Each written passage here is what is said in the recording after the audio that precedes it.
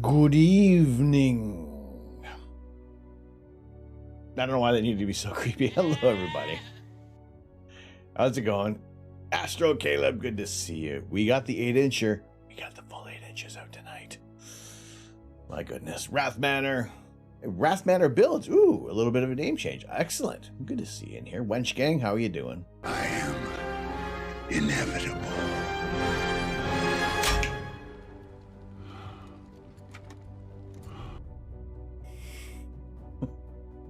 What's going on? Andy, how you doing? Good evening. Faust, how are you? Jay Smurf, what's going on? How's everybody doing tonight on a Friday? It is Friday, right? Yes. A Friday evening. We got some fun stuff going on tonight. Mainly we have the 8-inchers out tonight. Skies are forecast to be clear third night in a row. Last night was a little bit of tinkering with the telescope. Just a tiny bit of changes I was just making to see if we can improve our guiding and everything like that. Things looked all right. I probably added like another 5 more hours on M81, so we'll have a bunch of data. So that is what we're aiming to do. Kidneys. I sell kidneys on the black market, and that's how I sustain everything.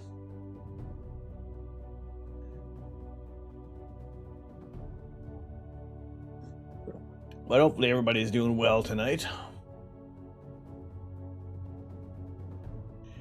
It is Friday. We got clear skies ahead of us, and we're going to be talking about a little bit of kit. Now, you want to erase your memory from that. It's too late. You heard it. You can't unhear it. You heard it here first, folks. What hope you're all doing well. As always, my name is Tom. I am the Astro Canuck. It is my pleasure to share the night sky with you as often as we can, and that's going to be tonight. Every forecast is saying that we have clear skies throughout the entire night, and I probably wouldn't be surprised if all of them just completely turn on us and say, no clear skies. Merle C, how you doing? Good to see you tonight. All right, this is our forecast. Okay, all right, it is looking, there we go. Okay, it looks like we have some clear skies right up until the end of astronomical dark. So I'm counting that as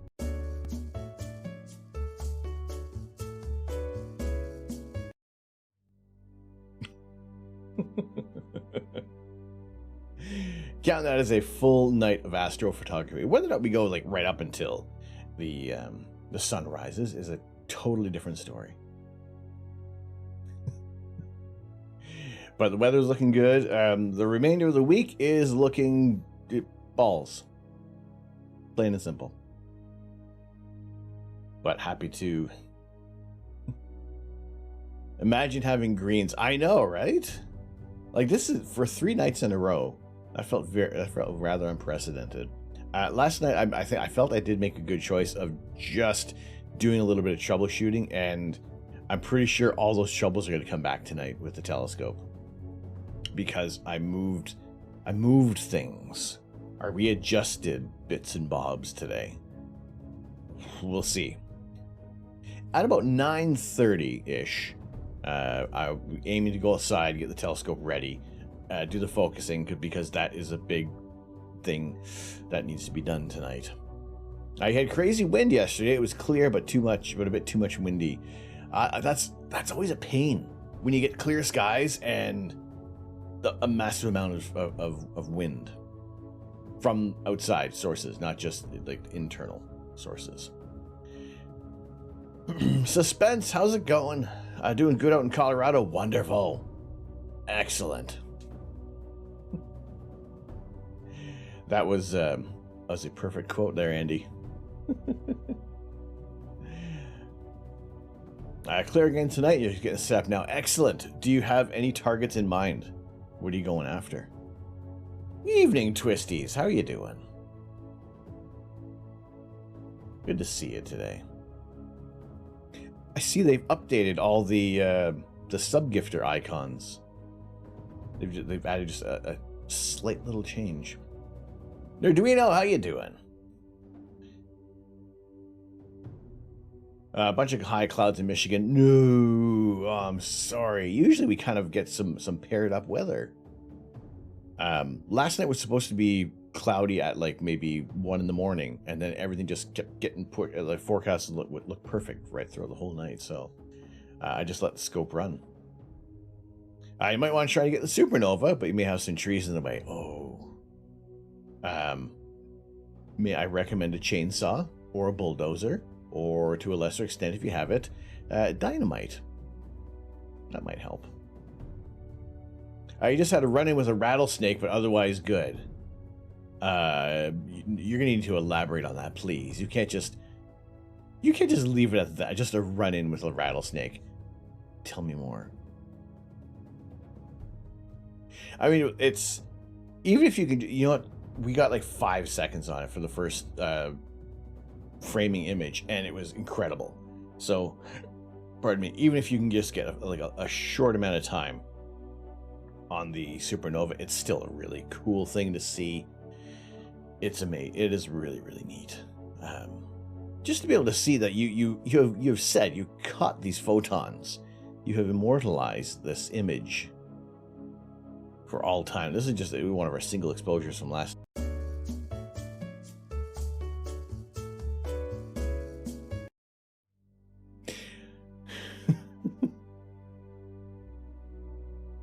This is true. I did recommend Dynamite.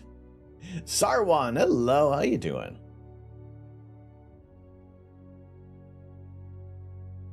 How's it going tonight? Posted them in Discord or hers, the case may be. Uh-oh. All right.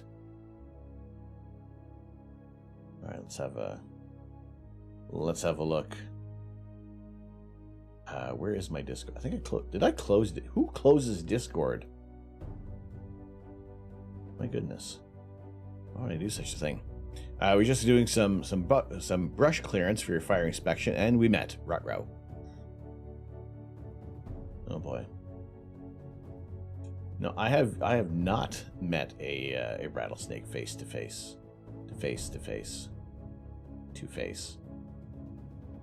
Oh boy. I'm impressed that you saw it. Or did it rattle? Did it make the noise? How high did you... Is it looking at you? Did it smile for the camera? Is this the most photogenic rattlesnake ever?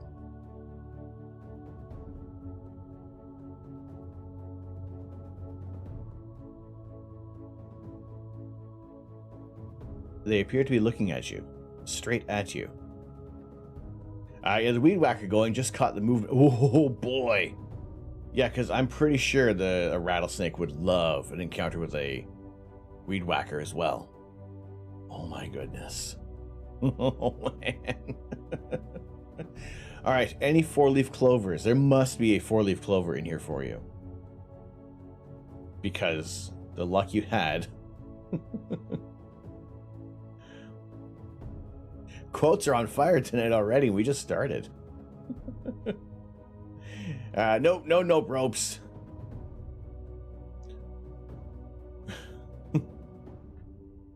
Now, how much more attentive are you going to be when you're out there clearing up? How's it going, Bassoon Girly? Good to see you.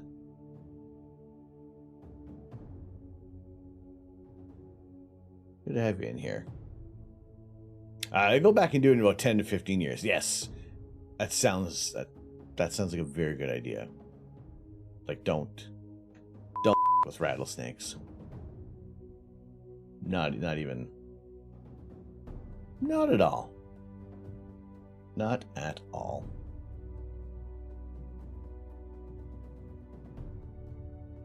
Doing well, excellent, wonderful. Good to have you in here today. We got clear skies forecast. We are well, we'll take a look.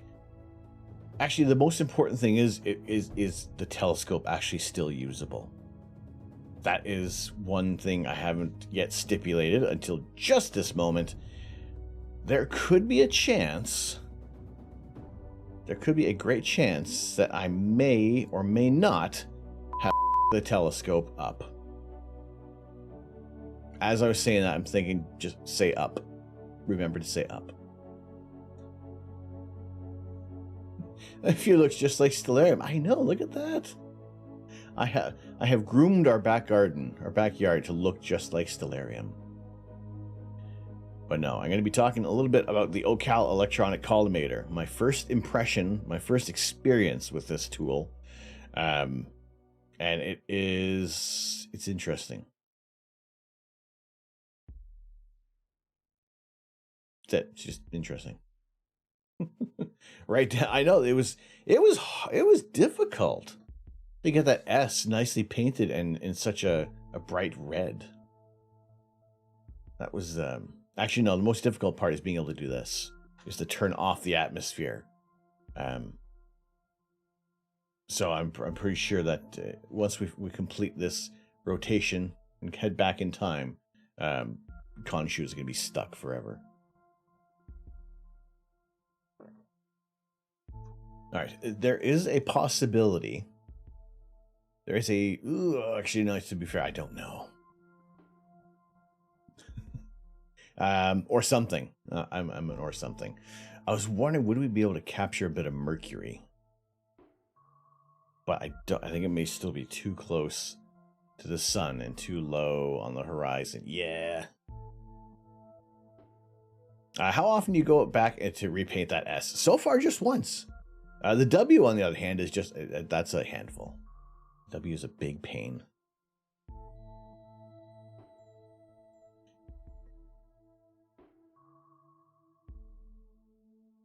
It's well, we'll see how well how that all holds up. But right now, everything looks fantastic outside. It is. We are 5 degrees Celsius.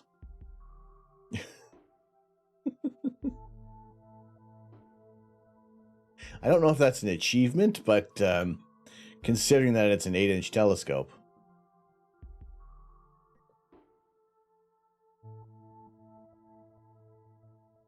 But this is our bad boy we're using tonight. It is the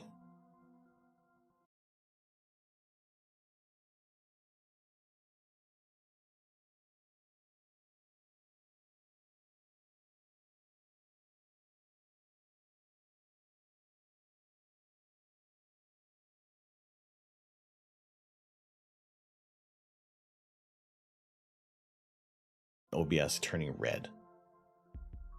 And that's what I don't understand sometimes, is why it does that. It is a clear sky out. You can see this right here. This, yeah, come on, yeah, we'll get it. We'll get it. Anyway, this tower, oh, forget it, I can't do it. This tower running from here, way down here. That's our internet tower. That's where we're getting the internet from. Spaceberry! Well, what's going on, Spaceberry? How you doing? Killian Stone, welcome. Welcome. How you doing tonight? That's like 780 feet or Fahrenheit. Yeah, good to see you, Spaceberry. How are things? Good to see you in here. Lads, lads, lads, lads, lads. All for the 8 inches. That's what we want. But we were fiddling with the telescope today. I was using the Ocal electronic collimator, aligning the mirrors, and we'll talk a little bit more about it in maybe in about half an hour or so. But just the overall experience with the collimator, I would probably say I was out there for a couple hours. Doing good, my friend. Appreciate what you do. Well, thank you very much. Thank you so much for joining in today. How did you happen upon the stream? Ramtide, what's going on? How you doing? Good evening. How is your weekend kicking off? We are. That's not the scene. All right. A couple hours fiddling with the 8-inch. Yep. That's. I paid a lot of attention to it. Your wife's been watching me for quite some time. She recommended you. Oh, excellent. Well, thank you. Thank you, Mrs. Killian Stone. I appreciate that. This is probably, well, I would say this one is, but we have a better image of it. We have this image of a supernova. This is a currently active region of the night sky, and we'll go back to this target later on tonight if the telescope isn't ruined. That's a big thing. I don't know if the telescope still works. The Euphorious, hello. Pumped to catch a stream. Excellent. Pumped to have you here tonight. How are you doing? So adorable. Hello, my love. Hello. What is it with you and the innuendo saying? You know what, Andy, some days you got to work for it, and some days it just walks right up to you. This was one of those effortless evenings. Going well. Wish the wind would die down so you could take some photos. It seems like everybody else has wind except us over here. I'm gonna take it. Oh wait, can we see? We don't have the same viewing area. Maybe we'll see a telescope. Not a telescope. We are looking at, no, we'll see a helicopter fly by. Euphorious, you're good? Looking for a replacement for your scope, so living vicariously through you tonight. There it is, there it is! There, helicopter. Helicopter. Helicopter.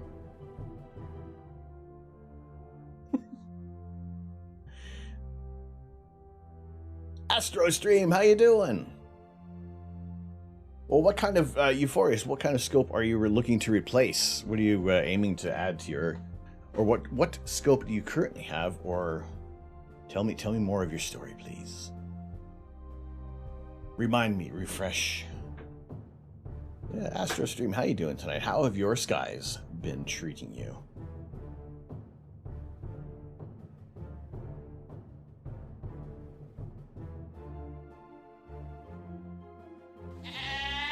Your beard is literally so wild. Random question, how do you keep yours so tame?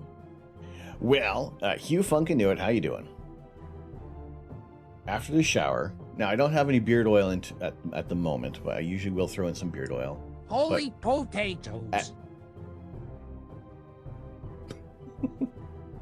But a little bit of low heat on a hair dryer and just, you can't see my hand at the moment. When my hand comes back, I will show you things.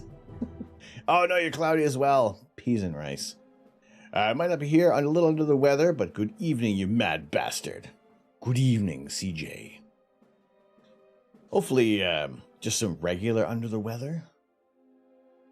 But hopefully, get some rest. If you need to get some rest, I mean, I appreciate popping by. Yes, so it is with a damp beard and one of the like a rounded brush. So you can kind of curl it in as you dry your beard. And then also it is just a matter of how I usually trim it though. There needs to be a severe trim happening. But other than that, it is just some low heat, curling your brush inward as you pull down, keep the brush, keep the why was I going to say vacuum? Keep the hair dryer close to the beard, and otherwise it just, and beard oil, or even a shampoo that is designed for the coarse hair of a beard, like Pro Rasto is the brand that I use. Ate McDonald's. I've been ill since. Ooh.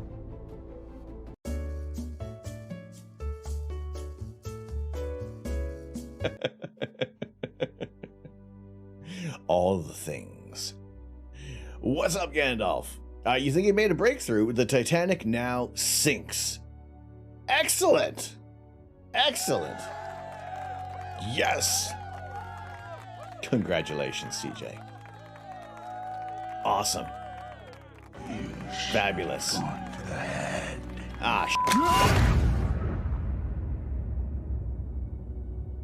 Well, I don't feel so well.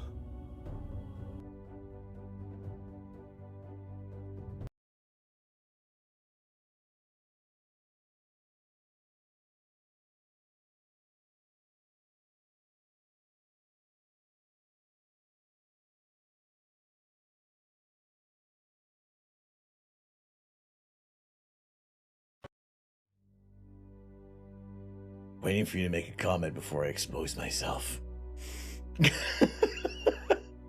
Wait a second. How are you, Gandalf? Doing fairly well tonight. Doing fairly well. I mean, we're doing fantastic. Why? Why? That's why. This is why. Clear skies, why? I haven't covered up the telescope in 3 nights. This is fan-freaking-tastic. So I am jazzed. I am pumped. I have told you guys many times before, we have our regular schedule, but that all gets thrown out the window in favor of some astrophotography. Because that's exactly what we want to do here. That's exactly what I'd love to show you. So this is the telescope we're using tonight. It is the big 8-incher. 200 millimeters in diameter, depending if you're like imperial or metric. The mount we're using tonight is the Skywatcher EQ6R Pro. Now, I have 3 telescopes stacked because it's just easier flipping back and forth between putting the camera in either the big scope or the small refractor. I do want to change that up because it is just, there's too much weight on either end. I want to keep it as close to the center as possible. So eventually down the line, there's going to be some consolidation, hopefully a second mount, second camera, some other little bits and pieces that we can have 2 options of rigs going in the evening. You're well sitting on your porch watching the sunset over the lake. Ooh, that sounds awesome. That sounds wonderful. Euphorius, you're using a 6-inch astrograph, but there was an incident with the mirror, unfortunately. Currently looking to grab an 8 or 10-inch replacement. Oh no. Well, that sucks about the incident. Can you put something in Discord? It's not safe for work. No, there is a line. If it's NSFW, then I don't have a channel that is hidden for that.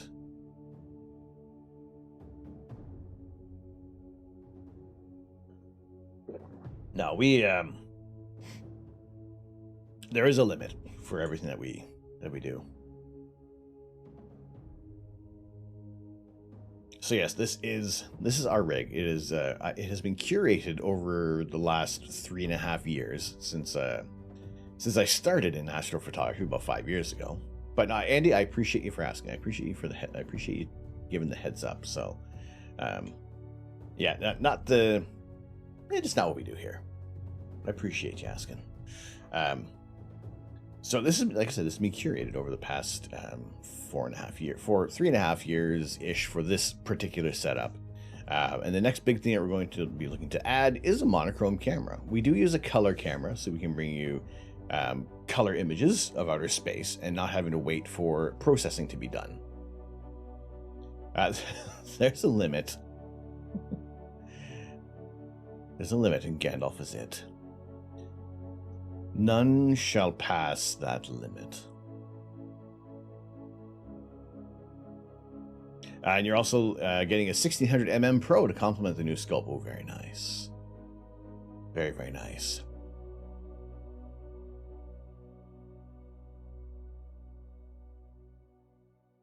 Now, it's, see, I was slightly with Caleb, but it depends on what you want to do. Now, if you are okay with, see, because I picked the 533 for the ZWO because there is no amp glow. You don't see the infrared light that comes from the sensor.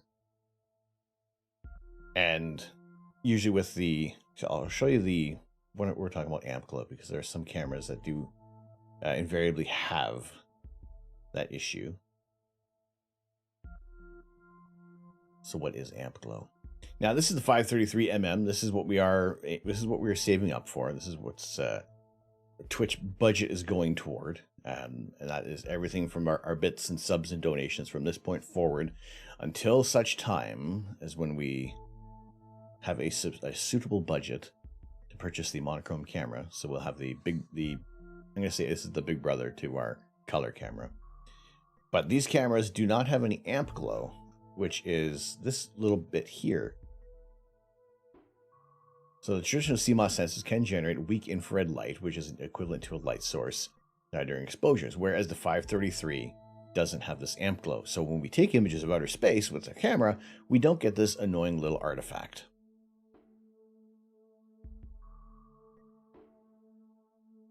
So this is why we want to be able to switch over to the 533 and also to monochrome, because I now have word our filters are on the way. So we're freaking excited for that.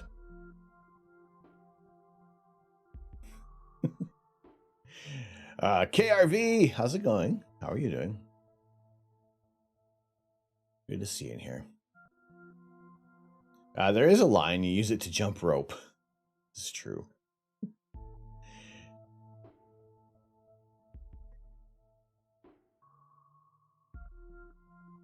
Should be said that amp glow can be removed fairly successfully, although definitely better not to have it. The more that you can do in camera, the less that needs to be done post-processing. Obviously, it's going to be way better. So yes, without having to worry about eliminating the amp glow off of the that's still in back order. Eliminating from the exposures. Plus, what we do here, I mean, it just serves. It's better that we don't have this amp glow to keep explaining with every exposure, because when we take a shot, it is the image. And like I said, this is a current supernova that has gone off in a galaxy about 56 million light years away. Some people say 62. Some reports have said 70 some odd million light years. But this is at least, let's just ballpark it at 58 million light years distant. And so 58 million years ago, this star exploded, and only now are we seeing the light emitting from this galaxy. Waiting for your Zoom L100 as your first scope. Excited. Awesome. First scope excitement is fantastic. How long is your delivery time for it? So this is the scope we are using to capture our images tonight. The 8-inch Richie Chrétien, mainly from GSO, the GSO GSO brand, rebranded from Altair Astro.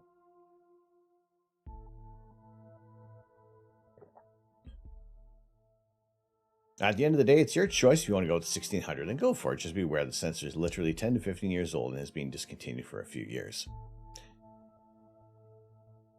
But also if you have got it at at a extremely heavy discount, and you are, basically any kind of Astro dedicated camera is going to kick a DSLR's butt.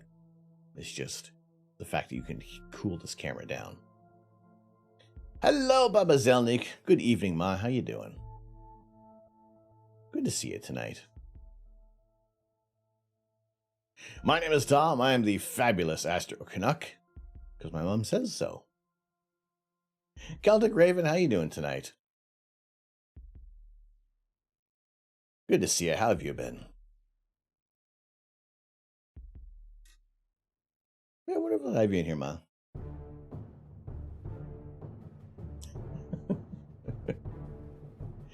Hey, I do what I can. I'm very glad to have y'all in here tonight.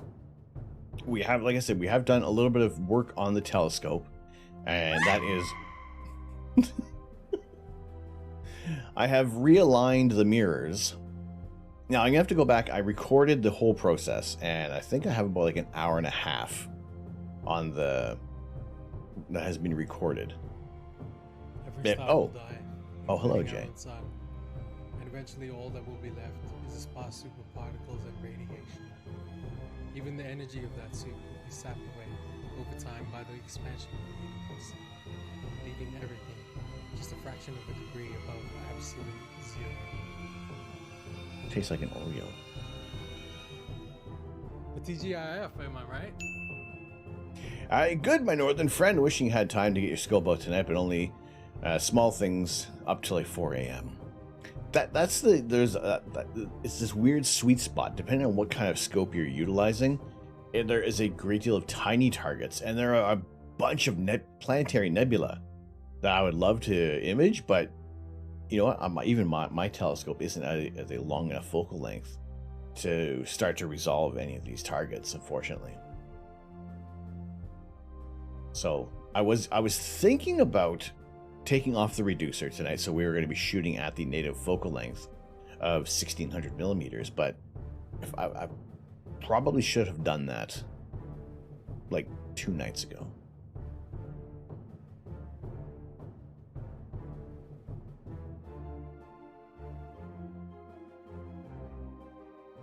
Well, I hope you had hope you still had some fun with your friends there, Andy. Orion's set for you like 20 minutes after sunset. We don't have a great deal of time anymore with Orion. So at best, we could quite possibly turn the camera over to the rosette. But again, we're also going to be fighting with the sunset, and astronomical dark doesn't begin for another hour and a half. Or do what you do and get 1 scope per category. Well, exactly. Just a scope for all seasons. Sorry, scopes, not a scope. Scopes for all seasons. Astronomy Tools has some good resources for selecting a camera that is a good match for your telescope. That's what also helped inform me of getting the 533. Fire something. Flaming Star Nebula. Yes? This one here in Auriga.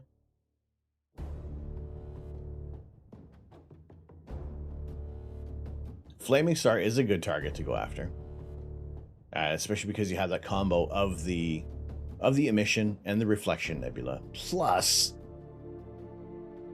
this star used to be in the constellation of Orion. Now, I'm going to leave it on this target. I'm going to run the clock back a few 100,000 years. Like, we're going to really go back in time. Let's go back like 10,000 years, shall we?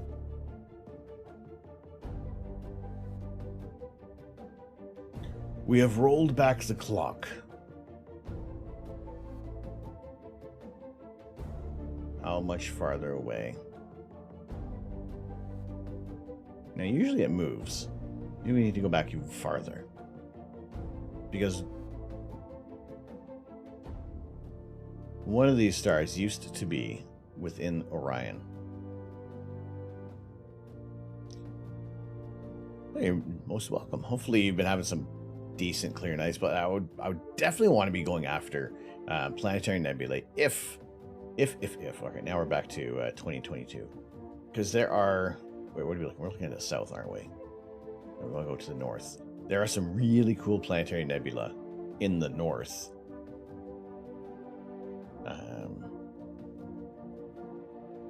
But I just don't have the Cat's Eye is half decent. We can start to get some details on that galaxy, or sorry, not that galaxy, on this planetary nebula. We could probably actually go over to the Cat's Eye for a while, because it's a new moon, and spending some time on this target, even with the broadband filter, we're going to start to get some details. So that may be a candidate for something that we're going to image a little later on this evening. Once the sun goes down in about in about an hour, I can get the telescope focused, and that's where this is where I'm kind of worried about how the night is going to progress, because we have aligned the mirrors. I have recollimated the telescope, and this is the very first time I actually collimated a telescope. So I went into this only knowing what the information off of Ocal's YouTube page has told me. I didn't even know Stellarium did that. Good to know. So you're happy with what happened over the weekend, getting the kids to see the heart of Orion. You're counting that as a win. That's a huge win. That's always so cool to be able to see something more than just a point of light. That if you can start to discern some cloudy figures. Speaking of cloudy figures, okay, I'm going to pause on the Collimator right now, because this is freaking awesome. The biggest news right now to come out of JWST is that it is in full focus. It is ready to start all the sciencing. It's going to science the shit out of the universe in about 2 months. So it's going to take about 2 months before the scientific operations begin in the summer, and the alignment of the telescope across all of Webb's instruments can be seen in a series of images that captures the observatory's full field of view. So people were wondering, what are we going to be able to see from JWST? And it is ridiculously exciting. I was so excited to see this posted. It was like 2 minutes after ESA had dropped the information. So this is from all the image sharpness checks from the different cameras that it's using, and I gotta say right now the one that has the best view is the MIRI. MIRI in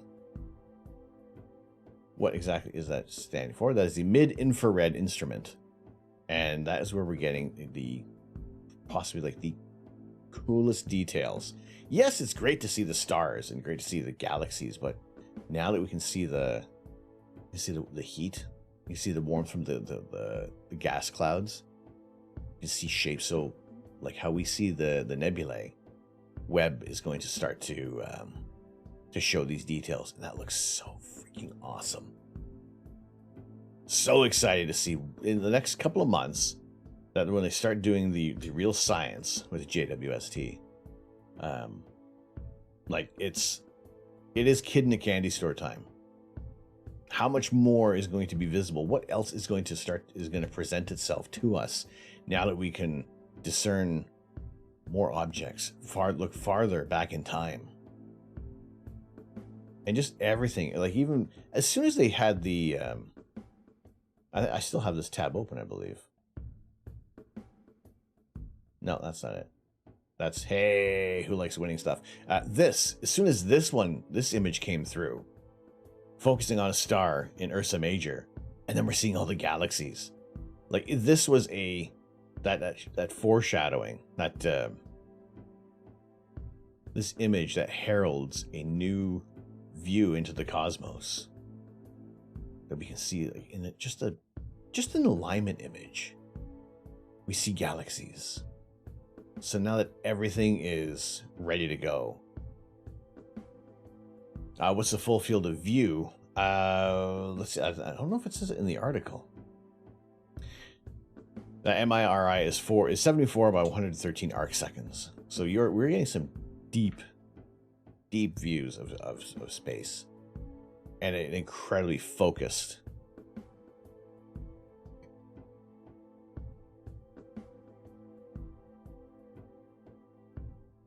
So Webb's 3 imaging instruments, the NIRI cam image is shown here at a wavelength of 2 microns, and NIRISS image is shown here at 1.5 microns, and MIRI shown at 7.7 microns, a longer wavelength revealing emission from interstellar clouds as well as starlight. And you know what? Everything is amazing. This is a huge win for for astronomy. And just being able to finally have this observatory up and running and ready to go, and how many things could have gone wrong during its travel out to the Lagrange point, and how many different points of failure there could have been.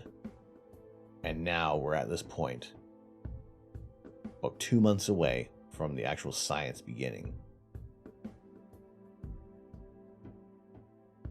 So the optical performance of the telescope continues to be better than the engineering team's most optimistic predictions. Webb's mirrors are now directing fully focused light collected from space down each instrument, and each instrument is successfully capturing images with the light being delivered to them. The image quality delivered to all instruments is diffraction limited, meaning that the fineness of detail can be seen as good as physically possible given the size of the telescope. From this point forward, the only changes to the mirrors will be very small, periodic adjustments to the primary mirror segments. Now the Webb team will turn its full attention to the science instrument commissioning. Each instrument is a highly sophisticated set of detectors equipped with unique lenses, masks, filters, and customized equipment that helps it perform the science as it was designed to achieve. The specialized characteristics in these instruments will be configured and operated in various combinations during the instrument commissioning phase to fully confirm their readiness for science. With the formal conclusion of the telescope alignment, key personnel involved with the commissioning of each instrument have arrived at the Mission Operations Center at the Space Telescope Science Institute in Baltimore, USA. And some personnel involved with the telescope alignment have concluded their duties. Whisper Walker, hello. How are you doing? Good to see you tonight. Amazing how quickly they got everything going. It's just how, like they said, here's our timeline. Here's what's going to happen. And we got to watch Webb's progression in real time. That's not the article. There is a page. I keep it. No, where is it? I have like 8 million tabs open. But it does tell you the progression of the James Webb Space Telescope. Wherever that tab is, it's somewhere. As soon as I find it. I'll find it after I move away from the page. You? No. You? No. You? No. Although that's still cool. It's somewhere.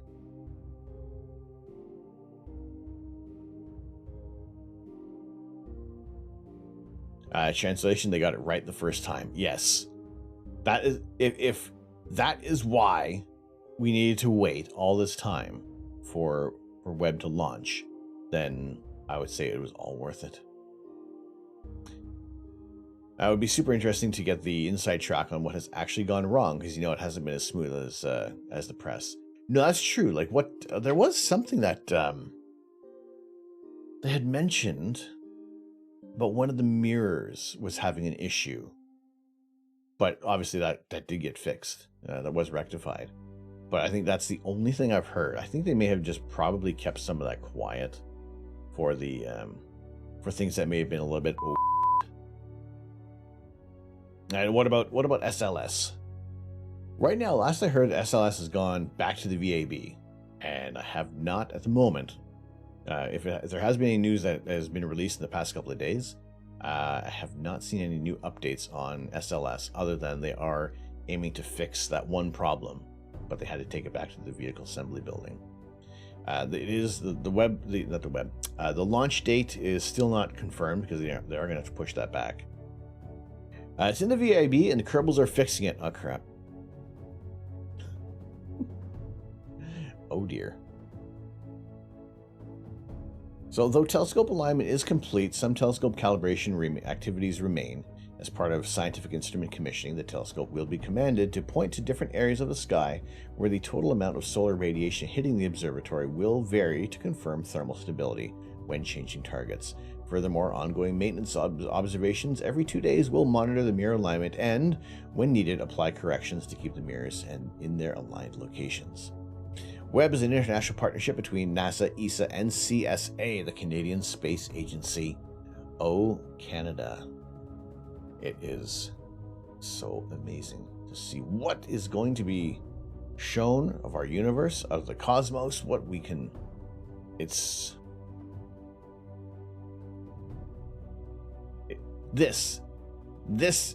wavelength is what I'm looking forward to the most. These are going to start to reveal galaxies like billions of years ago. But yeah, to be able to get the details as well. I know a lot of people were thinking it's infrared. What are you going to see? It's just going to be like predator vision, No, but there is some exciting things to come out of here. So while Webb is able to move and align its mirrors in nanometer increments, we don't have that kind of technology here on Earth. Now, my telescope has traveled thousands of kilometers. How many kilometers before I received this telescope? Can't say. It was a previously owned scope, but it has traveled across the United Kingdom. It has traveled over the Atlantic. It has traveled from southern Ontario to central Ontario, and it has gone through quite a bit of movement, bumps and jiggling and prodding and probing and spiders, all sorts of things. So what we did today is I got the Ocal electronic collimator. That is this tool right here. This is designed to look at your mirrors in the telescope without the use of lasers and a few other collimating tools. And my first impression of this, overall, well, actually, 50%. 50% I'm very happy with everything. The other 50% is going to come back, will be evaluated in the next hour when we get the telescope focused, hopefully. So keep this in mind. The first nuclear bomb in adjusted dollars was $10 billion. It was a $10 billion project to reproduce our stolen data. Cost less than $1 billion. Hopefully they took good notes. I mean, it's learn from everything that has happened in the past and apply it to how we can be more. What's the word I'm looking for? Concise, maybe. How did I get it back from the UK? It was on a shipping crate. It was on a pallet, all wrapped up, and it traveled in a shipping container on a large cargo ship. And it took maybe a few weeks to get to me. Once it departed and I got it, it was probably maybe 3.5, almost 4 weeks. when when everything arrived in Toronto. We'll be able to recheck the collimation later when it's nice and chilly. Possibly. Now, last I looked, everything looked really good. I used my laptop because you can use a mobile phone with the software. However, one thing I did have an issue. I'm gonna check how I can fix this up. Is every camera has a serial number, and each serial number is registered with the focus of which way, because they test each and every camera and let you know what the offset will be, because every little bit isn't going to be as exact. So whichever way the camera is aligned, it will let you know.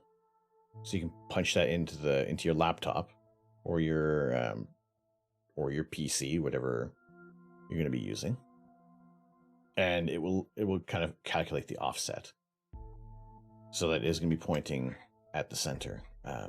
On the mobile phone, it doesn't have that option to punch that number in. So I need to see if there's some sort of setting I missed. Like this is just first impressions tonight. This isn't our live review. So everything that came with it, a little bit. There's the 1.25" adapter that just screws into the front. If you're, unless you're able to actually screw this into your imaging train, I would recommend that over any other option, because you are able to keep it nicely in line. There's no little faffing about with something being misaligned. You're gone. Could you not get to the airport? No, it was way cheaper to send it over the ocean. If I was to send, because it wasn't just the telescope. I was packing up my entire house in the UK and putting everything I could on a pallet, whatever I couldn't take on the airplane, and then that went across. To send it over air would have been ludicrous amounts of money. How cool would it be if we put 10 JWSTs out there looking in every direction at every moment and just building like this gigantic infrared look at the night sky? Not so much even this. Forget the meerkat images. Yes, plus we got to keep the pallets. Pallets are expensive. So one thing I did have to do. This is a piece that comes with the with my telescope, and that is the 2-inch adapter to the 1.25". So this little one will pop in there, because it said this was designed to go into an RC scope, but this little adapter, I'm not too sure. Not too sure what I tried. It's not quite 2 inches in diameter. It's probably like 1.75 inches, maybe. Again, I'll have to check with. I'll talk with. I'll send over some messages to Ocal, as well as Steve at Ontario Telescope and Accessories, to see if there's any other updates that have kind of come through in the last little while that maybe could be answered. Now there is a little adapter that you can attach it to your phone. Right now it is only Android. The software works, and I tried it on 3 different devices. I tried to connect the Ocal software to my Huawei tablet, and it didn't want to work. I tried it on the Galaxy S8. It didn't want to work. And then I put the software on my Galaxy S21, and that worked. However, the only thing was I couldn't input the information to make sure that reticle was in its centered position. Hubble was supposed to have a follower, however deemed too expensive after the lens issue. You call BS, though. We should have already had a new vis up to there to retire it. Well, that was the point of Webb. Webb was already supposed to go up long ago, but with all the delays that came along, there was supposed to be a great deal of time with some overlap before they're going to retire Hubble. All right, good night, Andy. Have a good sleep. Have a good night, my friend, and we'll see you in the morning, evening.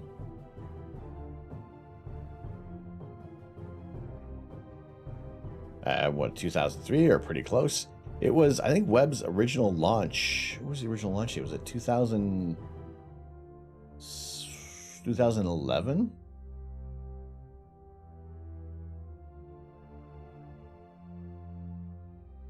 The original launch date.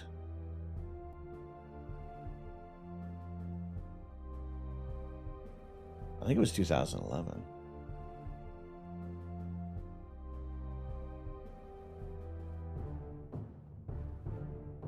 Twisties, is that an unknown adapter threaded? Yes, it is. Hello there, Lily. How you doing?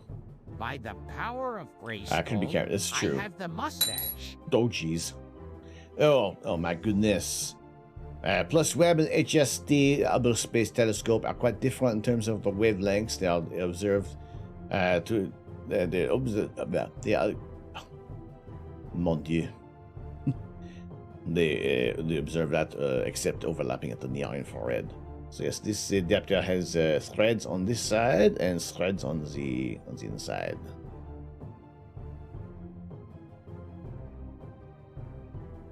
So that is now on the information on the YouTube video has a different adapter, and that isn't included here. Like M42 to M48, possibly. But I ended up like I had because it has the 1 1/4 adapter, and I just popped that in with the in my RC scope. Now there's a few tools that you will need. Even Matt, you both yes. Sorry to hear that again, Lily. But yeah, like I said, when you're ready to start being on the upswing, in due course, typical end of imaging train threads. Enigma, hello, how you doing? Good to see you tonight. Welcome in. Thank you so much for joining us. We are just talking about the Ocal electronic collimator. This tool is designed to help you arrange and align your mirrors with your telescope, either a telescope like this, a Ritchie-Chrétien design, or a classical Newtonian. And if you have a Schmidt-Cassegrain, the series of a type of telescope, a compound telescope that uses mirrors and lenses to focus your telescope. But this little electronic thing is meant to take some of the guesswork out of aligning your mirrors, because sometimes it can be a real pain in the rear end. Some telescopes hold their collimation much better. Like I said, my telescope has traveled across the ocean. It has traveled through many different cities. So I believe that something like this is necessary to make sure that we are imaging at the best resolution possible. Make sure that all our mirrors are correctly aligned. So tonight is going to be a test to see just how well this actually is going to work. They're very overall, like, you pretty much get almost everything that you need to get things connected to your telescope. This is the Pro version, so you did have access to the software, which you connect to your phone, which comes with a little dongle and the USB-A cables. I was able to actually get an image on my cell phone. I was actually able to get everything connected, turn the camera on, start to move some of the bits and pieces around. And overall, it worked out well. The only thing was I just couldn't get it to line up properly. And I'll give a little more of an in-depth review on this later, but this is kind of just my first impressions. You basically need like 3.5 tools to make things, to get things aligned on your, at least on the Ritchie-Chrétien telescope like mine. There is the 1 Allen key. What's the size of this one? I don't know. I have to check. This is the one that came with something of mine. It either came with the mount, with the Skywatcher mount, or something else. But that was to move the secondary mirror up at the front. And these 2 Allen keys were for the back of the telescope to adjust your the primary mirror, either pushing or pulling things out. I think in the end, I will probably need to maybe complete my review, is I'm going to end up buying a tilt plate adapter for the RC scope, so that we do know if the focuser is actually staring right down the middle of the telescope and it's not tilted or anything like that. But we'll see how that looks tonight. And the last thing you need for an RC scope, or possibly any other Newtonian, is a very long skewer. And this is handy for getting all the spider webs out of the tube assembly, because I'm not sticking my hand in that scope and fishing a spider out with my bare hands. I don't care if I'm not in Australia. I'm not fishing a spider out of my telescope. It can hang out on the skewer. Prophet, how you doing? Good to see you tonight.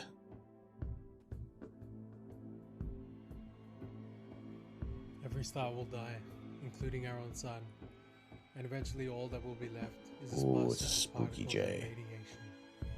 Even the energy of that soup will be sapped away over time by the expansion of the universe, leaving everything It's like when just a fraction of a degree above absolute zero.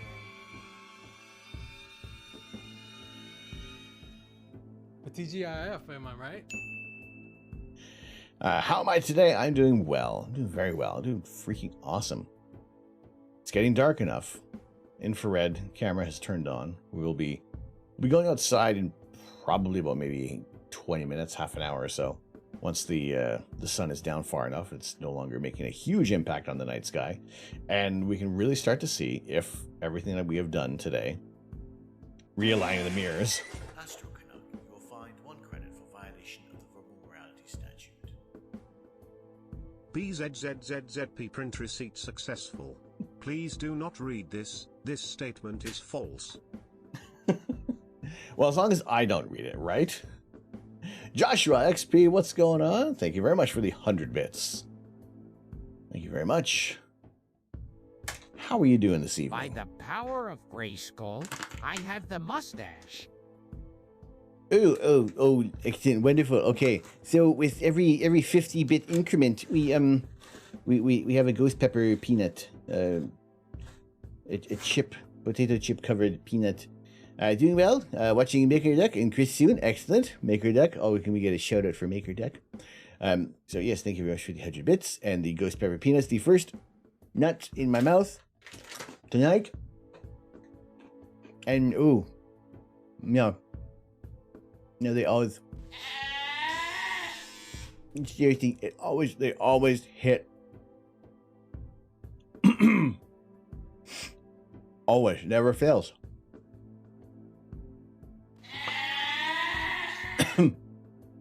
Thank you. All the goats hide my pain. Yummy. Oh boy. So, with the water, this the water.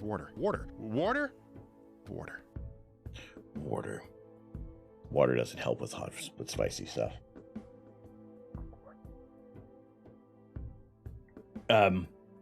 So with this tool, it was the first time I ever collimated a telescope, and I'll show you on. It's a nice lot. Well, it's cool water. It's good.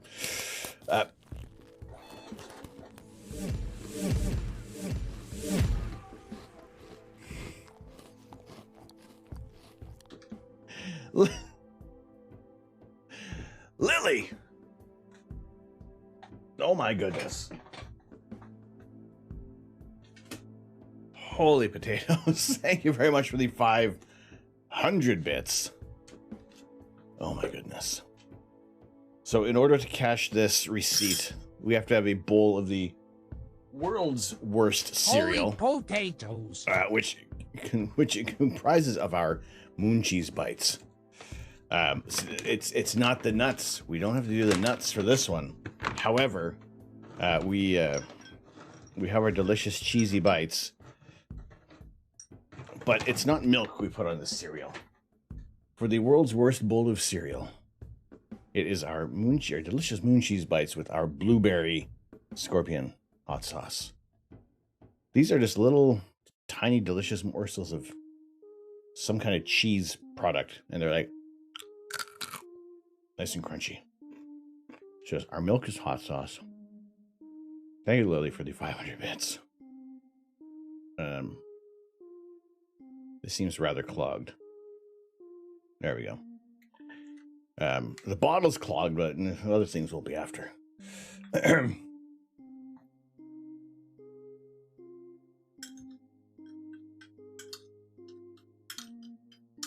Yeah, probably could put a little more in there.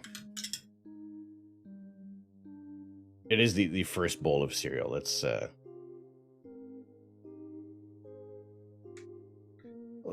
make the spice nice, shall we?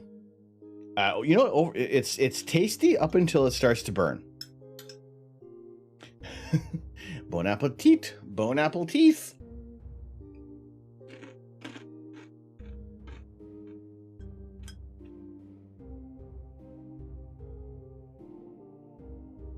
The blueberries are nice. The scorpion peppers. Here they come. Yep.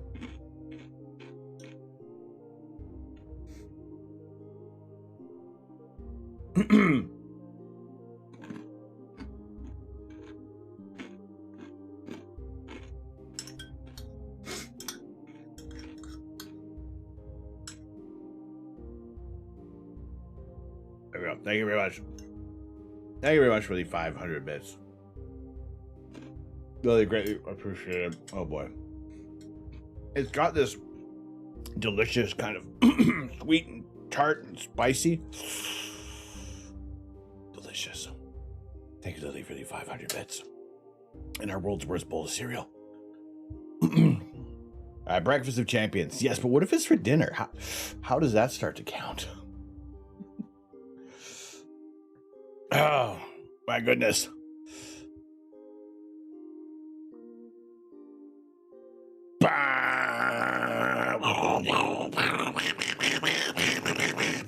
Great. Why the message hasn't worked.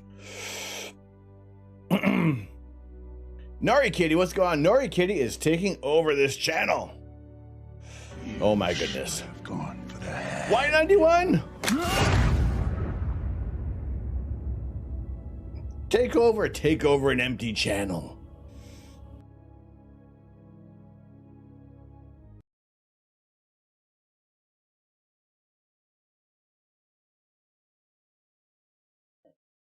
Holy potatoes!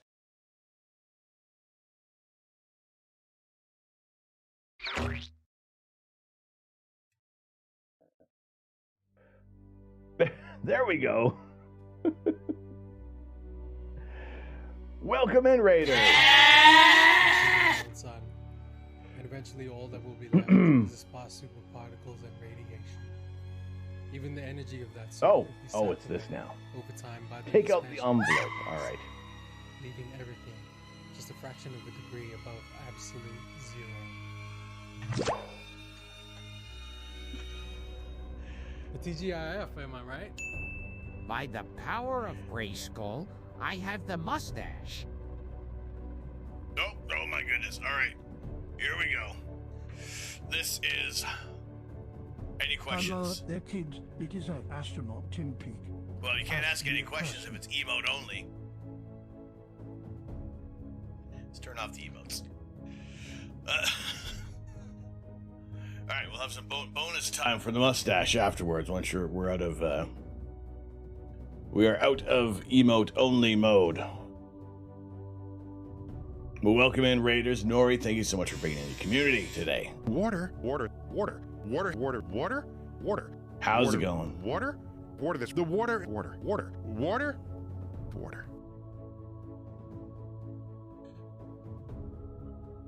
You want to twiddle that mustache? Why not doing? How you doing? The worst bowl of cereal is one that the milk was poured first. Ooh, that's a bit of a hot take.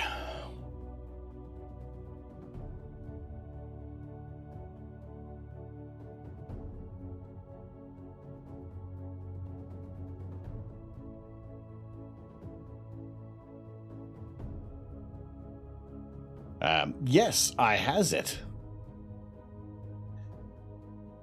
You got a Skywatcher Star Adventurer. Excellent. Fabulous. Fantastic. All right, Nori, we have this. I have this. And also, for those, how awesome is this?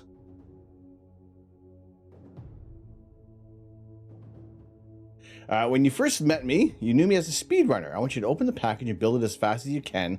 Let's see how you do. This is something you want to. It's something you want to make to remind me of you. All right. Not a Hobbit. How you doing? Happy Friday to you as well. Can we see the matching? I don't have any underpants on, but look, it's me. Nori Kitty sent me.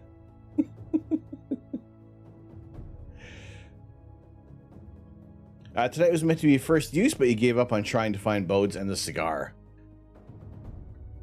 Commando stream, maybe like more like the Navy. All right, so Nori, I can open this.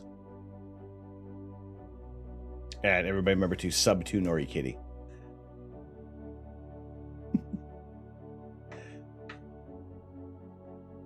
So yes, I can open this now. That's for me to know and me to know only. I'm opening it. As you said. Right? I'm opening it.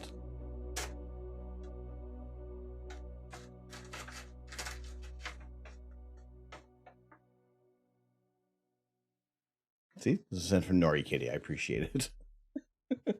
How long am I going to take to open this? My goodness.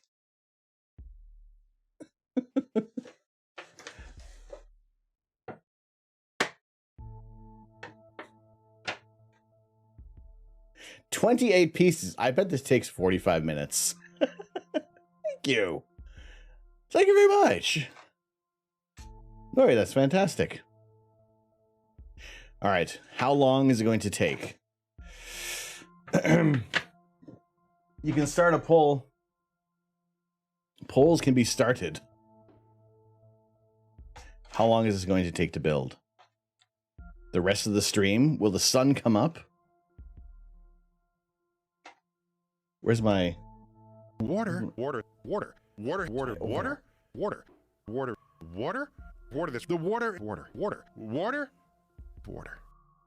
water? All right. All right, thank you so much. Now I can't get rid of my refrigerator in here. With distractions or without. Either or. Oh, jeez. Bugs everywhere.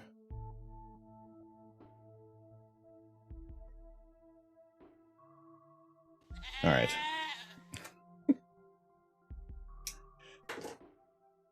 How long this be? 5 minutes? You really think I can do it that quick?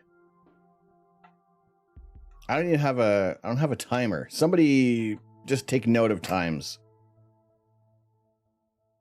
How long does speed build?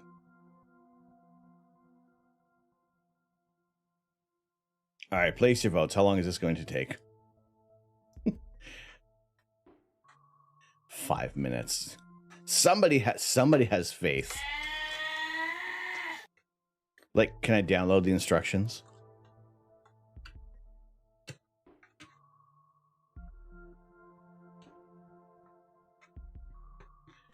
Can only do one thing in 5 minutes. Yeah.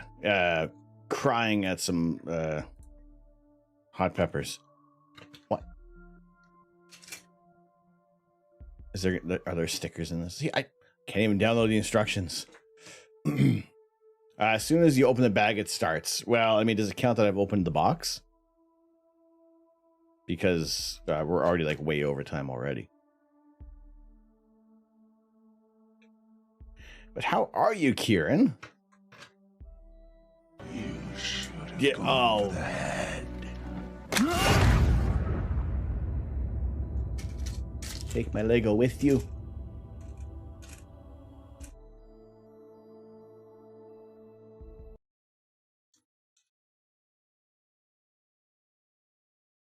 Oh, they're stickers.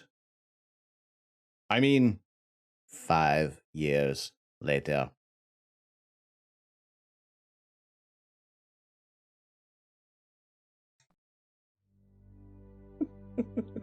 Everybody loses. Milked it for more than 2 hours. Oh my goodness.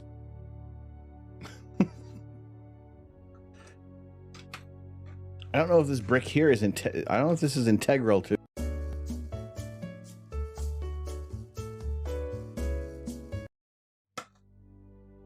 Oh, there's stickers. All right, is this the magnet? Is this the magnet? This is the magnet piece. You can tell it's a magnet by the way it does.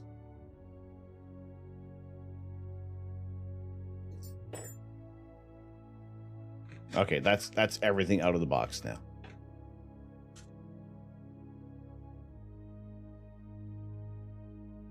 There's stickers. How dare? The smallest build ever, and there's stickers.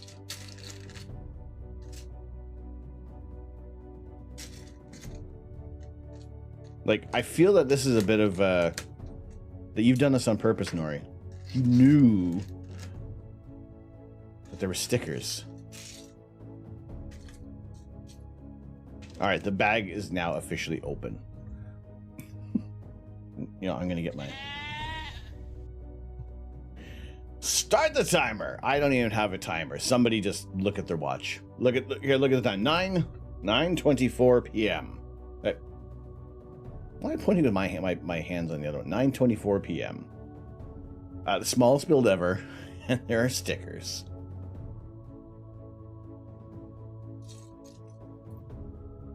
At best, we just take note.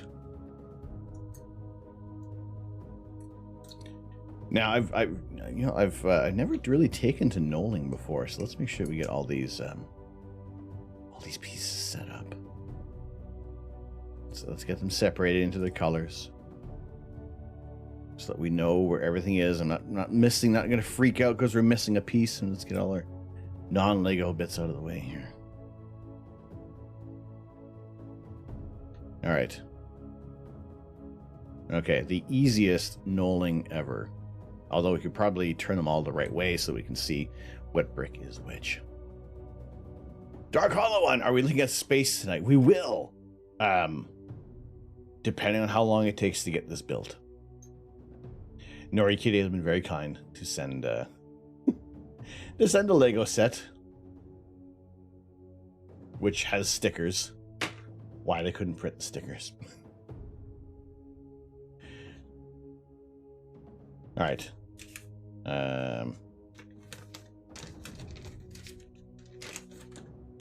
Making me use instructions. Late night, hope you be here. Well, happy to have you in here. Milk. All right, we figured that I'm going to milk this for 2 hours because ooh, the sun is setting. Sun's getting real low.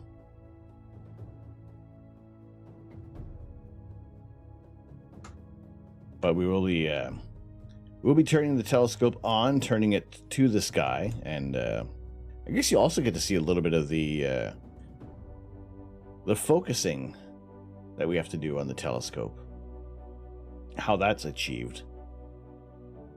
How we make sure that we can see make sure all the stars are in focus without actually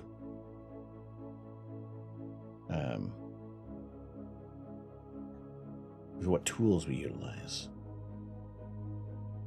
2 minutes. All right. One person thought 5 minutes. Oh, that's out of place.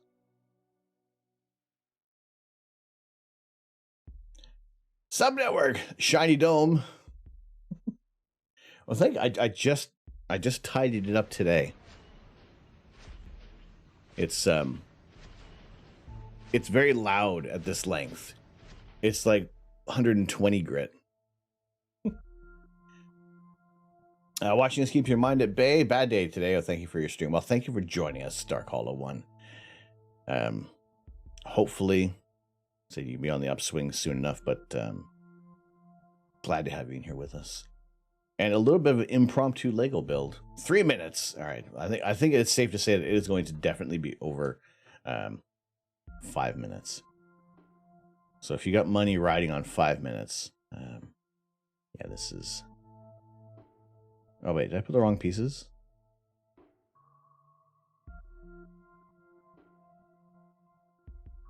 Oh no, that's right. Yes? No? Yeah. Yeah.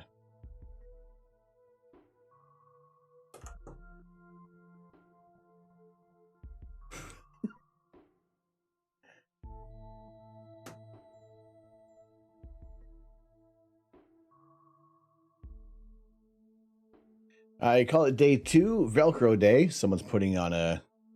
Sometimes putting on a t-shirt is difficult. Yes! It is...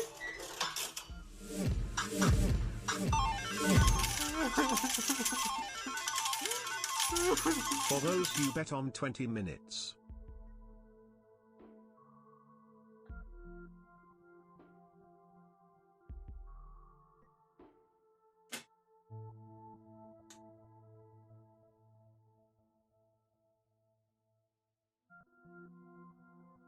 Gandalf.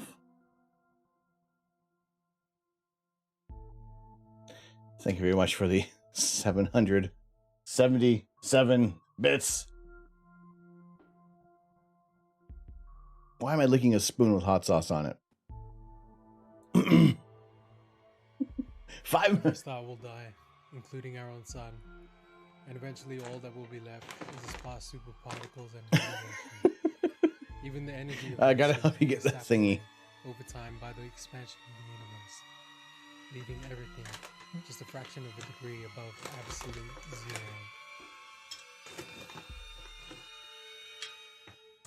For TGIF, am I right?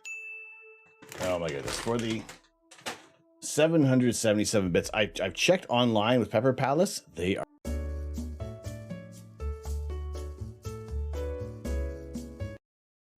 They're sold out on the moment. It's Friday. Yeah, you make me thinking it's not Friday. It is Friday. It is like all the Friday. Oh, jeez. Jeez. Gandalf, thank you so much for these 777 bits. And our 7-pot.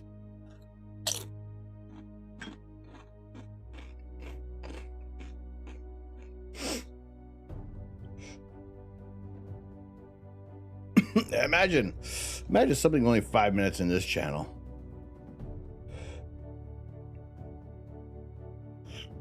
Oh, that's excessive. Why did I do that?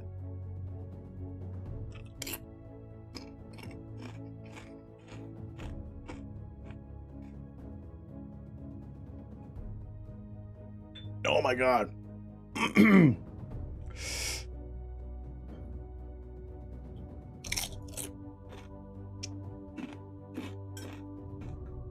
Gandalf, I got my 777 bits.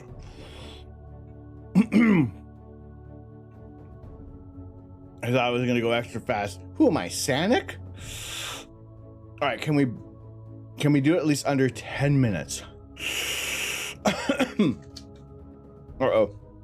Gandalf, thank you very much for our 777 bits.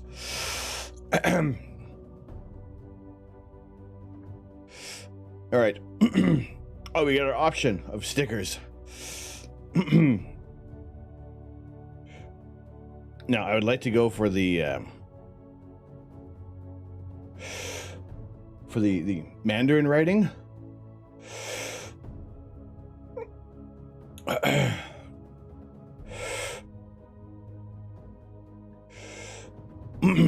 I also noticed that you don't have the bits badge. I think if you click on your name, there's a way to show it. I don't know why it's not showing. Also, my goodness, why didn't I even say this? Hello, hobbits. Yeah.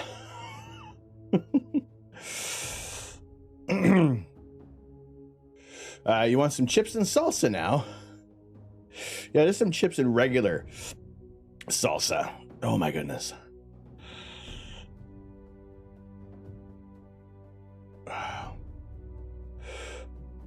8 minutes. Oh, can we do it in under 10? Can it be done in under 10?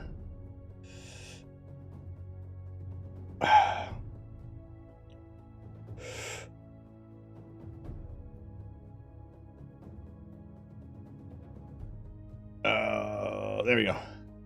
One sticker. 8 minutes. Tom pauses and does not acknowledge now, but you saw the reaction. You should have gone for the head.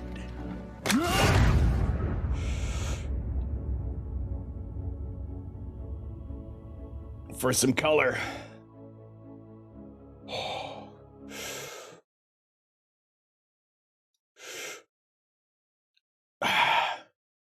I'm not really here.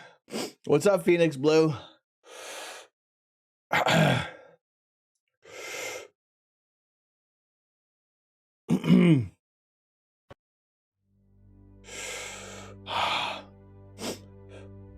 put way too much on those chips. Another 5 years. Imagine me being slow at Lego. Who am I? Zach Rutledge? Oh my goodness.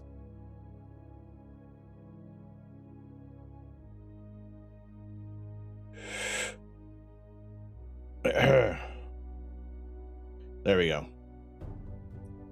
10 minutes.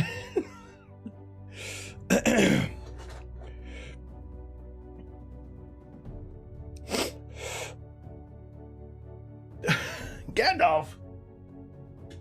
Oh.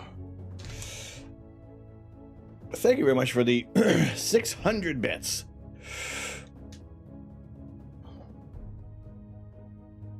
Where's my discretionary bag?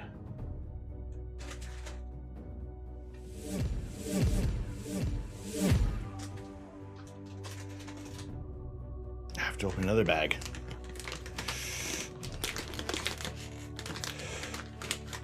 Cal for All Seasons was thinking about putting together an astronomy stream. You mentioned it might be interested in participating. Ooh, yes. It was supposed to be 500.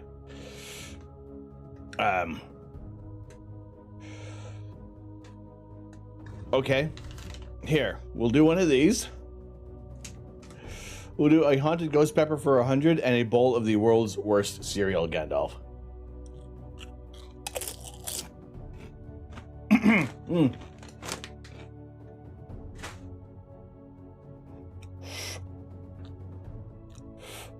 No, it's okay.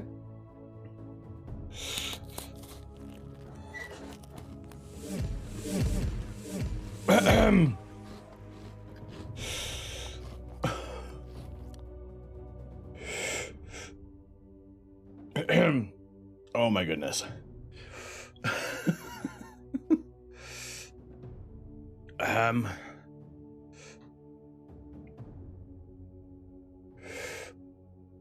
Is it in the rewards queue? No, it's not. Thank you very much for the 500 bits. Do we have any other mods that can close the... How? Brickman Mosaic, how you doing?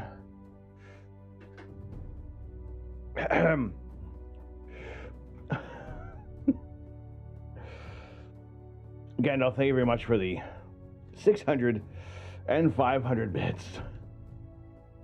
We're gonna do one of these because there's already a little bit of the 7-pot dougla in this bowl.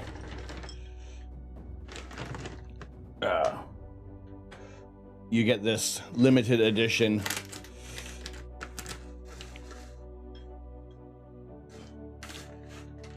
world's worst bowl of cereal. How's it going, Brickman?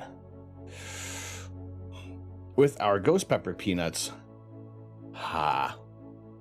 You're eating spicy food might restore all your faith in the UK. To be honest, there wasn't a lack of faith, however. The food is usually bland. All right. There we go. Gandalf for a mixed bag of our between the world's worst and galaxy's worst bowl of cereal. But yeah, Brickman, how's it going? How do I turn off how do I do the predictions? Choose outcome. Can you finish in 10 minutes? Absolutely not. Absolutely not. I'm not counting the curry stories.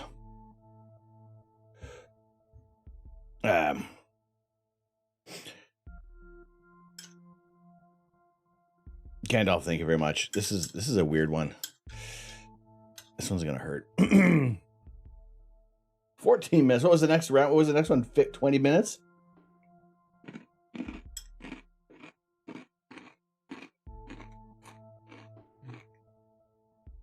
I'm an animal.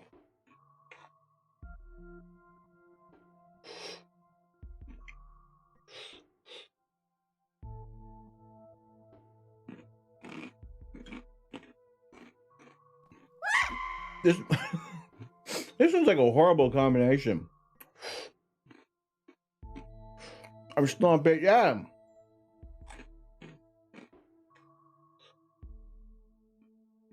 Oh my god.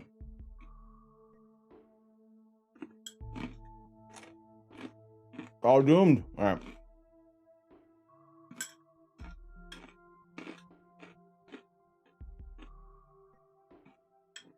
Water. Water. Water. Water. Water. Water. Water. Water. Water. Water. This. The water. Water. Water. Water. Oh man. Water. Okay. All right. Okay. I'm gonna stick on the Mandarin. Page 2. More stickers.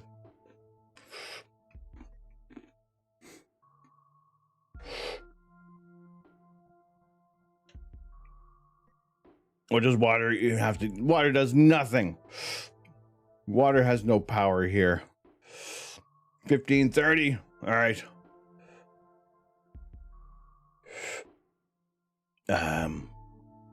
Slim part at the top.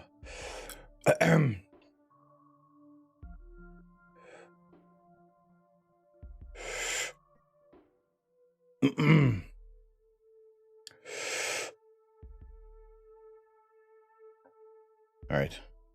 Sticker. Hey. By the power Nicely of done. Grayskull, All right. I have the mustache. Oh, good. You know the drill. Any question, I can only say yes. Now, Brickman, good to see you in here. How is your latest mosaic going? Wonderful to have you in here today.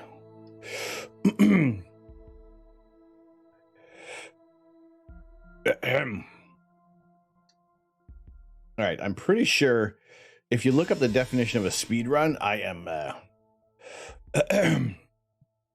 I am not a good definition of a speed run. All right, thank you for the. All right, 3 minutes. 3 minutes. Oh my goodness, Hobbit. Thank you, Hobbits. For the 200 bits. I'm gonna do 2 of these. Just found out your childhood Indiana Jones Lego set costs $1,000 now. Oh my goodness. Hobbit. Oh, sorry. Not a Hobbit.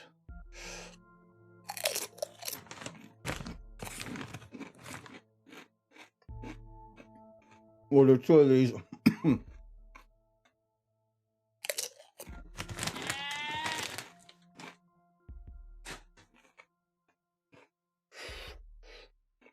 It's crazy how much Lego sets go up in price. Oh, Gandalf for the bits of the maybe the solar system's worst bowl of cereal with that one. All right. Also, I'm going to have to go set up the telescope very soon because it's getting dark enough out here. Okay.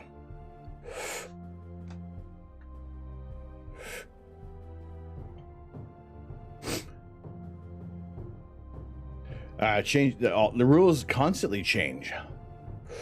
I just finished the mosaic of your favorite company logo. Ooh, what'd you do?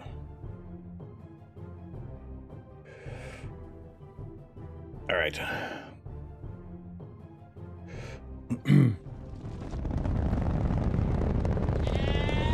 Did you buy and build Saturn V? Yes. Yes, I did. Oh, wait. One more sticker. Last sticker. I know for a guy living in England the last several years, when it comes to spicy stuff, you can hang.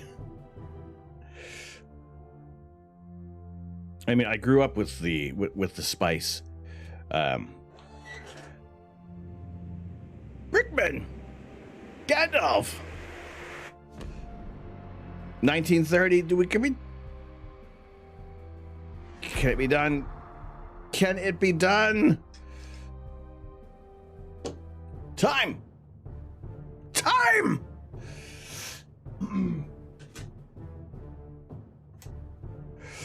Gandalf! Thank you very much for the gifted sub to Brickman Mosaic Art. Stickered.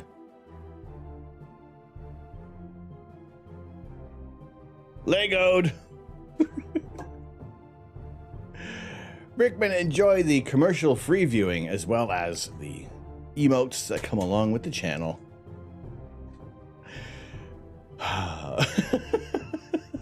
By the power of Grayskull, I have the mustache. Oh boy. Right, okay, 30 seconds. Any question you ask, it's a no. It's a no from me. Tropical Geek, how you doing? Should you print it and send it to you send you an S5? No.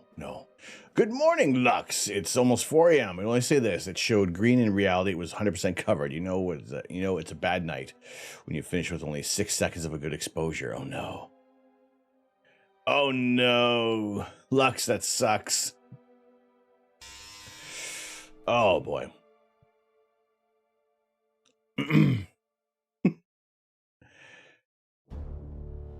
Nori, thank you. Thank you very much. Gandalf!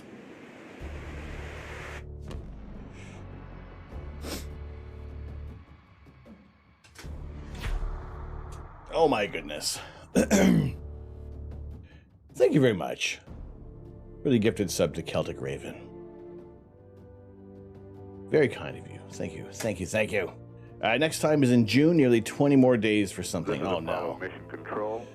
Oh, peas and rice. Charlesworth's team is on station here in the Mission Operations. Oh my goodness. Ready to assume the control of this flight at tower clearance. Nori!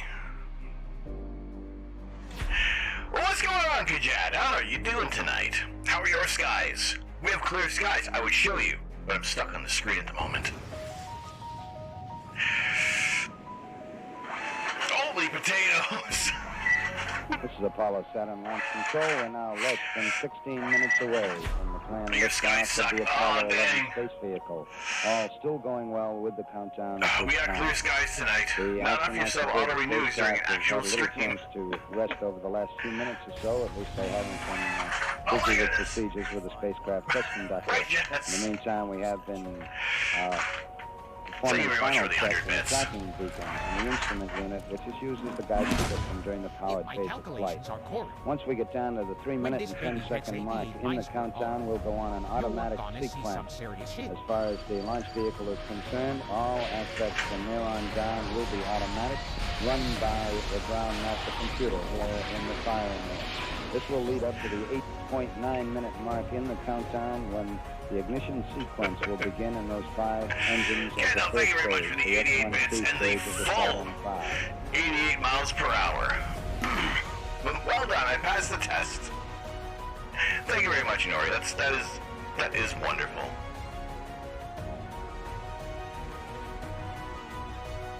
Excuse me, please. please focus on the Forbidden City. My camera's not that fancy.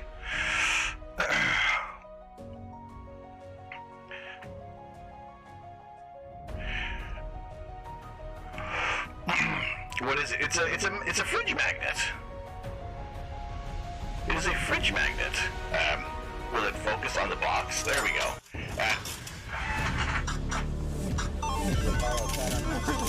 Oh jeez.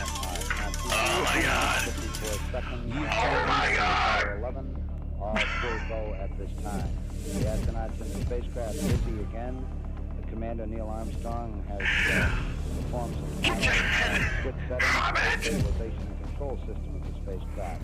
The spacecraft also now is on full internal power. This came shortly after the 15-minute mark. The spacecraft now on the full power of its fuel cells. Up to this time, it had been sharing the load with an external power source. Both Armstrong and Buzz Aldrin have Holy potato! controllers they used in flight. And we have now gone to automatic system with the emergency detection system. That system that would cue the By the power of Grayskull, I have the mustache. Mustache, man. Oh my god. Early potatoes. Not a hobbit. We're aiming for our oh my goodness. 32 minutes past the hour. This is Kennedy Launch Control. Oh, it's gonna be stuck on a potato, aren't we? The star will die, including our own son. And eventually all that will be left is possible. Ignore that potato. Chad, not a hobbit. Thank you very much for the 777 and 1500 bits inclusive. Oh goodness, why are we still on this one? Oh gosh. TGIF, am I right? Oh boy. Oh, this is gonna burn. Alright, let's eat some. It is Friday. I'm gonna put some nuts in my mouth for some of these bits. While we're waiting for at the completion of the hype train, we will we'll do the galaxy's worst bowl of cereal as well as the I'm not gonna waste a quote on that. Wait, what do you mean? The power of Grayskull. What do you mean this I have the mustache. this what do you mean the secret potato? What is the secret potato? More than welcome to use that 1500 for another time if you want to. And rules is rules. Also, we haven't had Mr. Payne tonight. I mean, sorry, we haven't had Mr. Payne tonight, so it's. We will do some Mr. Payne following this. First off, it will be the 777 bits for the water for the water thing. Water. This the water. Oh gosh, I'm like, all right. When I go to get the telescope set up, I gotta get some water as well. Water. I need some water.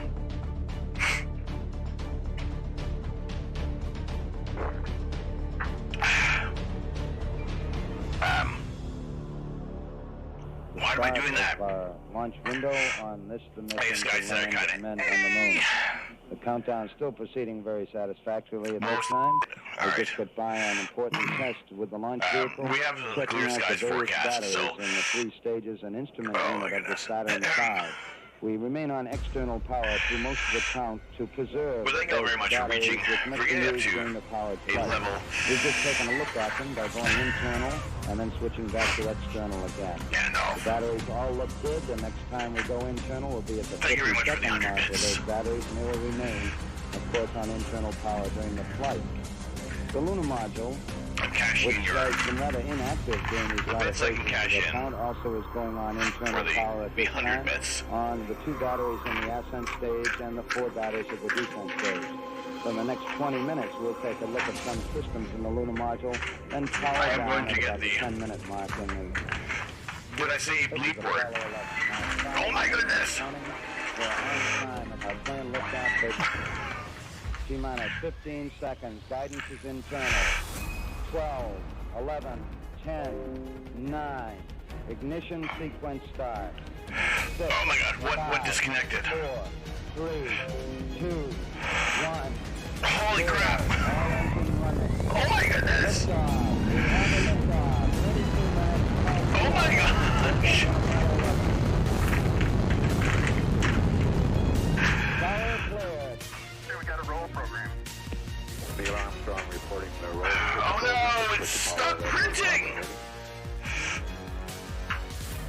It didn't print them out. Oh, peas and rice. Freaking the Oran board. Vegan, hello, how you doing? Roll complete and efficient program. Holy potatoes.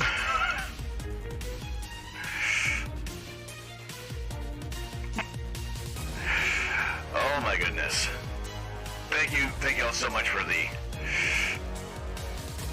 gifted subs. Altitude 2 miles. Yeah, completely broke it. Oh, well, in Houston, you're good at 1 minute. Downrange. Oh my goodness. Altitude 3, 4. Oh my goodness. Not a Hobbit and Celtic Raven, thank you both so much. Thank you both so much for the gifted subs. I don't know how to make it reprint. Oh my goodness, but thank you all very much for completing level 4, reaching up to level 5, and sending that Saturn V off to launch. Redeem, you did. We'll go over to page 226. I will not forget about you, Jess. Also, don't let me forget about you, Jess. You actually just remembered. We're through the region of maximum dynamic pressure now. Yeah, everything looks good here. We're at 1350 in the start mile. Set 8 miles downrange, 12 miles high. Velocity 4,000 feet per second. Stand by for mode 1, Charlie. Oh my goodness. 1, Charlie. Twitch for the stream reset right when you dropped subs. Oh my goodness. I don't know what happened, but yeah, no, thank you very much for the 100 bits. But I will read off who had received the gifted subs from you as well, Celtic Raven. Thank you all very, very much for reaching level 5. It's greatly appreciated. I love when this works. I love when the lights actually work.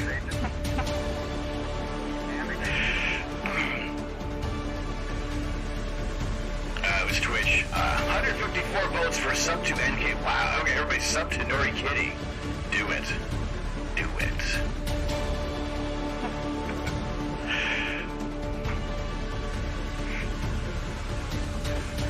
Oh boy. Well, thank y'all so much for reaching at level 5. Like I said, as always when we hit, if we get 100%, we do a giveaway for some merch. You're looking good. Technology is so cool. At 3 minutes downrange. All the technology, right? 43 miles high velocity. Oh boy, alright. Thank you all very, very much. We got some hot stuff to put in my mouth. Holy potatoes.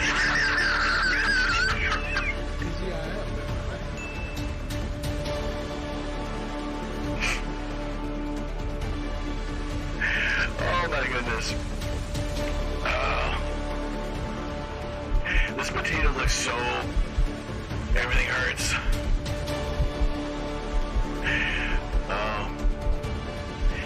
Maybe Becca. Hello, how are you doing? But thank you all so much. I don't know what is the right time on this thing. Ah!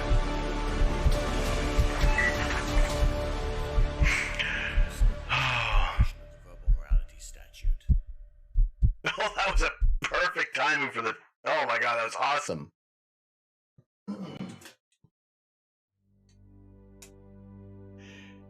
We got Miko. We have main engine cut off. We have launched. Thank you so much. You remember when the stream was like 10 people? Yeah. I may have been walking down memory lane, but thank you so much, Celtic Raven. Biddy Becca is your wife, the one that recommended. Excellent. Well, thank you. Thank you all so much. Thank you all so very, very much for completing a level 4, reaching a level 5 hype train, and setting off all the awesome fireworks. But thank you very much. Oh my god, I welcome everybody in. I thank you so much for joining us today. I need to set my mouth on fire. Actually, let's... Yeah. No, Yep.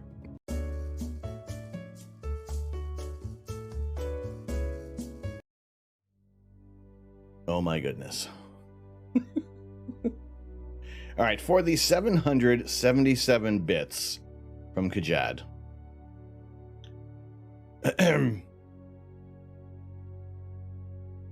We're burning the face off again.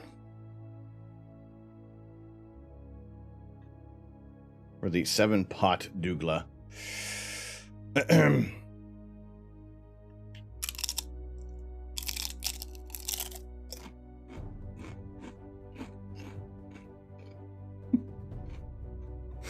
Water. Oh, sugar lumps and weasels. Water.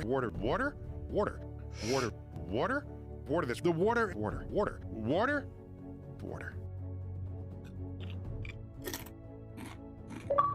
Oh, crap on a cracker. In a good way. We gotta eat this too. Oh my god. Alright. I'm gonna have to get the... Why is this all over my hand? You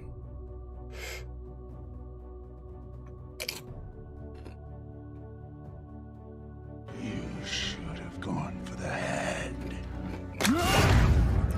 Is this a weight loss plan? Because asking. Oh my god. Everything burns.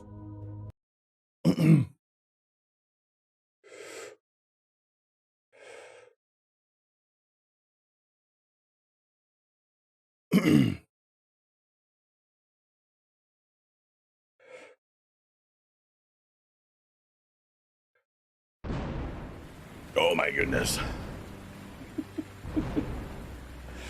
Oh, Spaceman Dan, how are you doing? The scorched tongue unlocked. No, we want the opposite. Oh my goodness. Okay, thank you all so freaking much. These ones, you saw me eat the nuts. For the bits, Kajad, for the 777 bits, I punch your ticket.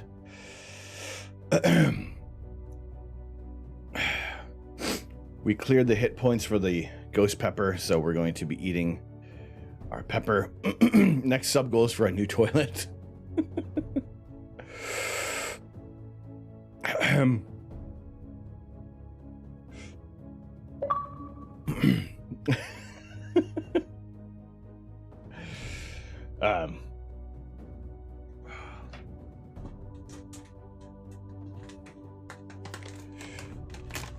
I just heard back from Ocal for all seasons. PM him on Twitch if you can. Don't think he's scheduled that astronomy stream. All right, cool. Phoenix, also maybe remind me because I'm going to have to check on that. Like, if you are going to be here in the next.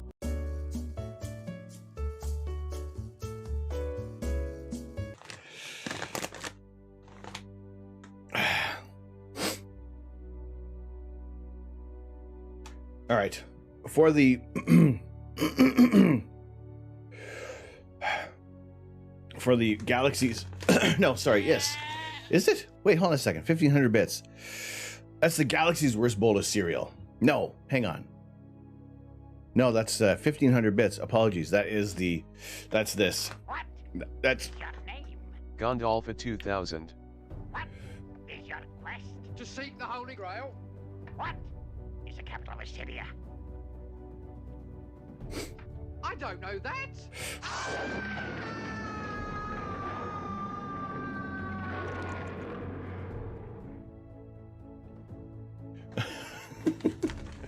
These ones, fiery chili limon, is like they're labeled as super hot.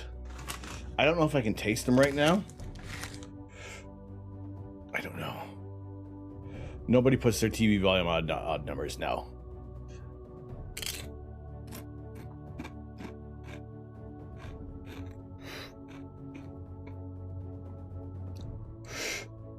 I don't know if they're hot because there's already other hot things, but they taste nice. They taste all right.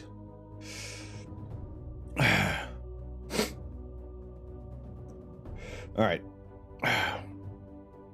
They have you can definitely taste the lime. All right. Gandalf for the 50 bits.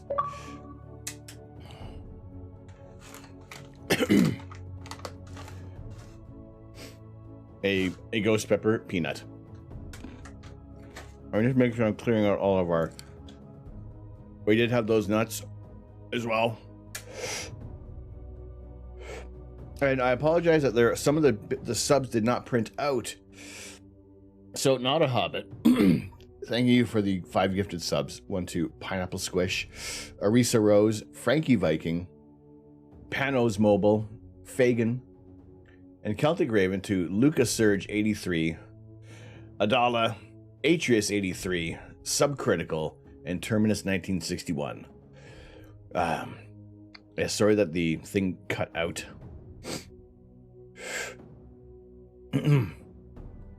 This is not a hobbit. That's for you right here. What I'm going to do, it is 10 o'clock. I do want to go set up the telescope, get that all together. We will come back and eat the Mr. Payne, which is this one right here. The hottest of hot sauces. But then we also have our, well, this time the substitute hot pepper for the evening. All right, wait before we go. I'm not really going. You're gonna see my butt in the. You see my butt in this camera. All right, the printer is probably her fault as well as the weather. There was a hiccup in the internet. Right, is the camera on and cooling? Yes, it is. Okay, good. Just have to connect to the thing. You know, the ASI Air.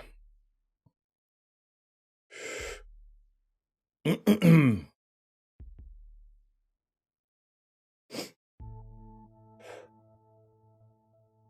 right. You're gonna sleep at 3 a.m. Goodbye. Hope you enjoy. I did. Nori, thank you so much. Thank you. It didn't arrive today. Well, you still get post on Saturday, right? So hopefully that arrives. But Nori, thank you very much. I will find a magnetic place to put this. Very kind of you for this, and as well as my little Lego mini me wherever I run off to. How many bits is it to see Tom's butt again? we haven't discussed that yet. But look, even like it even has the same hairstyle and the eyebrow. Thank you, Nori.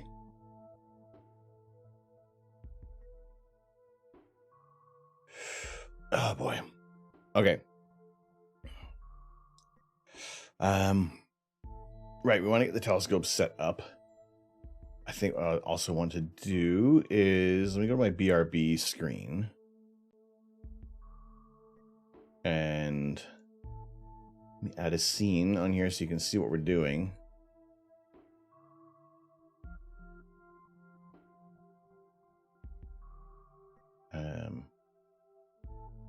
No, that's not the scene that I want.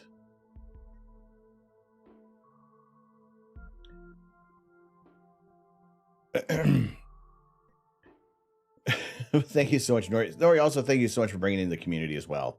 and taking over. What It- is your name? Gondolfa 2000. What is your quest? To seek the Holy Grail. What is the capital of Assyria? I don't know that.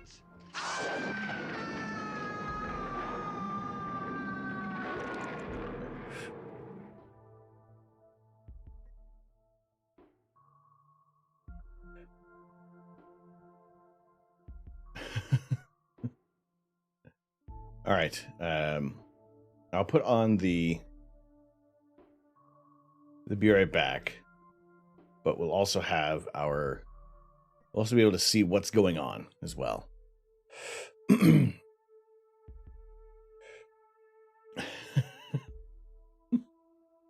Nori Kitty does follow the rules. They do indeed. Okay. My goodness. All right. Everything burns. And everything is going to burn even more when I come back. So we'll go to the BRB screen. You should be able to see both the ASI air in the lower corner, and as well as our, as me fiddling with the telescope to make sure that we get everything sorted out, and we're in focus. So we can start doing some live astrophotography, and yes, we'll. There's some more little bits and bobs to be doing here. Just don't lurk on the BRB screen. All right, those who are mods, if anything does occur, do we have any other mods in chat if Nori is leaving? Is Jess still here, or Caleb? I think we still have a few people who may be around. You want you want some good butt shots? They're all good butt shots, right? Right? Okay, let's go get the telescope. Let's go get it started. You should be able to see everything that's going on. And all right, no worries. Okay, Jess, if anything does occur, if like any of the scenes change, exclamation BRB will take it back to the BRB screen. It's just a mod tool. It's not really meant for mod abuse.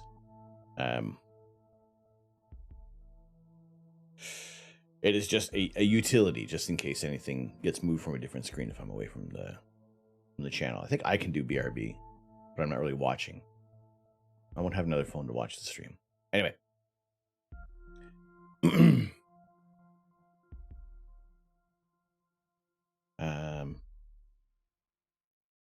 Did the prediction...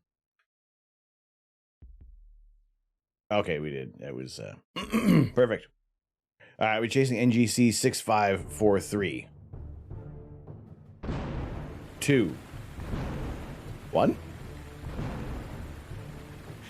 Hugin, how are you doing? Good evening. I saw what you did there.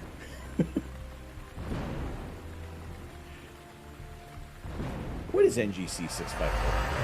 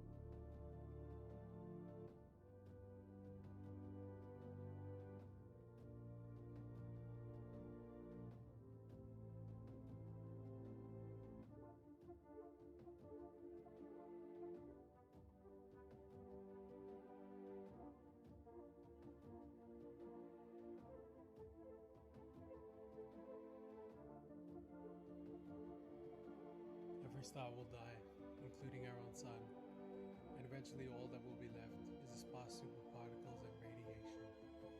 Even the energy of that Inevitable. just a fraction of a degree above absolute zero.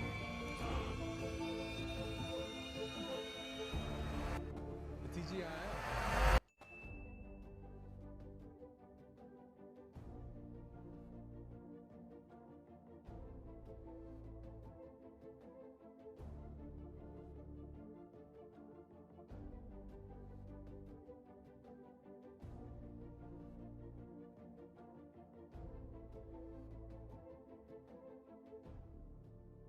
Holy potatoes!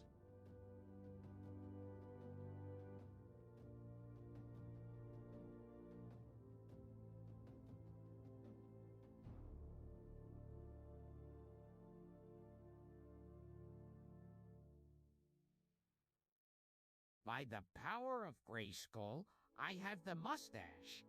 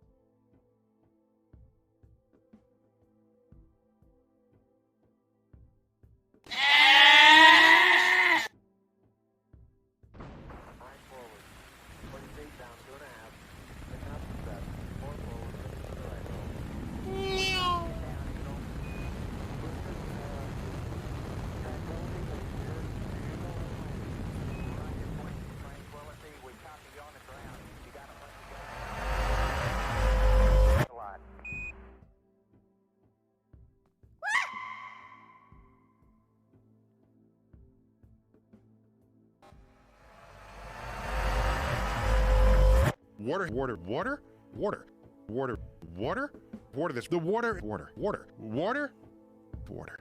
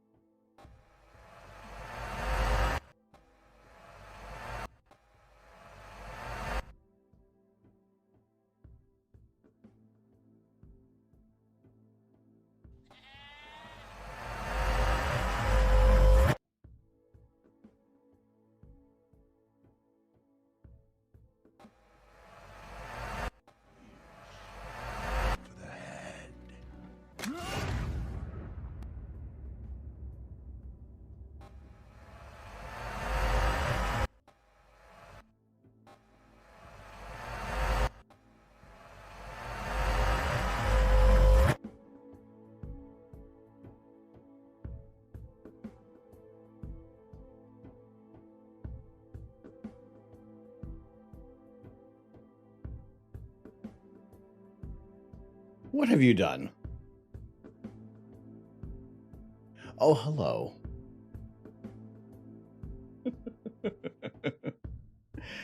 Oh my goodness.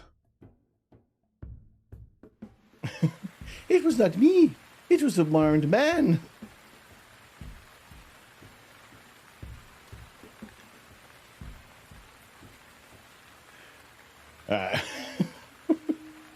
Very, very innocently. Hey, hey, yes. I'm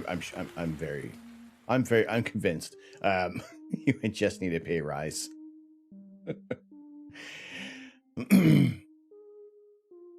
Oh my goodness. How many times?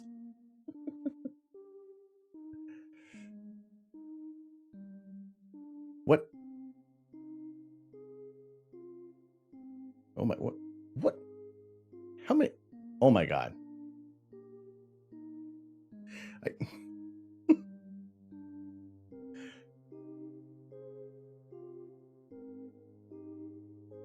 I look like I'm in pajamas. Well, why not be comfy?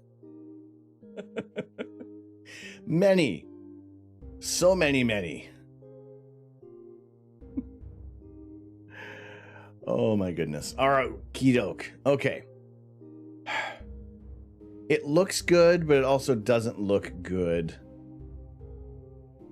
This looks weird. We're gonna have to get some other pictures. No, every time you redeem the snap, I get snap. Really?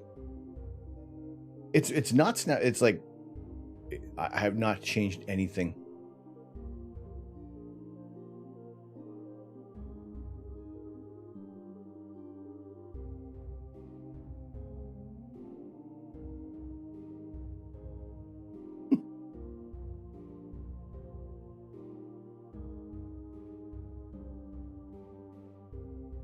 Oh wait, hold on.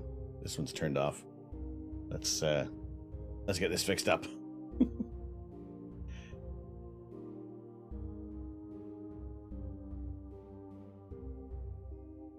right. You gotta turn back on. You are back on. There we go. Perfect. Rigs everything against you, and Nori had to ban you 6 times before it worked. There you go. It balanced. It's become perfectly balanced, as all things should be. Hold up. Are you exposing while guiding, or are you exposing before it's settled well? No, it's I may have touched the secondary mirror, and I may have caused a smudge. I'm not too sure, but well, let's see. We gotta take some more pictures. We need to take some more images. Right now, we're sitting on Capella. Yeah, that's terrible. If I did a smudge on the secondary mirror, that is going to be a nightmare to clean. It looks smudged and more jostled. Well, let's pick a target.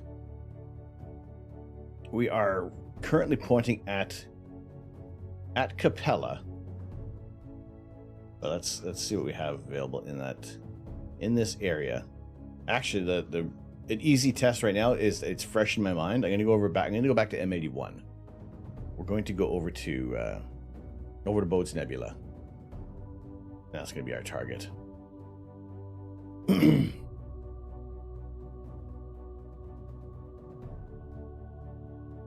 Wilco Tango Foxtrot. I know, right? Okay, let's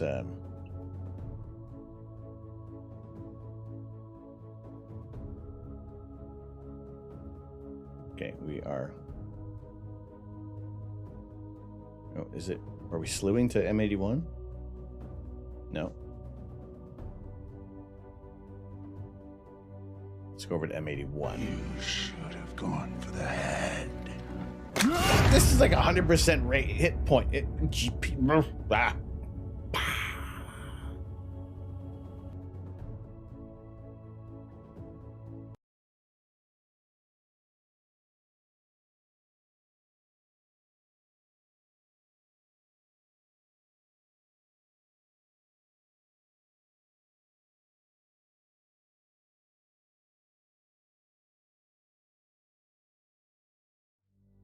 A successful.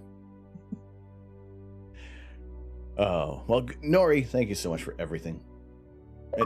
Why is that keep smoking? What's happening here? Why is it doing that? Oh, because it cut out.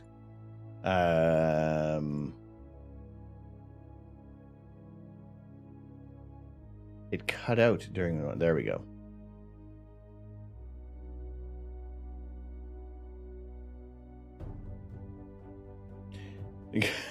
It was...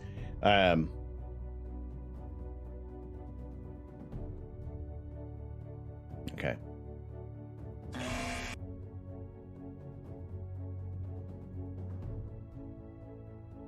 Okay, there we go. Sorry, bad typing. I know you like to look at yourself, but stop touching the mirror. Or did I say that backwards? Mirror the touching stop but yourself at look to like you know I. Typing bad, sorry.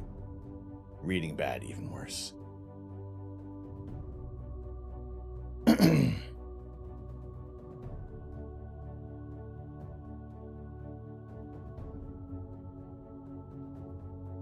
I don't know. Let's see. Oh, this is a tough one.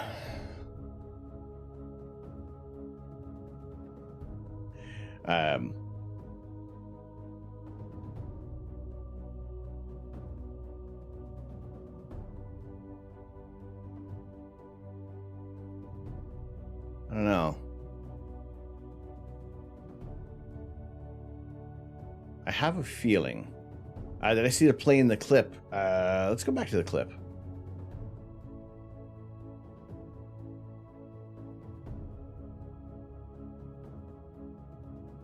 Reopen, close tab.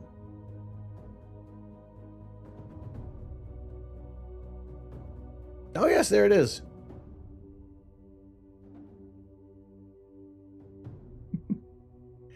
BRB in a minute. Gotta go refill on Spice and Sassy. All right. Load it up. Load her up. Oh, speaking of Spice and Sassy. Oh, boy.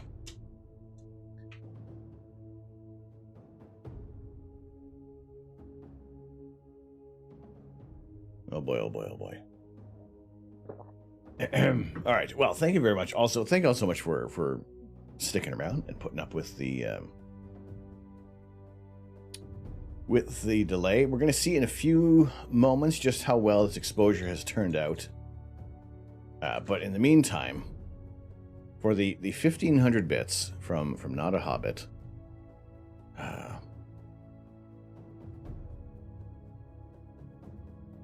oh god, that's why put way too much.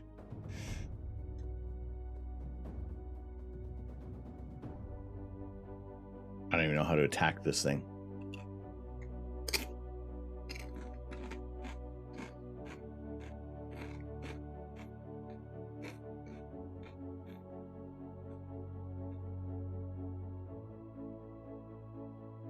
Oh.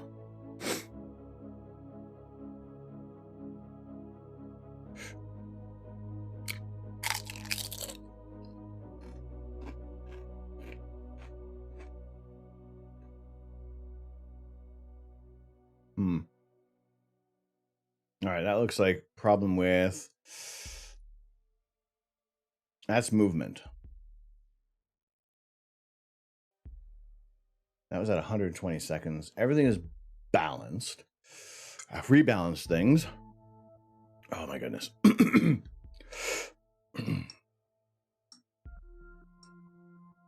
Oh, this one is swimming.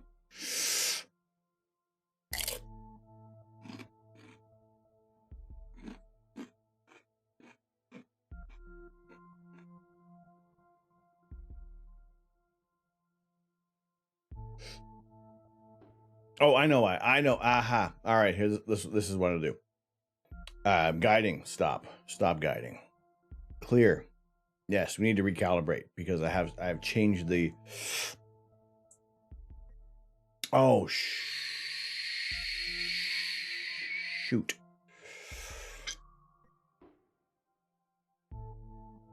I think I got to go back outside and read. Oh, look, here's the UFO.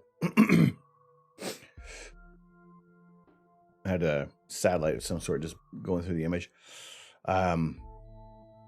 Apparently fixing the collimation did readjust the focal point. And I had to pull the draw tube in a little further than before. That's going to affect the balance on the declination. It's probably going to be a little heavy on the front now. It's not going to be perfectly balanced. Okay, 2 seconds. I got to go back. I'm going to have to go back outside. No, yeah, focus motor. I know, right? I'm looking for one. I'm looking for the EAF.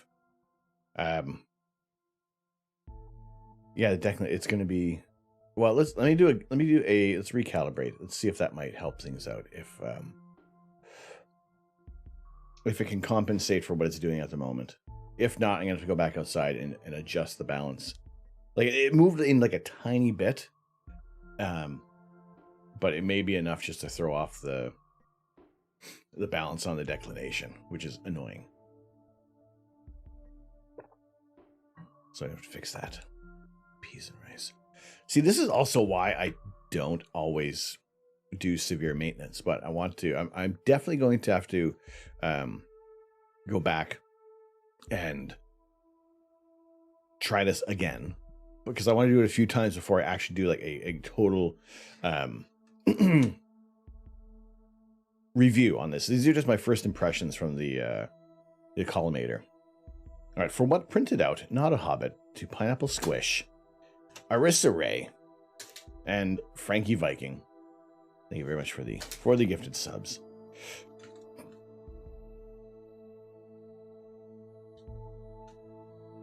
All right, Nori Kitty to the gifted sub to Spotless Mind, and Kajad to Mashiu, Mbinda, P. Burks, Doug TCK, and last but not least, wearing my helmet. Not your helmet. Wearing my helmet for 3 months. Onto the Pillar of Happiness. Also, thank you all very much. We have hit and blasted past this giveaway goal. We will be doing a Sunday is going to be fairly busy. We're going to do some giveaways. Well, at least we're going to do this giveaway on Sunday. Sunday was also going to be something else. I can't remember what it was going to be. All right, whatever. If there's like another Worlds or Galaxies versus bowl of cereal, it is going to be amplified by Mr. Payne. Snowwalker, how you doing? We're watching the supernova tonight. I will be heading over to the supernova. I'm just making sure that we have our telescope is going to be guiding properly. I need to recalibrate the guiding. But also, last but not least, the Hobbit. Thank you very much for the 1,500 bits, which is what is burning in my mouth right now. And also, this we are going to be eating a fresh Scotch bonnet, a habanero. Probably not as well. You know what? I never know what the grocery store, what the quality of peppers are going to be. But yeah, welcome, Snowwalker. Good to see you tonight. So we did a little bit of adjustment to the telescope, utilizing the Ocal automatic. It's not automatic, electronic collimator. I really hope I haven't mucked some things up. It's just, we'll see. We're gonna see what happens tonight. This is my first impressions with this collimating tool, and maybe I mucked things up. Maybe I didn't. Let's hope I didn't. It did take about an hour and a half before I finally felt that I got it in a position that was correct for the collimation. But in an effort to get rid of some spider webs, I did touch the secondary mirror, and I worry that I may have put a smudge on this thing. I could have sworn my hands were dry. Frack Space, what glowy space balls are we looking at tonight? We are looking at Colonel Sanders' Let's go back to 120 seconds on this. Okay.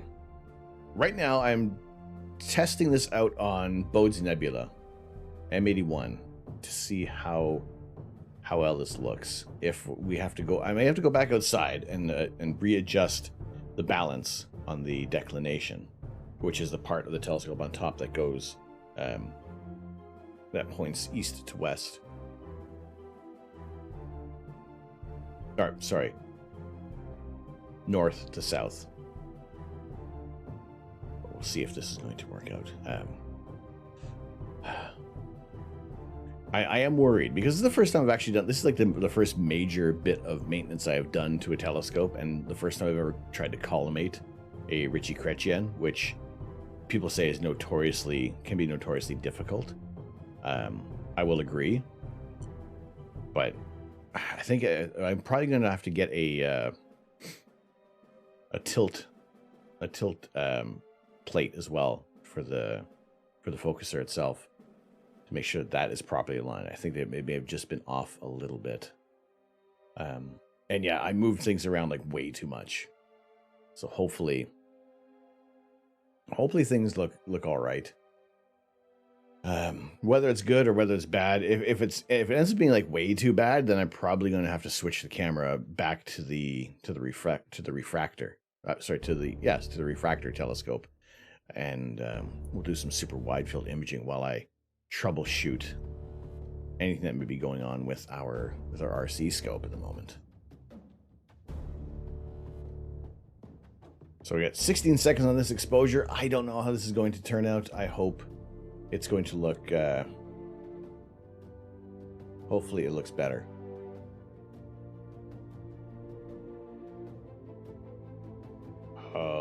Idle.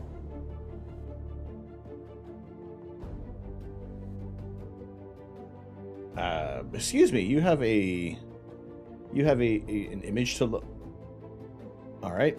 Let's try this again. Refractor the refractor. Oh, refractor, my refractor. You know what?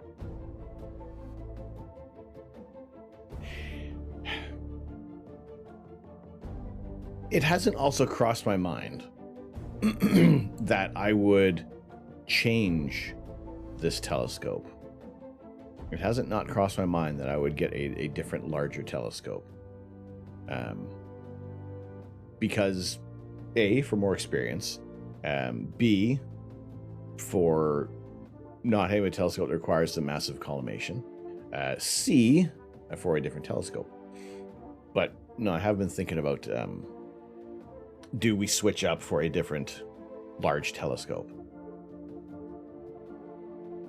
And that did amplify that thought after I did the collimation.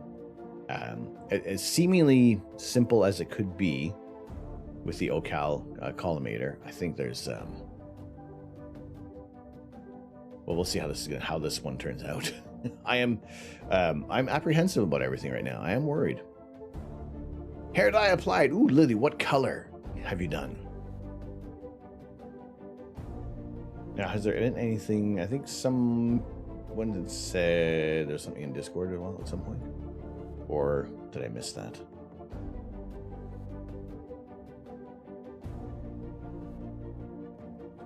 Oh no, just the no context quotes. Okay. The color is sweet mint. Ooh. Ooh. All right, I would like to see that if you can, if you'd like to. If not, totally understand.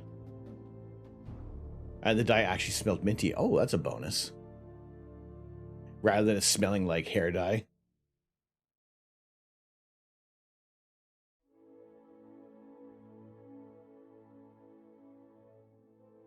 All right. Well, that's a lot better. They're still not as round as I'm hoping. If anything, I'm maybe accounting just because of the fresh as fresh can be collimation. But it looks like now we got a little bit of elongated stars in the corner here. Okay, I'm going to say that yes, the focuser itself is a little tilted. It'll be another hour before you can wash it out and a couple hours before it dries. All right, no worries. Okay, so. Yeah, I'm not going to say this was a complete failure. What I will do is I'm going to go back. I'm going to come back to Bodes because I did spend some time on that target last night.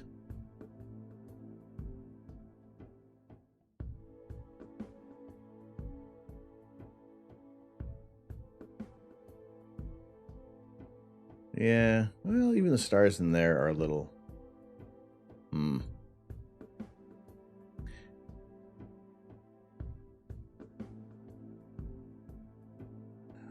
It's a tough one.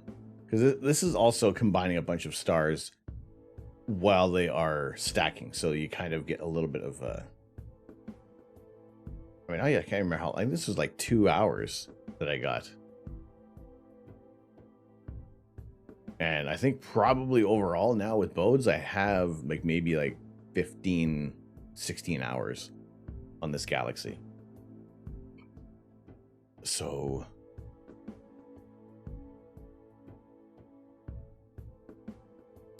Now, everything, it doesn't look as... they still look a little... These ones still look a little elongated.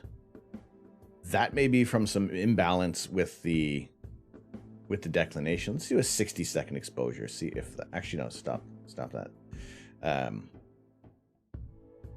Just do a 10-second exposure. That'll still give me the shape of the stars. And if they change, then it's just the declination, and I'll go back out and rebalance. If they don't change, then it is something that I did with the Collimator. They don't change. They still have that elongated look. No. Damn.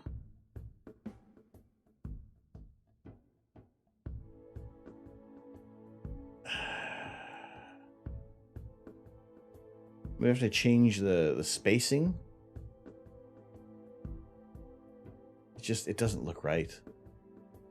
Like the stars are not like 10 seconds, like even like 5 seconds guiding. They should be round. If they're not round.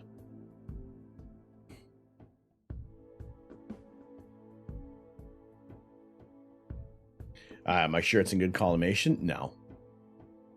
No. It was I had a overall, yeah, I felt like I had a hell of a time with this. And that is largely due to inexperience. And also the fact that there is no real instructions for this device. There is some videos that have been done from Ocal. Other people have had some other luck with utilizing the device and sharing their findings on the Facebook page. So this is a work in progress. It's not going to be like a final. This is not my final review on this thing, but I am already taking into account what the first instance is. I mean, when I went through all the steps and finished at a certain point, it was I just eyeballed the area disk method.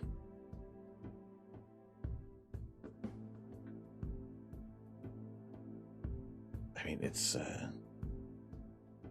I mean, if we start stacking the images, it's not going to look bad tonight. You know, it's not okay. It's not like I couldn't achieve focus, and it's not like I couldn't. It's not like it just absolutely is like completely screwed up. I tried even a Batinoff mask, and it's more of a pain than a boon. I think I'm going to have to... I'm not giving up on this. To the point I may have to bring this inside and work on it in a more controlled environment, so I'm not worrying about the weather changing. Especially because we have, like, over the next few days, there is time to bring the telescope in and do some work. But it's the freaking secondary mirror.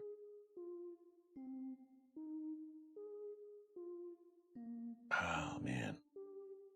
I'm just worried that I put a smudge. I don't think a smudge would do this, though. It wouldn't do that to the stars. I am thinking, even if it was off balance, 5 seconds should not have the longer stars. No, that's collimation. So that is the okay. So for the first go, actually, while we're doing this, let's just start stacking bodes for the moment. Now, I was really hoping for. I guess in my mind, I was really hoping to have the pinpoint stars after using this tool.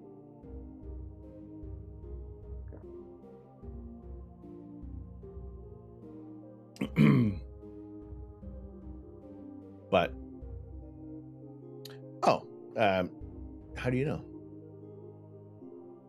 Is it because you spent like half your life? Answer: screaming at your SCT. Now, when you're doing your collimation, Kajat, is it just defocused and looking at a star, or did you kind of have, or did you have with a controlled star, or with an artificial star? Like guiding, look at our guiding. However, like tonight, like I'm happy with the guiding. So it's not our guiding.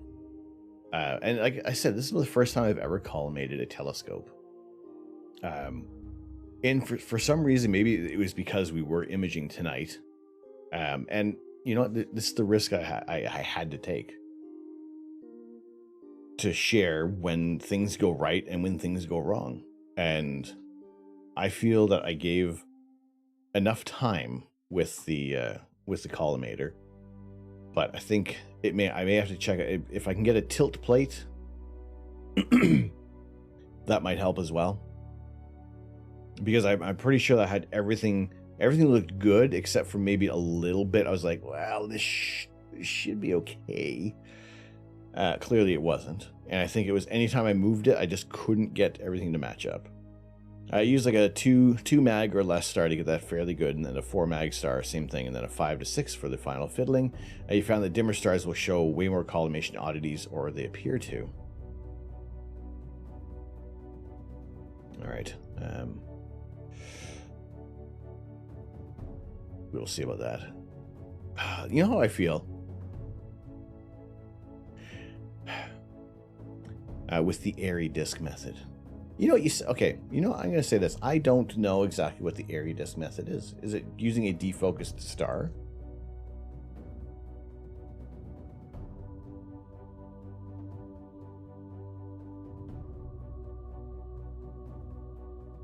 An airy disk is a central bright circular region of the pattern produced by a bright diffracted light when passing through a small circular aperture. Central disk is surrounded by less intense concentric rings, so light intensity takes local maxima and minima while decreases away from the center. Okay, then to be fair, let me change. I was not aware that it was called an airy disk.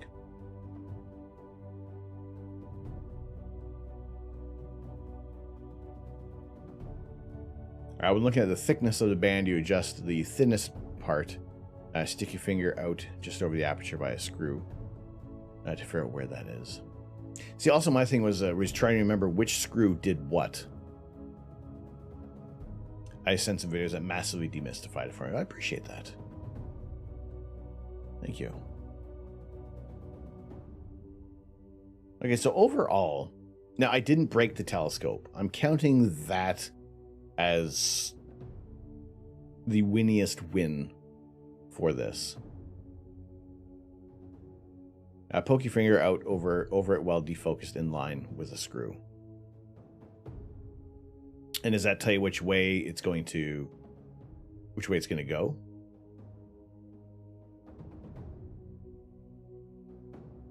Because I also wonder, because how much is a tilt plate? Where can I find one? You know what part of the circle that screw would affect. Okay.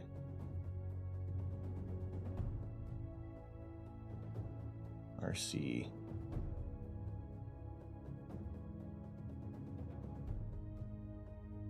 Or a focuser collimation ring. Agentia Astro. Agena, sorry. 80. What? Out of stock.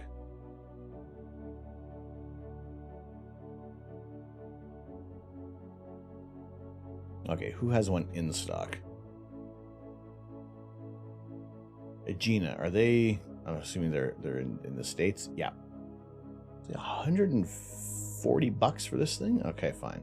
You may get lucky. You may go, that's okay, that's around this way, and then try the next screw. I think what it was, I don't know if it, okay, actually I do know what it was. Because I couldn't get it to work on the mobile phone, which would allow it a little more freedom of movement. Having my laptop outside on the brightest, sunniest day we've had in a long time was a bit of an issue trying to get the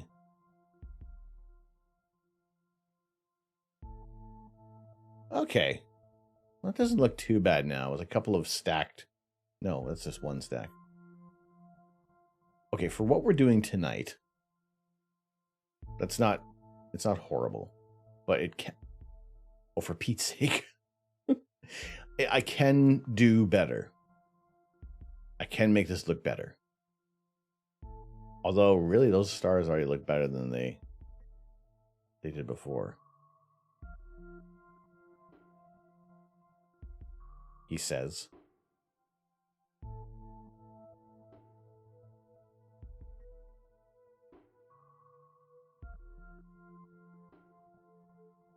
I don't know. I'm gonna.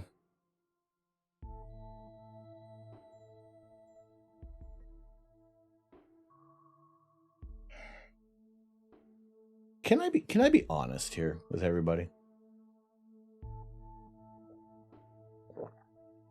I have enjoyed this RC scope. I sent 2 vids, all right. I have enjoyed this telescope. But maybe, I don't know what it is. I just feel that my images could still be better. And I don't know if it is just picking a different camera for this telescope or if it is just the combination of everything I want to do with it. I don't know. It's like, or is it just the fact that I want to be able to experience other telescopes? Is this like the, I don't even know what I can compare this to. Like, I don't want to get rid of this telescope. I want to make it work. I want to make sure that I am completely happy with it and know how everything. I mean, okay, well, look, we got separation of these 2 stars. Now I got to tell you, I feel I'm truly a refractor guy. I love the look of the images that come from a refractor. You can't curse, but anyway, you feel like SCTs and RCs are very fiddly, and refractors are just, oh, cool, just go. And that's what I want. I do want an, oh, cool, let's go. But how deep can a refractor go? And also, we're limited by aperture. That's the other issue, is that we want to gather as much light. A RASA is fantastic for aperture, but we're at a wider field of view. Or am I just being, I don't know, am I just going about this the wrong way? You know, this is genuine, like, real talk about what is going through my mind right now with imaging, and how I can see that we want to, what I want to do. Your Esprit can capture M81, 82, and the NGCs all in one frame. 9 to 1200 millimeter focal lengths. Those can get expensive. And the SCT can get details. See, I like the details. I'll bet all the monies you can go as deep as any scope with your 140 millimeter f7 refractor. Just takes time, but the results will be sharper almost every time. See, I'm liking. I like that. I love the details in the galaxies, and maybe it is just for the sake of being able to show some interesting images. You know, like here is Here's like 2 hours on the galaxy.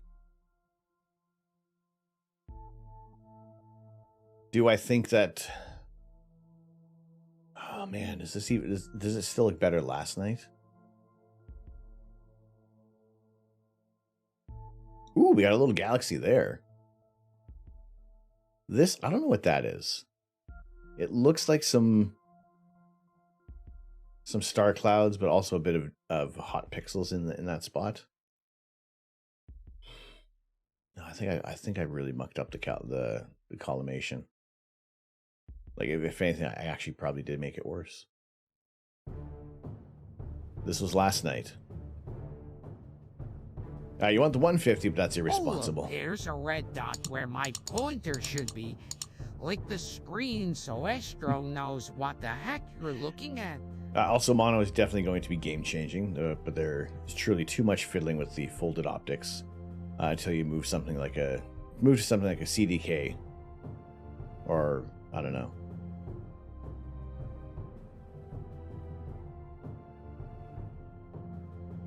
Invest in reduce to get back down to 500-second focal length. Maybe it is. Am I just chasing the wrong? I don't know. See, it's.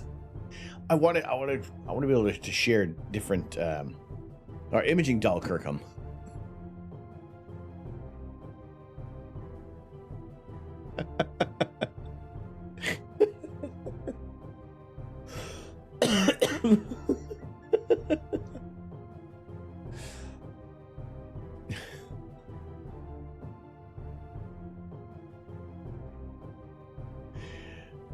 Oh, what's up, Third Rock?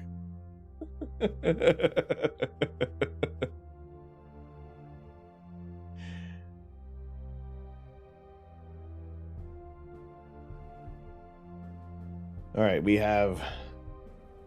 we're doing 3-minute exposures.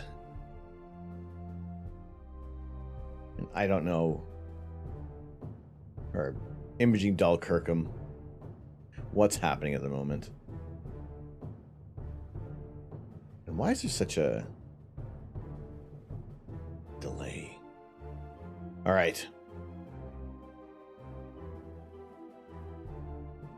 I really do have to. Oh, everything, like, it almost looks overly. It looks too soft. Like, look at this. That's not right. That's not right at all.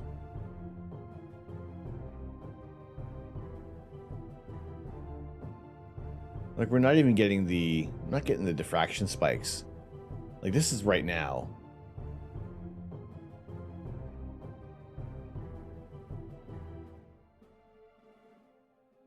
Maybe it is because this was 2 hours and we can have more.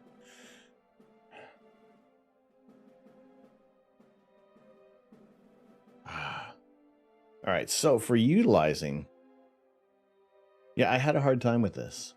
And that is only because of inexperience and just everything that isn't available.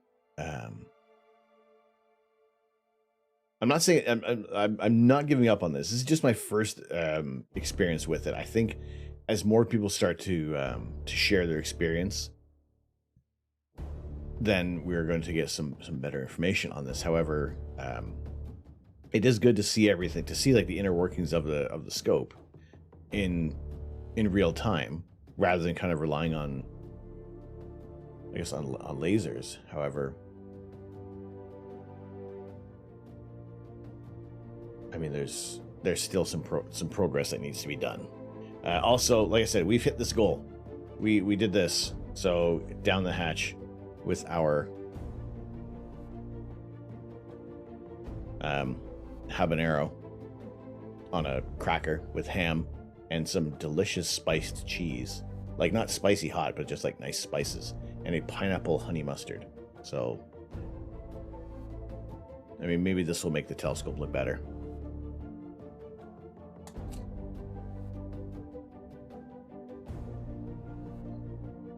Water, water, water, water, water, water, water, water, water, water. This the water, water, water, water, water. Here comes the heat. By the power of Grayskull, I have the mustache. Oh goodness. Okay. Pardon me. Oh. The flavor. I've forgotten about the flowery fruitiness of a habanero.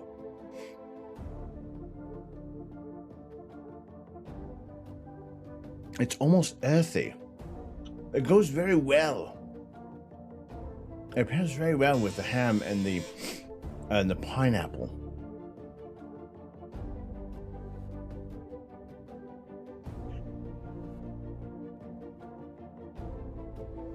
It's got like a fruity, earthy flavor. Now, however, it's earthy because that's how this one does taste, but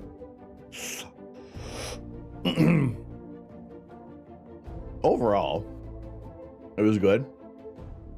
It's definitely not okay. It's definitely not as hot as a ghost pepper, but it's still doing things in my mouth.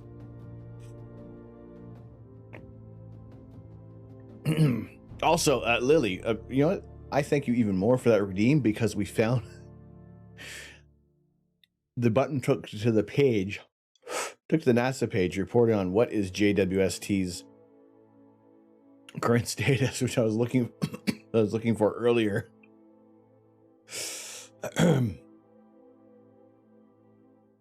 So we were talking about the what can be seen from JWST. And it's looking pretty freaking awesome.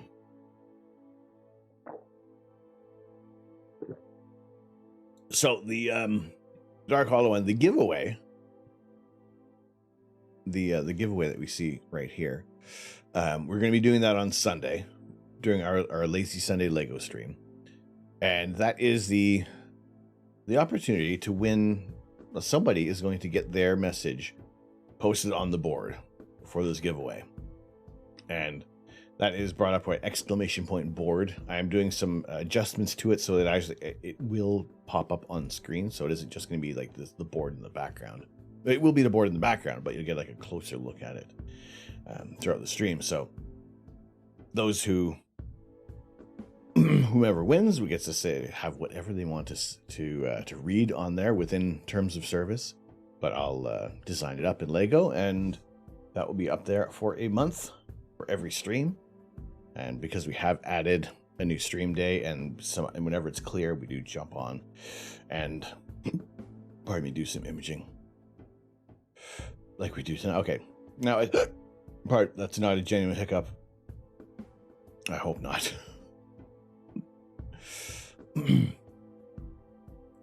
I'm supposed to tell you shirt and yes, Kajad, you can DM me on the Discord which shirt and mug you would like. Get that sent out to you. Remember Sunday? You know where I stream, right? Do your best to be here. Oh, well, sorry to hear about that Dark Hollow one. There will be future giveaways. Rest assured. So if you can't make it, I understand, but yeah, very sorry to hear that.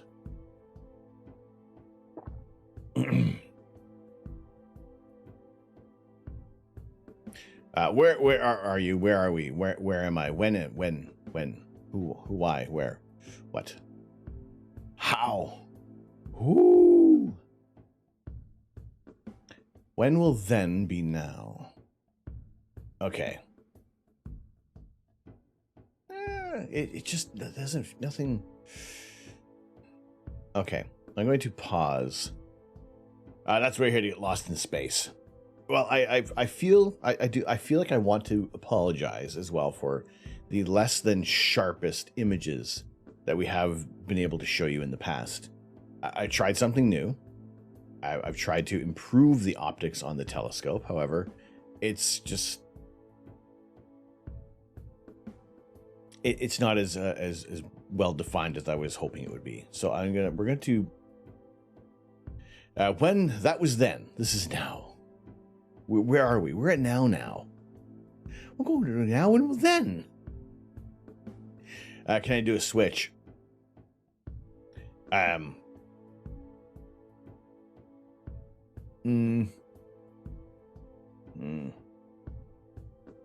is a bit. There's a fair bit of rebalancing to do, and then shutting down the camera. Starting. I did actually think about maybe I just switch over to the refractor tonight. Hindsight, maybe I should have. We just passed it. I mean, it still looks like a very nice galaxy. We can still see the definition. I just feel like it could be just a tiny bit sharper, or maybe I got to go back out and do a refocus. That could be a thing. It's Spaceball 1. They've gone to plaid. No. Lightspeed is too slow.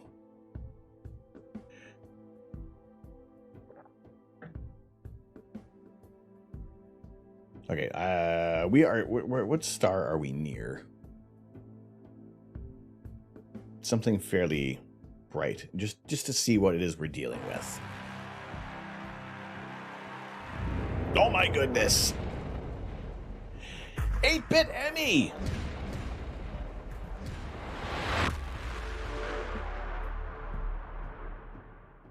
Snack table raid, what's going on? How's it going? Sour cookie, bus driving pony. Zakila or Akila, hello, welcome in. Arsenic gummy bear, no. Craft coffee nap, how you doing? Elizabeth 99, how's it all going? 8-bit Emmy, how are you? What did you get up to? What were you doing tonight? Bus driving pony, craft coffee nap. Thank you very much. And Elizabeth 99, thank you so much. Welcome.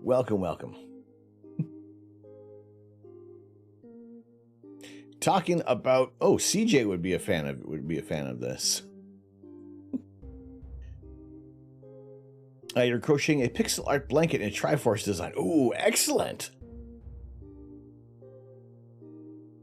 Fantastic. Buying friends and butt plugs. Or buying friends butt plugs. Wow. Emmy, you're thinking that's what they took away from the stream. Oh my god.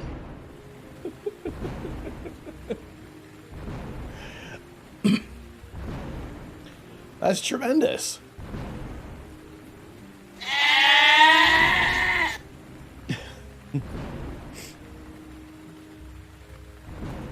That is a unique bonding experience.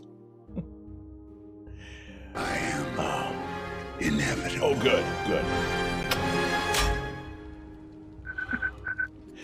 Arsenic Gummy Bear, thank you very much for the follow. Well, welcome in, Raiders. Hopefully you have been having a good night.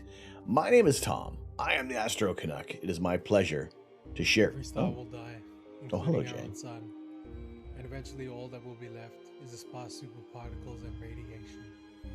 Even the energy of that soup will be sapped away over time by the expansion of the universe, leaving everything just a fraction of a degree above absolute zero.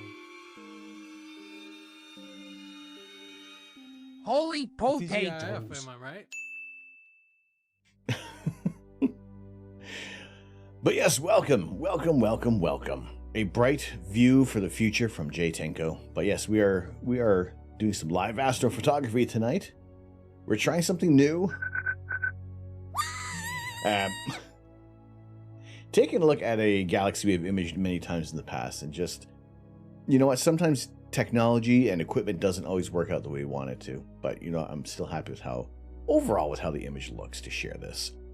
I'm glad to have nice weather tonight. Me too. It's, Pluto is a planet or you leave. It is a dwarf planet. It still has the name planet in there, but by current definitions. BRB gonna go walk the dog. No worries. I feel like you need to do a horror game walkthrough with that voice.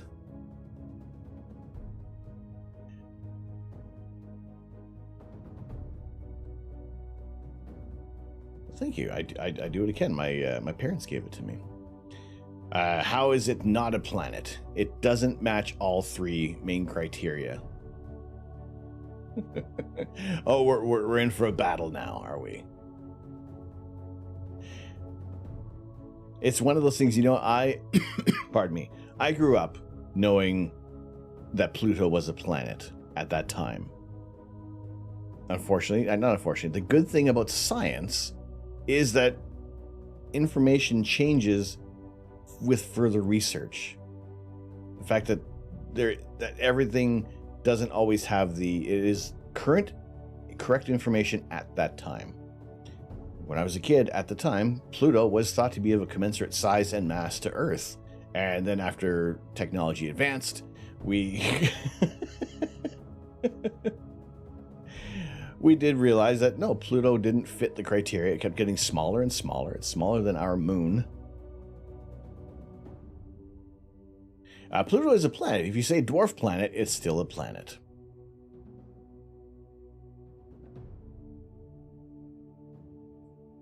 I can't cry. No.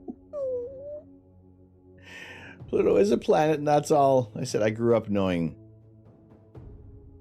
that Pluto was the 9th planet in our solar system, but it's still there. It's not like the International Astronomical Union sent a rocket to Pluto and away it went. It's still here. We still have our I believe the PC term is little person planet.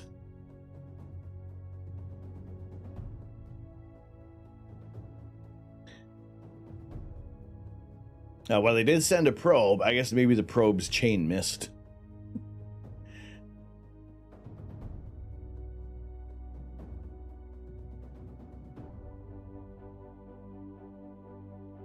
My very educated mother bought us nothing.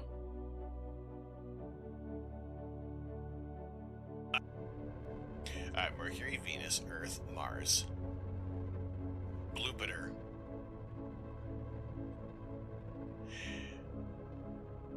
Alright, looks like also yes is in the lead. In the lead with 6 votes for her. Is Pluto a planet? End the year in his fudge factory. Sometimes they have some good deals. Sometimes they got some pretty crap deals at that place. But let's see. We're aiming to take some images of outer space tonight because that's what the telescope is designed to do. What I did do earlier today, there's this tool that will help line up the mirrors in the telescope. It's my first time ever using it, and I gotta say, it didn't work as spectacularly well as I thought it was going to. So things are a little... we're still getting images. That's the important thing. I haven't totally broken the telescope. Sour Cookie, thank you very much for the follow. We welcome you into the observatory today. Hope everybody has had a good week and rolling into the weekend. You can do whatever it is that you still can like to do. We're taking the images. You feeling crappy again? Have a great night. No worries. Jess, get some rest. That is all good. I appreciate you being in here. Wonderful to have you in. Ghost Pepper. Yes. Every 10,000 hit points, it's bits and subs take it down. We did eat one earlier. And there are some other spicy redeems where I will eat some ghost pepper peanuts or some other hot sauce related items. So whenever that reaches 0, we do imbibe some spicy fresh hot peppers.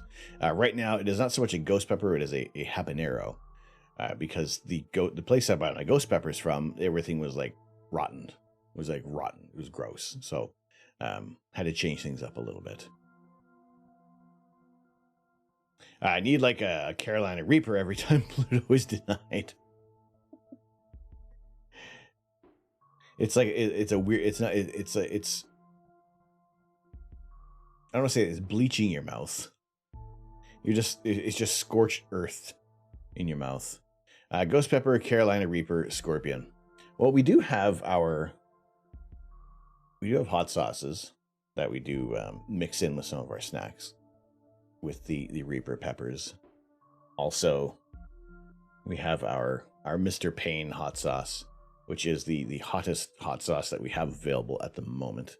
And that is mixed with pure capsaicin extract. So, yeah, it is fire in a bottle. I need to cut habanero with bare hands, then rub your nose. Oh, I've done that. That just regularly happens. That's why when I have the peppers on here, I don't cut them, because I just will touch my face. That's what you did. You drove down the road with your nose out the car window. You got lucky and found the actual peppers in store at Sprouts. Well, it's my local grocery store. They have them, but they just, last time I went in, they're all gross and rotten. Like, it was like the last batch before they got like a new stock. So I wasn't about to spend money on rotten peppers. All right, we're going to pick another target right now because, actually, let's go over and look at something cool. I mean, everything in space is cool, but something that is very awesome and is not going to last for a long time. Hatch chilies aren't hot, but delicious. See, I do like delicious. I'm not just going to sit there and eat a plain hot pepper. That's just, for me, that's silly. There is the spice, but we have flavor with everything. Just so it's not. So, you get something, I get something. Ran out of quote redeems again. Is there still a limit on that? I thought I took that limit off.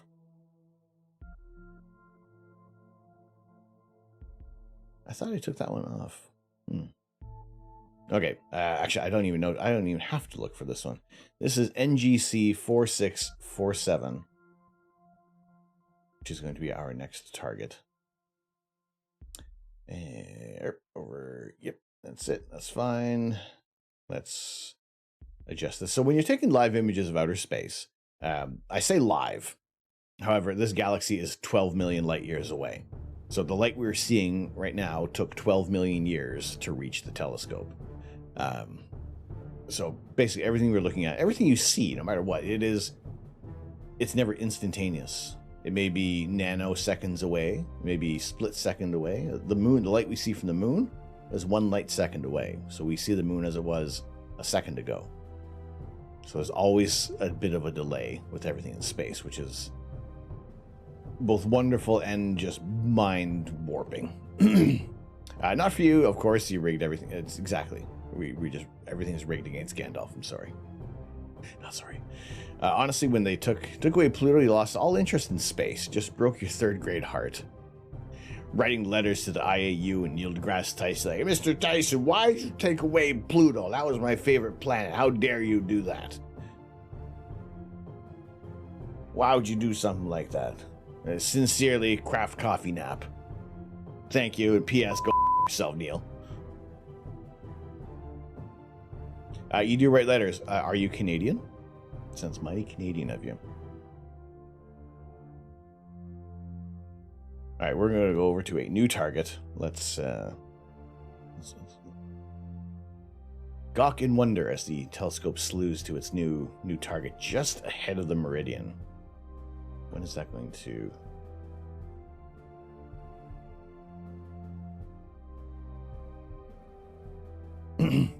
I said buying friends butt plugs.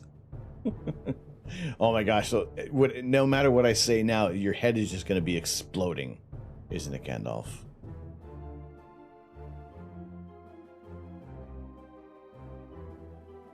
Oh no, we still have some time. Well, something will be...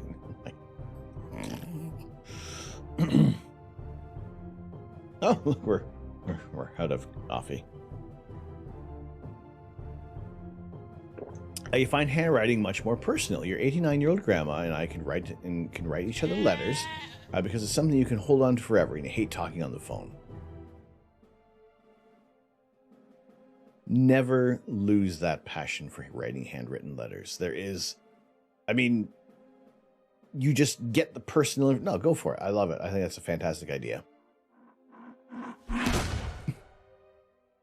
Portugasque.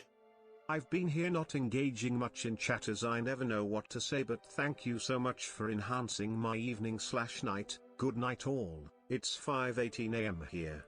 Stay amazing, TC. Thank you, Portugasque. Thank you so much for the 42 bits. Greatly appreciate it. I appreciate the lurks. And if there are any questions that pop up regarding what the heck it is we're doing here, I am more than happy to explain exactly what is going on. Most of the time, I know what's going on. Other times...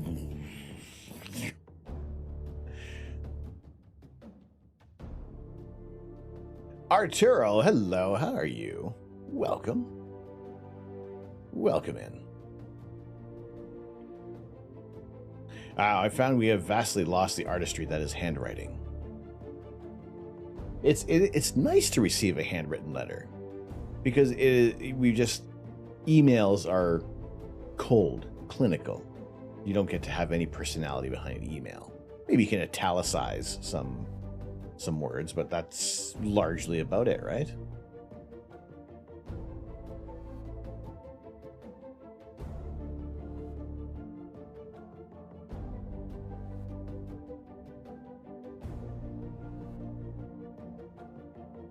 Oh, sorry, I'm making this face. I'm thinking, why can't I? The histogram was like this. I couldn't see a darn thing. You send a card regularly that says thank you, not sent from my iPhone. That's fair. I can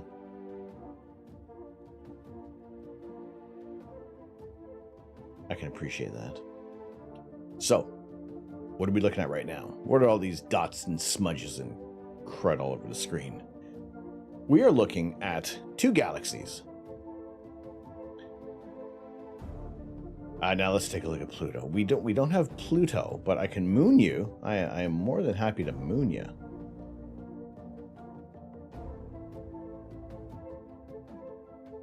More than happy to moon you over here. Not moon enough for you? All right, we can do better. We'll like really moon you. Like really. It's messing with a bit. The supernova is clearly visible already. That was a 5-second exposure. Like, okay, this was not. This was like, this was about like 4 minutes of video.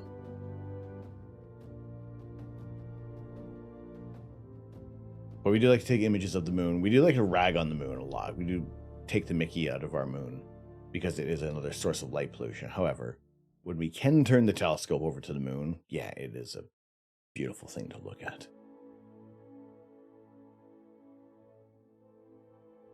This shh, no. But yes, here this is a 5-second exposure, okay? Just 5 seconds. This bright smudgy bit, this is the nucleus of an elliptical galaxy, M60. This is another galaxy, NGC 4647. This bright point of light, it's not, well, it was a star. This is a supernova. This star has exploded in this galaxy. 52, we're kind of seeing maybe 56 million light years away. At that distance, what's a few light years here and there? But that's only a 5-second exposure, and that's how bright. Like the rest of these are stars in our own galaxy. All these little bright points of light, except this little smudgy, that's another galaxy. Many millions of light years distant. So if we do some longer exposures, if we start stacking them up, we can have them come in a little quicker. Let's do 60-second exposures of this galaxy. So from a single image from space, or of space, you can see that there is a lot of this digital noise, red, green. You're seeing the pattern from the thermal buildup in the sensor. This is our signal, but all this, we want to make this brighter, all of our signals, and get rid of the noise. the more exposure you can take, it will improve your signal to noise ratio. The telescope will move ever so slightly, either up, down, left, or right. And that is going to improve this image. It's going to randomize all of the noise and just leave us with these signals and start building up our image bit by bit. You're a star in our galaxy. Oh, stop. You're gonna make me blush. No, go on, bring it. Come on.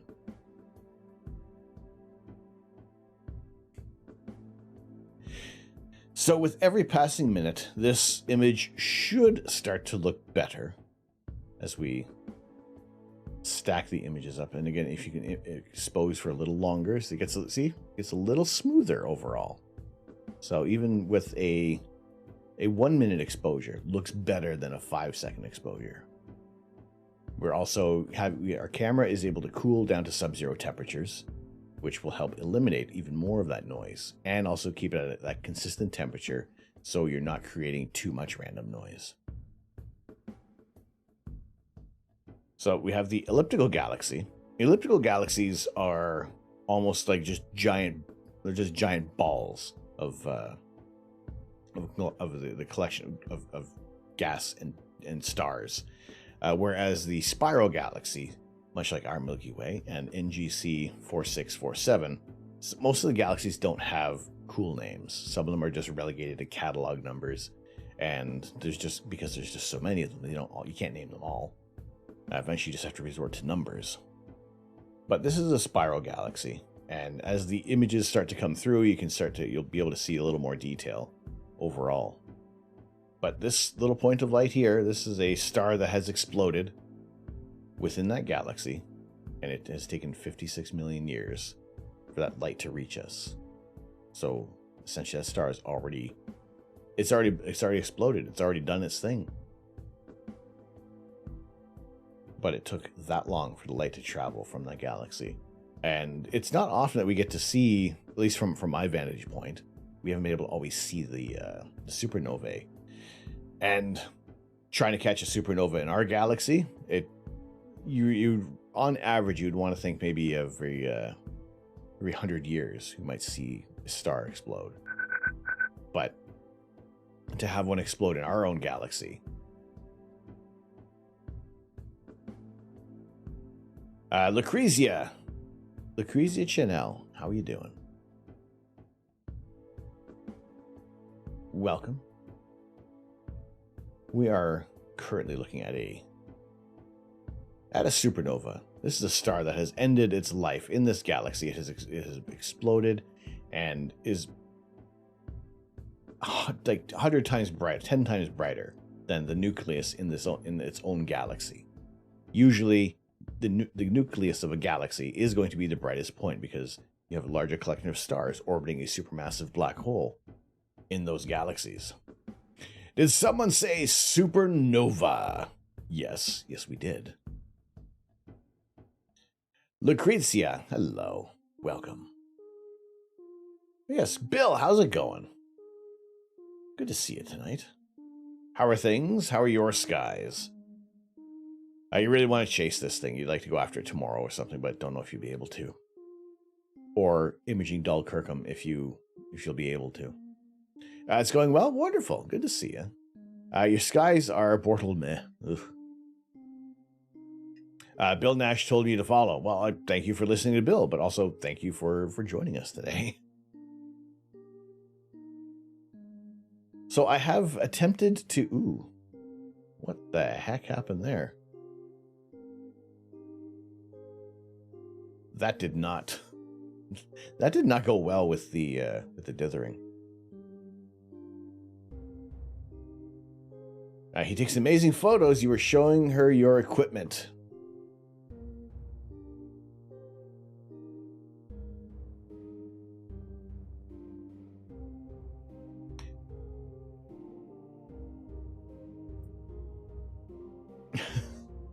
That went haywire.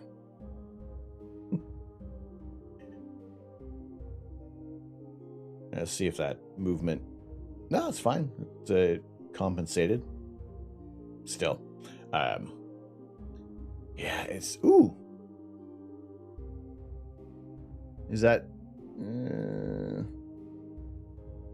don't know if that caught the movement of the dither.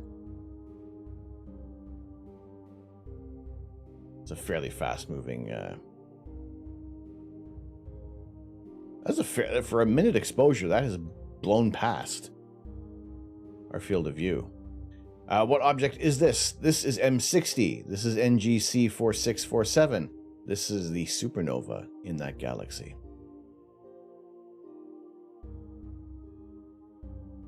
And you're still out of quotes. Rat-row.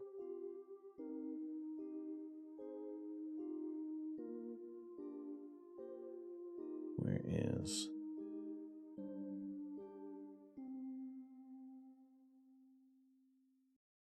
Redemption cooldown. Limit redemptions per users per stream. I thought I upped that. Yeah, let's do this. All right. Let me check it now. I really thought, because, okay, oh, that was stupid. Oh, that was,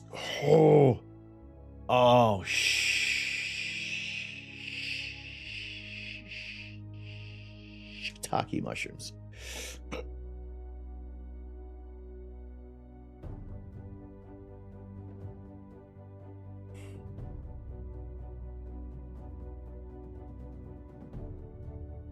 Showed her my equipment. I'm dying here. I'm dying. My eye hurts. I have hot sauce all over my hands. And I just rubbed my eye. Crap on a cracker. Actually, I'd probably prefer crap on a cracker at this point.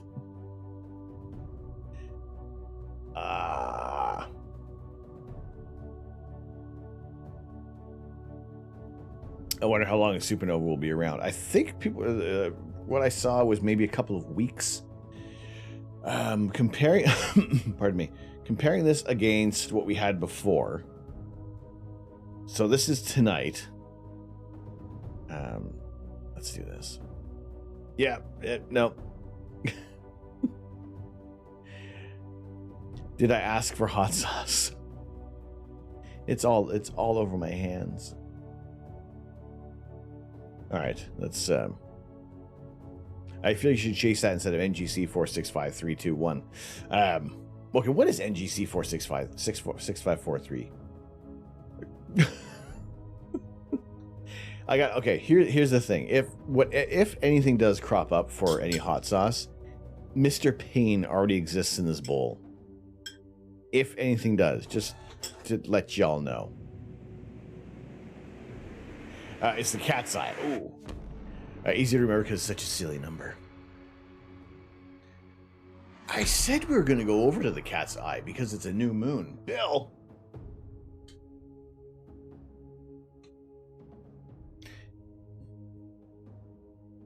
Bill, thank you. Bill Nash. To Lucrezia Channel. Channel or Chanel? I'm just going to say Lucrezia. But thank you very much.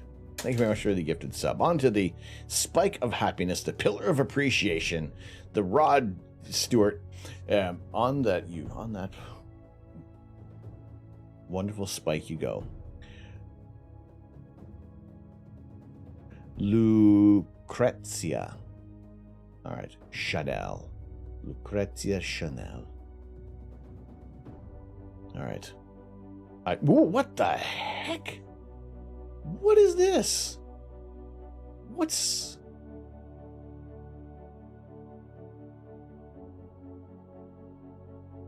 is happening to the RA?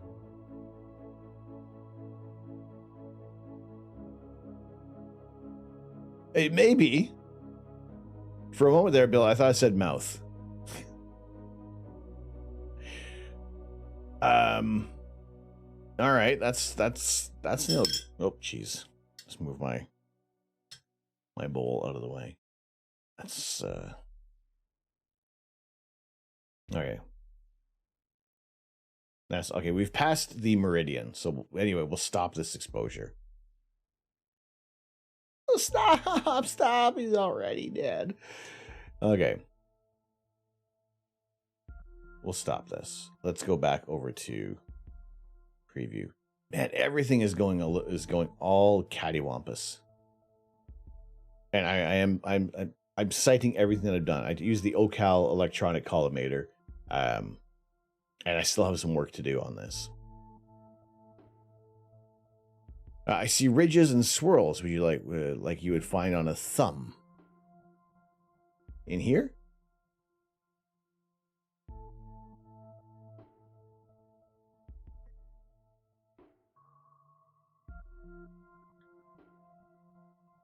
Where is it? In this galaxy? Is that what we're talking about? Or is it the ring of fire around my eyes?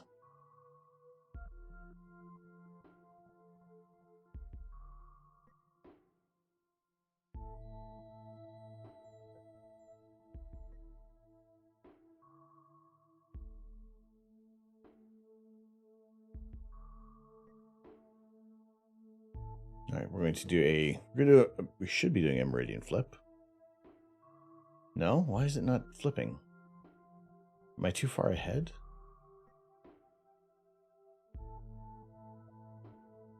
No, we should,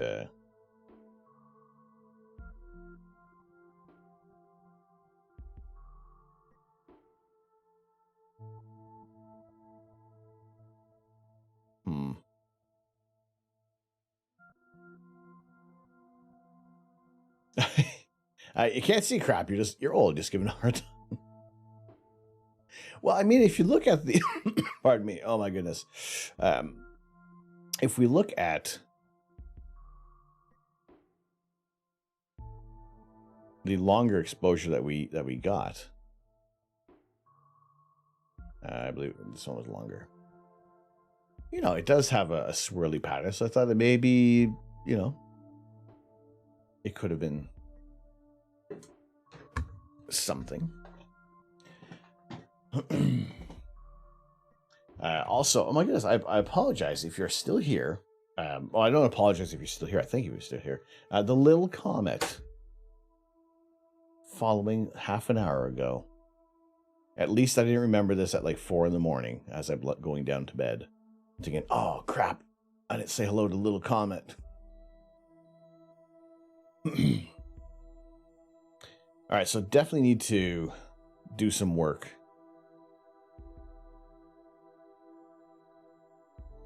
on collimation. I just feel like everything is not as bright. It's just like that was last night. Although bear in mind that was like 2 hours worth of imaging versus tonight. That doesn't do anything.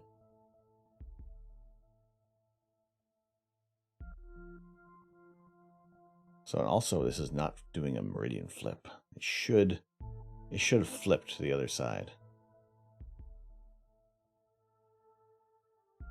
Oh, last night when I was this happened on the very first exposure. I had a plane go right through the middle. I mean, it looks cool. As long as I wasn't as long as I didn't have to do any kind of processing with this. So I'm happy how that one looks. Let's go back over to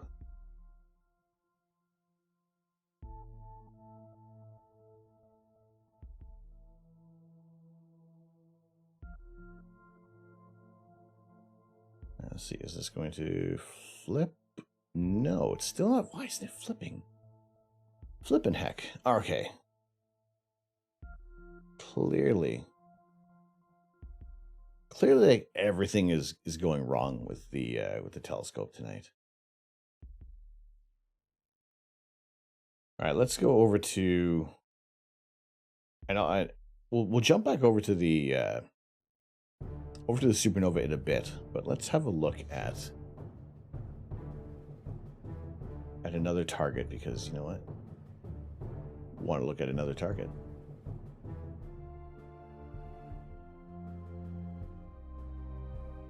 What do we have to the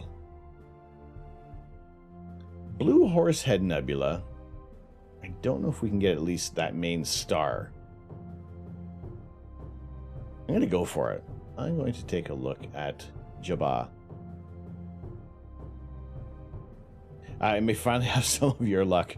You know what? I am fine if, as long as I have your tenacity.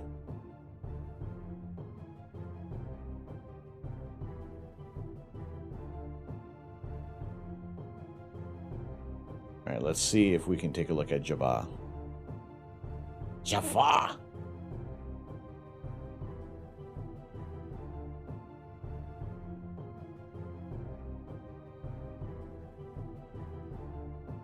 We might have some luck with this target, as long as it's just above the... As long as it's above the roof. We should be able to see it, I hope. That'd be kind of cool. I never actually looked at this star or this target. Detected 37 stars. Probably not. We're probably not going to... solving failed. Let's do a 5-second exposure. No, there is nothing. I am looking at house. We have house. If you ever wanted to know what's in my house and what my house looks like, this is my house. All right, we got to pick a different target. So this is a little too low in the south, unfortunately. That would have been kind of neat to check out. Who do we have? Is there still a fair... Yeah, still a fair portion of the...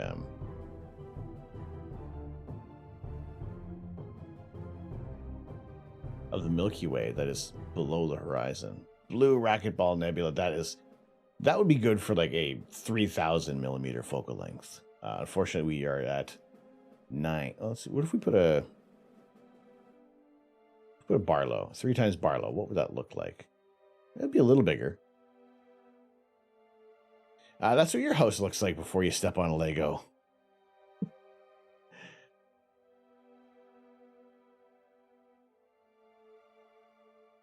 I wouldn't be able to get that with your SCT, and it's even 2,800 millimeters.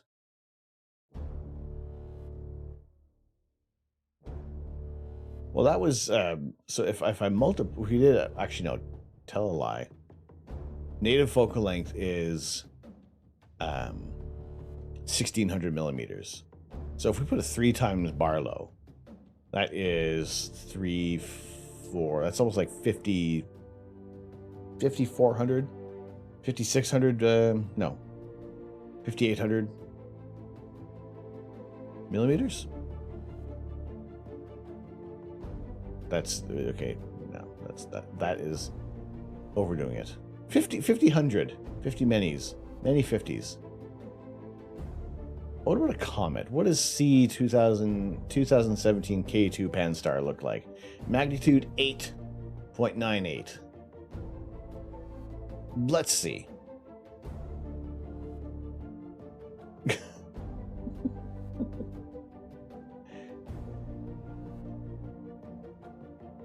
Okay, let's see if we can find a comet. Can we see C?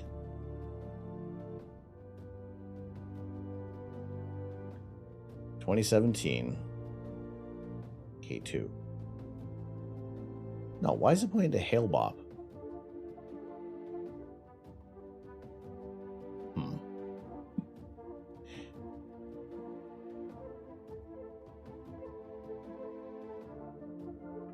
Okay, clearly the comet list in here is not... Okay, let's just pick the... Cancel that. Cancel that. Let's see, what is the coordinates? 285.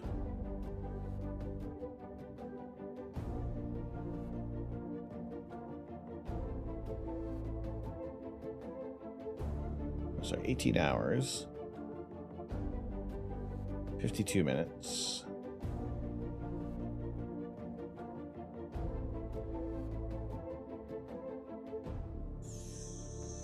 31. And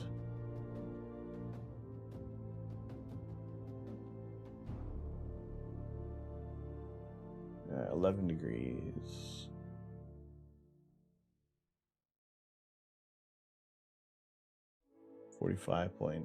No, sorry, 45. Let's see. Let's have a look. And 26. If we can see this comet, I don't know.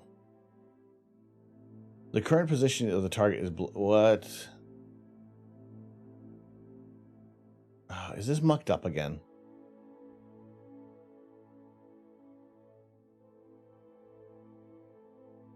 Oh, for Pete's sake.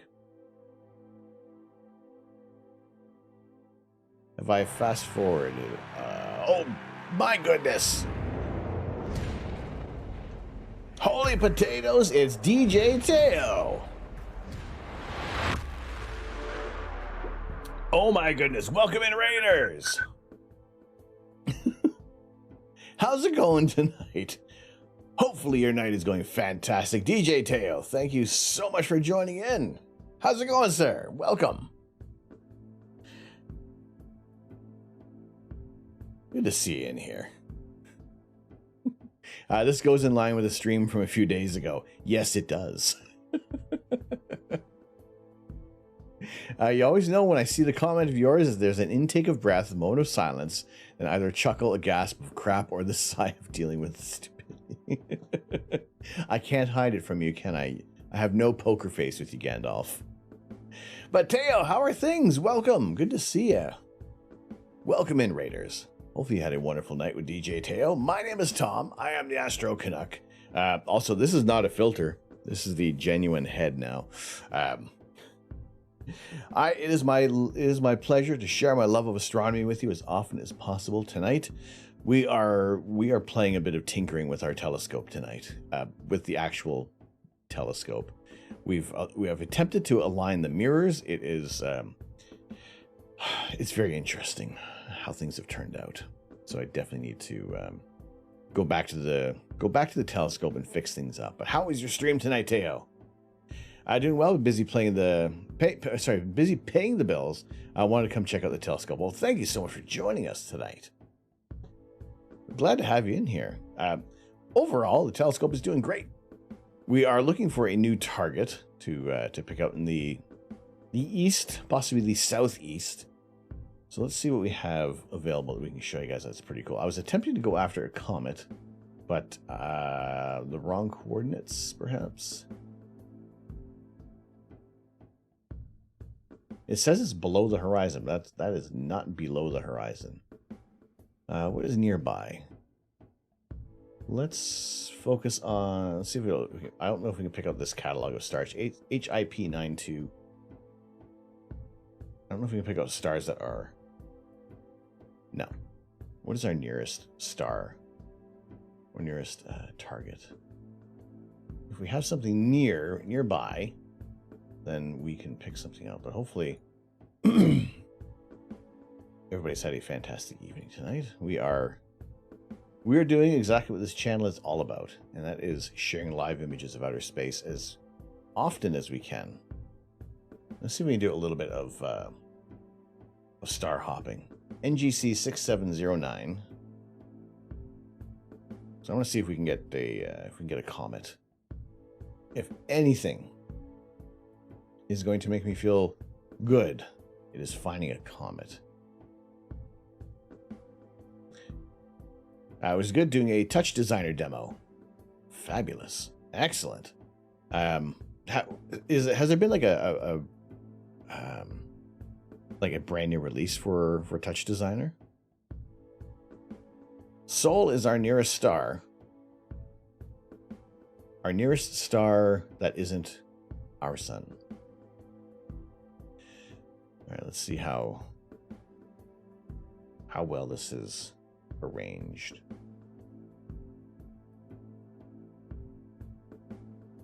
Okay, our target is centered. That's what we want. We want to be able to see. Okay, so we have a little bit of trees. Good to know that about 10 degrees is our limit. After that, we're getting into the trees.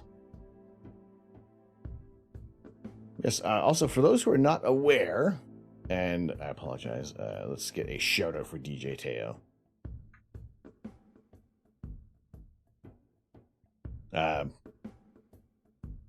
Like wooden clouds. So yes, if you want to check out some awesome programming and some incredible tinkering with the fabric of Twitch and all the possibilities that can be done, go check out DJ Teo. DJ Teo is also responsible for the programming for using this printer. So every time you see your name printed out on that sheet, every time you go on top of the spike of appreciation, that is all thanks in part to DJ Teo. Now we are using the Leorin board version, and I believe we're just kind of waiting on some last bits of programming with the sub printer. And well, thank you. I've seen what Nutty had done on his stream with the printer, and that's looking very promising. It's so many awesome things. And Teo, I am completely patient because I know this is incredibly hard work to make sure that everything is working smoothly. So I appreciate it. I thank you very much. So if for any reason anybody was going to drop any bits or subs, go do it over to DJ Teo next time he's live.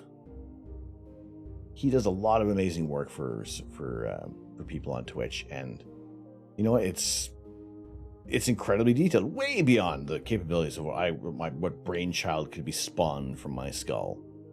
So yes, go drop a follow to Teo, and I wholeheartedly promise you will be in awe of his mastery.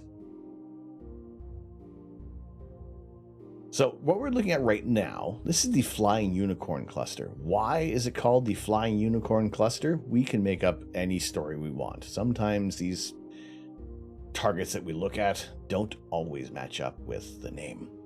Now, the challenge I have right now is to find Comet C2017 K2 Pan Stars by doing a little bit of star hopping.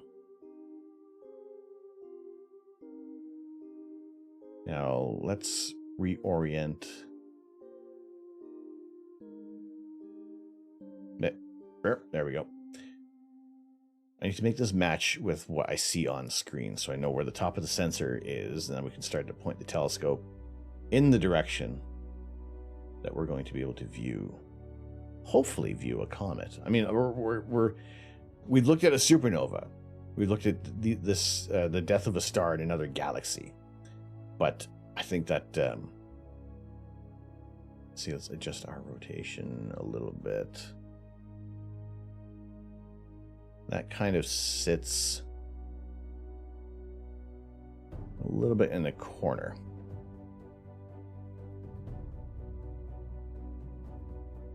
Oh God, what did I say?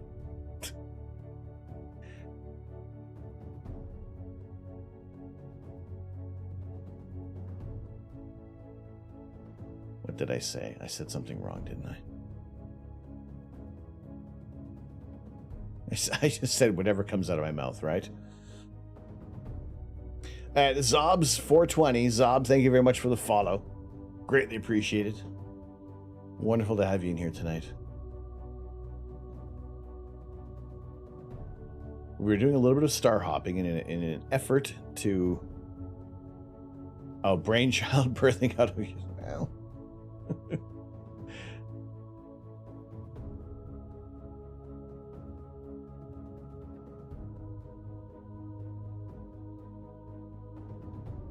Okay, good. Recognizing where we are. So it appears that we are looking at... So I see these 3 stars. All right, let's focus on... Let's center it to this star. Should bring us to here. Finally culled most of your frames for M82. Excellent. You go for quality over quantity. You think you dropped like 25% of them. Wow.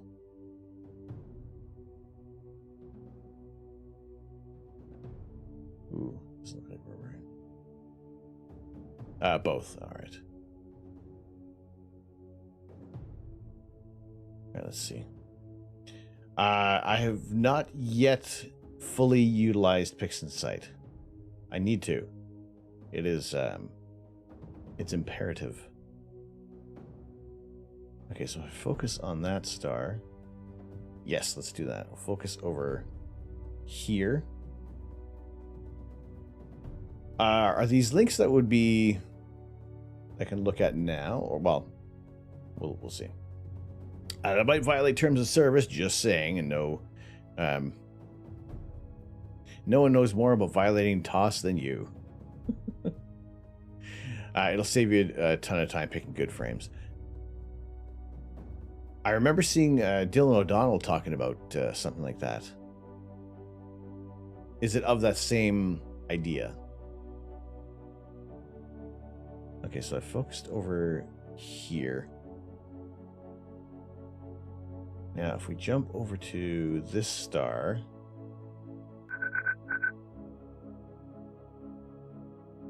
over here, then we should possibly have at least some of the comet visible. Hypnopompic, how are you doing? Thank you very much for the follow. How are you doing today? All right, let's see if we get any glimpse of a comet. Anything. Something.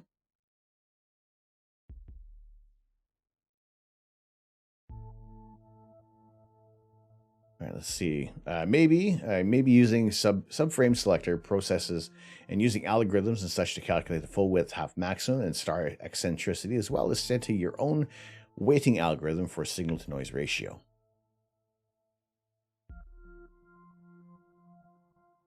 I want to say that sounds familiar.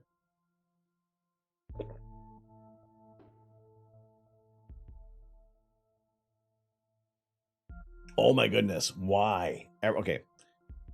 Maybe I should have washed my hands. Everything is going to be super spicy right now. My lips. I feel on my lips. So you can get an overall score of your frames and pick the best and drop the worst. All right, cool. That sounds pretty much like what I thought you were mentioning there. Oh boy. Okay. So we have moved to this star. Oh, no. Take the time to learn it. It's a must learn, in your opinion. I mean, I think like pretty much everything in PixInsight is so very important to what we're doing. Okay, I think we may have the comet. I think we might have a comet in view.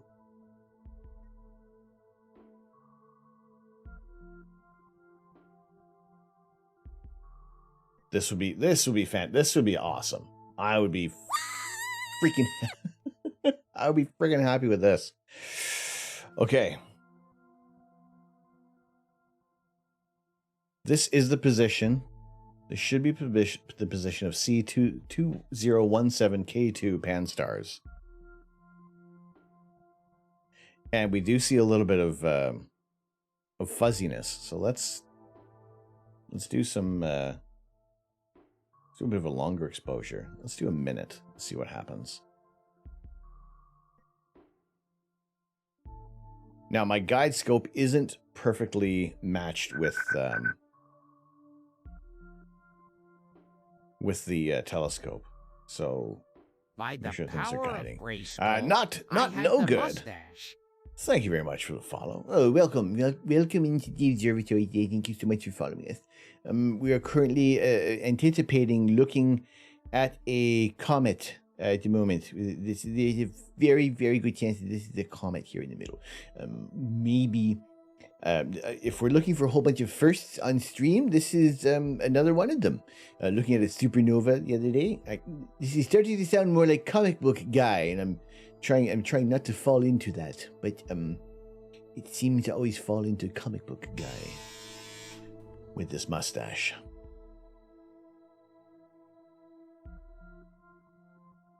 Right, his guiding gonna calm down. All right, calm down. Let's see if we can witness a comet. It is magnitude 8 point something. What was it? Listed as magnitude 8.98. Hopefully that's going to be bright enough that we can actually take a look at this.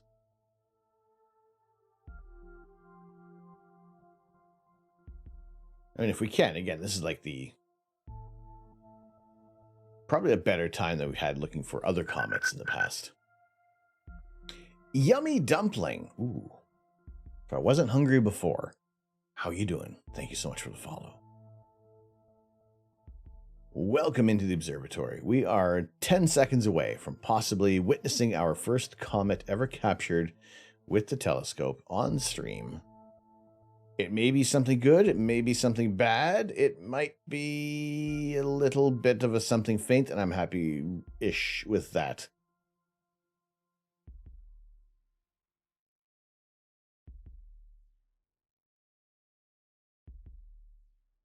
Let's see if we can yeah, that's fuzzy. There's a bit of a coma around the target. Yeah, that's a comet. Let's do some shorter exposures. And suspense. Oh my goodness, thank you very much.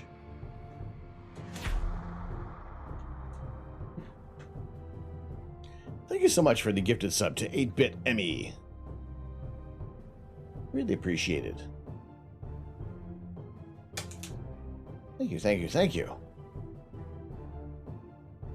Oh my goodness. Well, thank you so much for the gifted sub, for the subs. All subs and bits and donations that do come through over the next undetermined amount of time is going toward a monochrome camera. Monochrome camera being a black and white camera versus the color that we're using tonight, so you can see the star colors. A monochrome camera is overall going to give you more detail for your images. It can help cut down on some integration time and just reveal some other portions of the night sky that just aren't always going to want to cooperate with a color camera. So we recently won, and it is on its way, a filter set from Optilong Filters and Sean Nielsen from Visible Dark. And it is a 3nm SHO filter set that I am ridiculously excited to have won. Made some very, very unmanly noises when I found out that I was the recipient of this, the victor in this contest. So this is a huge step forward to everything that we want to do for imaging, for astrophotography, and bringing some more interesting views of the night sky, and also kind of stepping up what we're going to be doing for image processing in the future. Camera plus filters, you mean the same. It is, I mean, in my mind, what was I going to do? We wanted to get a monochrome camera, but I was thinking of just the cost of everything, where we're not sprinting toward some victory. We're not trying to win astrophotography. We're not trying to win Twitch or anything like that. Everything we're doing, it has been lightly, fairly-ish plotted out for what we want to do. And, you know, the main thing would be to get the camera and then start to build up our filter sets. And then with this contest win, it has shifted goals a little bit to the focus on on improving our images, improving the data set that we can get. If you're doing AP, you're already winning. I mean, if there are people who are interested in this and just don't know where to start, I mean, it's just a matter of there's never the best telescope. In a sense, the best telescope you have is the one that you're just going to use most often. Everybody's going to have different goals. Everybody is going to present different challenges to themselves, and it can be as hard or as easy as you want to make it. What's the trajectory of this comet? Head toward or away? Red or blue shift? 1 fish, 2 fish, red fish. Pardon me. Let's see. Pardon me. We can probably take a look.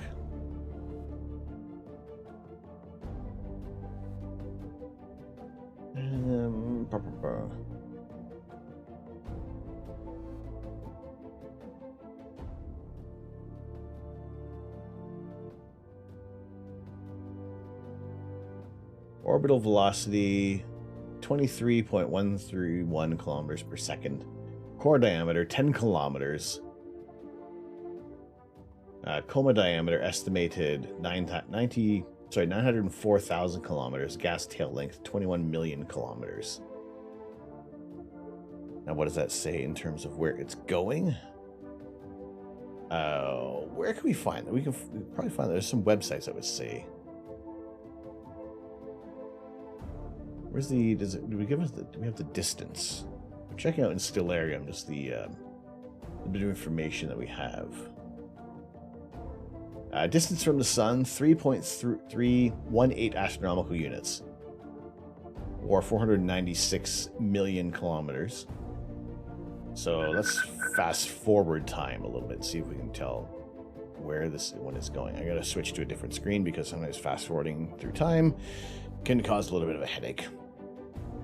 Spooky Kitty Cat. Well, thank you very much for the follow. How are you doing today? What's the trajectory of this comet? Head toward or away? Red or blue shift? 1 fish, 2 fish, red fish. Pardon me. What's the Yeah, that doesn't make me sound like I've been drinking all night. I haven't. Eating hot peppers. It's on my fingers. It's in my skin. My skin is part capsaicin. My blood type is spicy. This is my telescope. This is what we're looking at. We're attempting to get some detail on a comet. Where it's going. Where is it headed? This is Comet Cotton Eye Joe.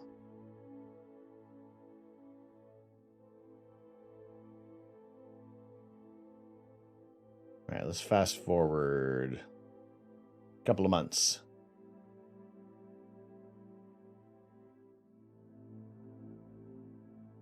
Okay, this one's on approach. Distance from the sun, 2.24 astronomical units. That is on the...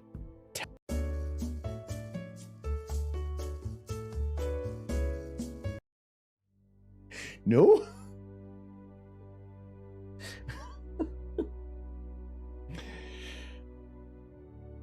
Okie doke. This comet is getting brighter. This one is on its way to the sun, so this one will be blue shifting. In August, it is going to increase 50% in magnitude, or no, 25% in magnitude. It worked. It did. I did adjust things a little bit. I figured I say enough stupid shit every now and then. What's your astronomical sign? I'm a habanero.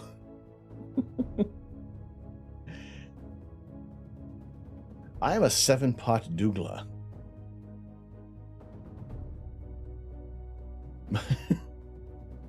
My birthstone is kidney.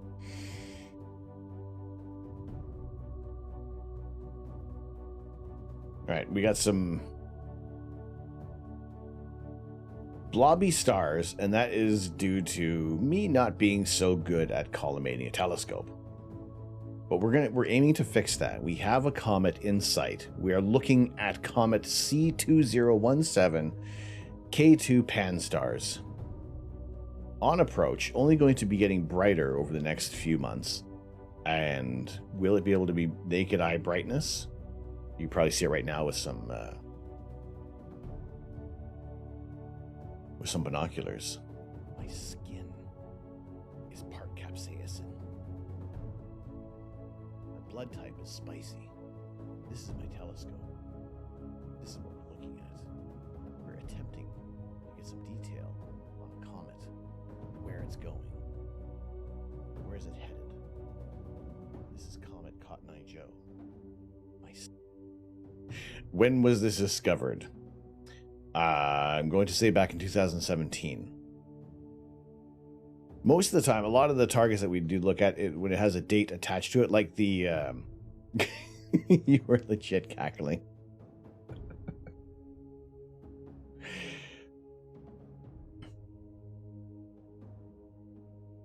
Sometimes I know what I'm saying. Like the supernova we were looking at, we have been looking at earlier tonight and over the past couple of evenings. This is supernova SN 2022 2022 HRS. What did the last three letters stand for? Yeah, I don't know. Possibly the discoverer, or location, or hours. I don't know. So just looking at this, remember when I had round stars? Remember when I had round stars? The scope probably didn't really need collimation. But you know what? It does now. That's okay. You know why? Because we have the Ocal electronic collimator. This is going to help us fix our telescope. Maybe with the addition of a tilt focuser. Or a tilt.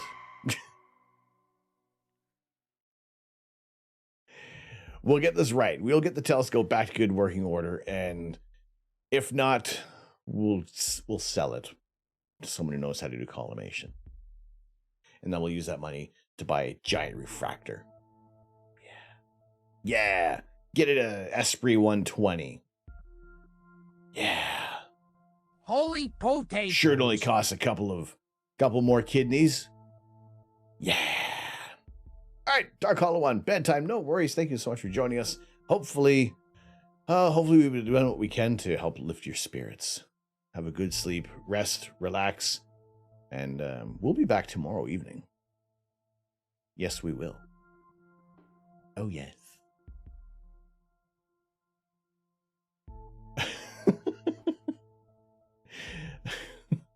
How's it going, Bellum?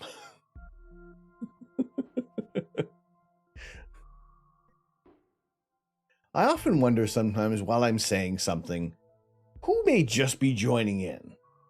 How many people have been like, oh, this, I'm out of here. The heck is this guy on about? No. Who needs a kidney? Well, I mean, we can do without one. Most people can get on with just one kidney. To be fair, if it isn't me, it'll be the community. But then if that happens and you stay and you join in, then you knew you would fit in all the time. It was you all along. You had it in you all this time. You just had to have some fiber. Yes, what's wrong with these people? Man, what the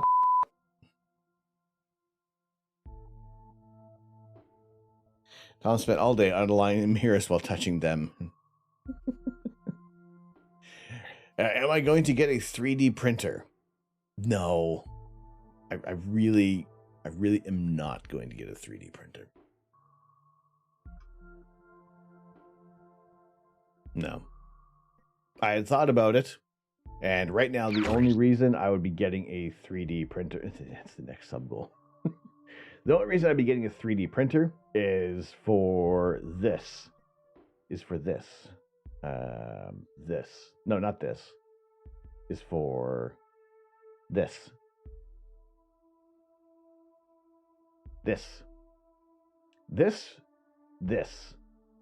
and this. For this and that, this allows you to do that. Excuse me. I was saying this and that. Because the Ritchie, again, another hiccup. The bottom of the focuser on the RC scope has a divot. And this creates a flat surface so you can do that and provide a steady, solid piece. Instead of getting... Where is it? Instead of getting this for that, a $90 or 90, sorry, pardon me, a 90 euro 3D printed piece.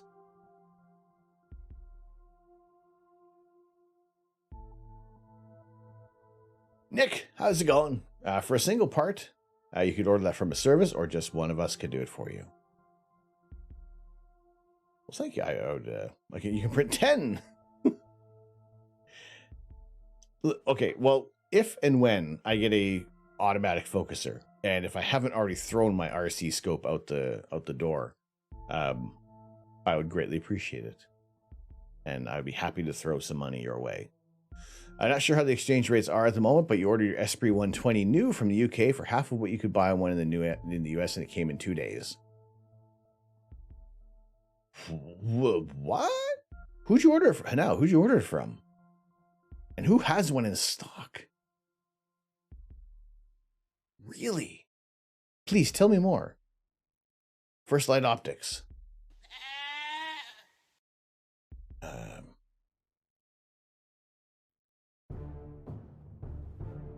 I don't think they're in stock right now. Yeah, I'm interested to see what the... Really?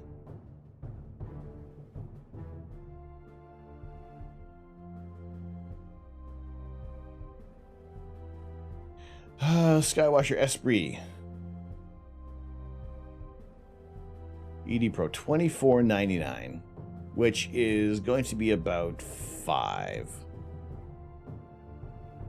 We'll say close to like $5,000.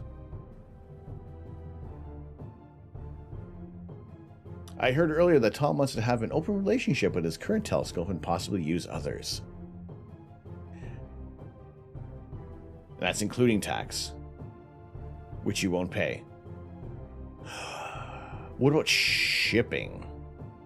Yeah, Gandalf, that's, you know, to have an open relationship with telescopes. I mean, share it with you all as well.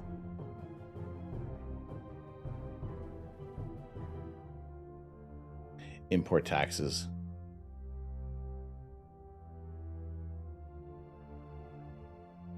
Or even like even an Esprit 100. Speaking of, make sure Flow ships with Flattener.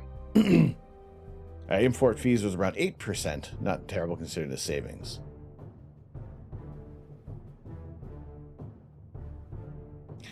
Still waiting for the Smelloscope from Hubert J. Farnsworth. How you doing, Growdy? Checked and tuned. Does it come with a out of stock? Due 15 to 20 working days. Frequently bought with. No, you gotta buy the field flattener for another 189 pounds. But when you're spending 1,700 pounds,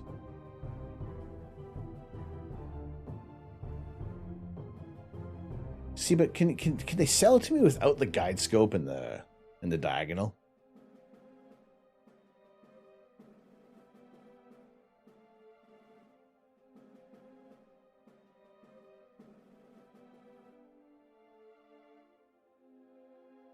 You got yours in the box. Okay.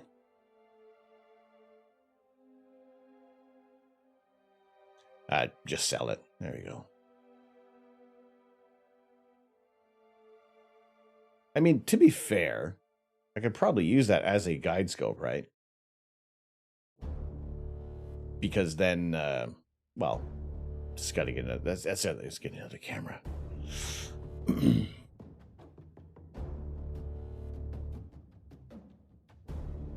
Okay, let's see. 1769. Adding the 189. Let's just round up to 2,000. 2,000 GBP to Canadian.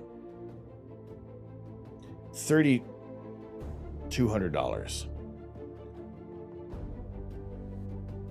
minus 20%.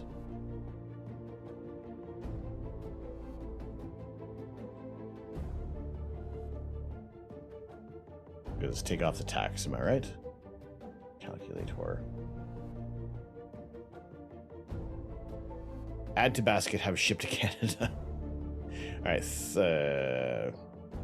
Clear.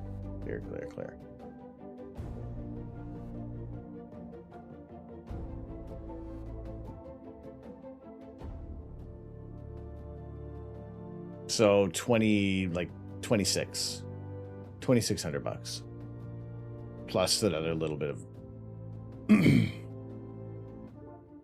I mean, you know, it can be a starting point. I mean, right now, what we're looking at is a raid from LOL. What's going on? How you doing? Welcome in, Raiders. Good evening. Good evening, Al. How you doing tonight? What you get up to? Hey, Samsung, what's going on? How you doing? A little bit of Red Dead Redemption. Ooh, I have re-downloaded Red Dead Redemption 2. It is on my list of things to check out. Yeah, I'm thinking I need like a week. Just blocked out completely to check out some Red Dead. Dinga, let's blow up the sun. Let's go for it. Let's do it. I think the button you wanted was purchase. The button we're looking for to purchase at the moment. The button we want to purchase right now is this. This is our button to purchase, and every sub, every bit, every donation will be going toward this monochrome camera. However, feel free to just join in and love the chaos that is the channel points. Some chat redeems, but welcome in, Raiders. How are you doing tonight? Oh, you cracked the camera. Even that bit, Bellum. Even this bit? Even that bit. Thank you. I appreciate it. I really do. It knocks off this counter. What about these? Them too. And at that, 99 bits. Thank you very much for the 99 and total 100 bits. For that, we do one of these. It's either a ghost pepper, 2 ghost pepper peanuts, or 1 giant haunted ghost pepper chip. And it's a fresh bag, so they're all nice whole chips. But thank you very much for the 100 bits, Bellum.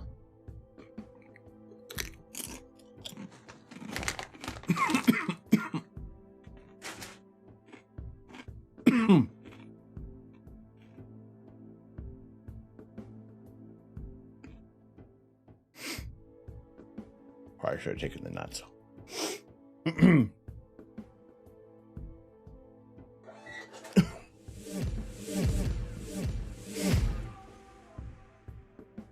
Not all of it. Someone say bits. Smiley face. Thank you very much for the 200 bits.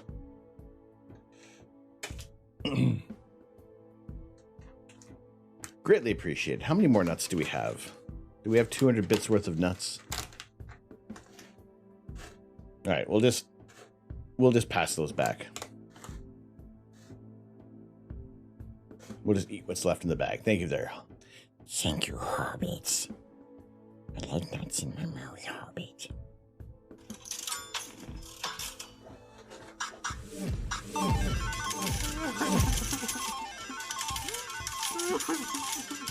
But then you can do things like this. Oh.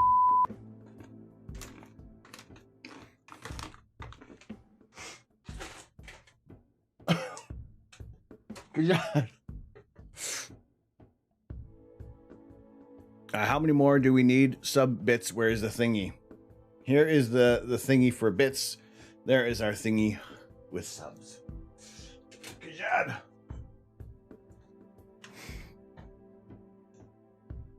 Oh my gosh, thank you. Thank you very much for the 777 bits and I don't really want to lick the spoon at the moment.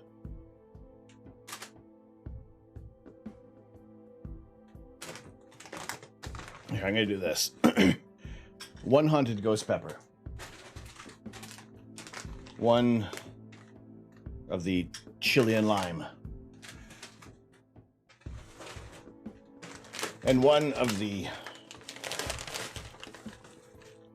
jalapeno tropical. And some of the last remaining. Do it. Lick it. Eat it. Bop it. Twist it. No, don't twist it. This is Apollo Mission Control. Flight Director Cliff Charlesworth's team is on station here in the Mission Operations Control Room, ready to assume the control of this flight at tower clearance.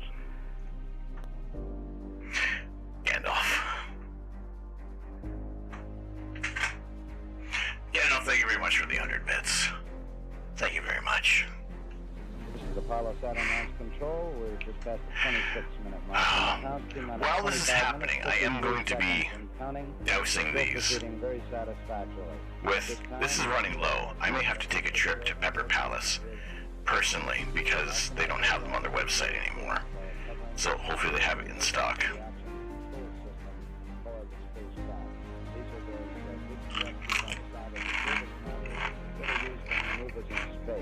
Each one of these thrusters is capable of 100 Tomorrow. thrust.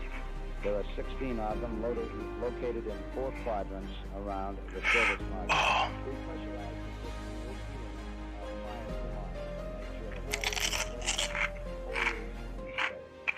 The countdown still proceeding satisfactorily.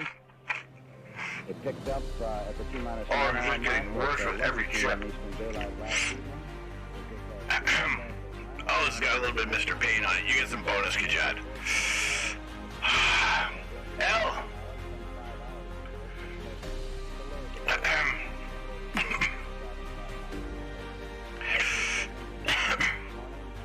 Kajad.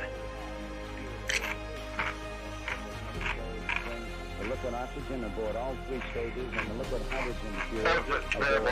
I'm sorry. Close to 750,000 gallons of propellant were loaded during these 5 hours. Thank you. Thank you very much. Thank you guys for starting our level 1 hype train. Get some dramatic music going. But Al, I hope you had a good night. We're just talking a little bit about Red Dead Redemption and that I need to... I bought it when the...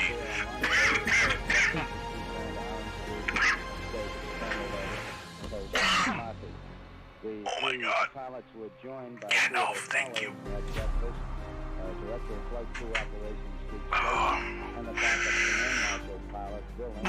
Gandalf, thank you very much for the tier 1 sub. Suspense. Oh, I don't have any water. Monaco is closer. D. 8 miles away from the Group Space Center, atop the launch pad. Water.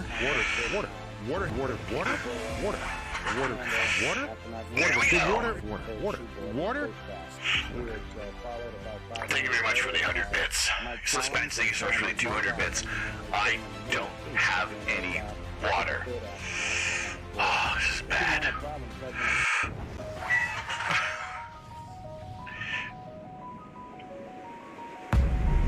I don't. Oh, shit. I mean, liftoff of the Apollo 11 space vehicle. All still going well with the countdown at this time. The astronauts aboard the spacecraft have had a little chance to rest over the last few minutes or so. At least they haven't been busy with procedures with the spacecraft. Oh my gosh, in the meantime, we have been thank you very much for the 1,000 bits. Nerdwino, thank you so much for the 100 bits. Nick, thank you very much for the 3 months. During the powered phase of flight. 3 months? Once we get down to the 3-minute and 10-second mark in the countdown, we'll go on an automatic sequence. As far as the launch vehicle is concerned, all aspects from there on down will be automatic, run by the ground master computer. This bowl of cereal is gonna hurt. This will lead up to the 8.9-minute mark in the countdown when the ignition sequence will begin in those 5 engines of the first stage, the X-1C stage of the Saturn V. Fresh bag of goose pepper nuts.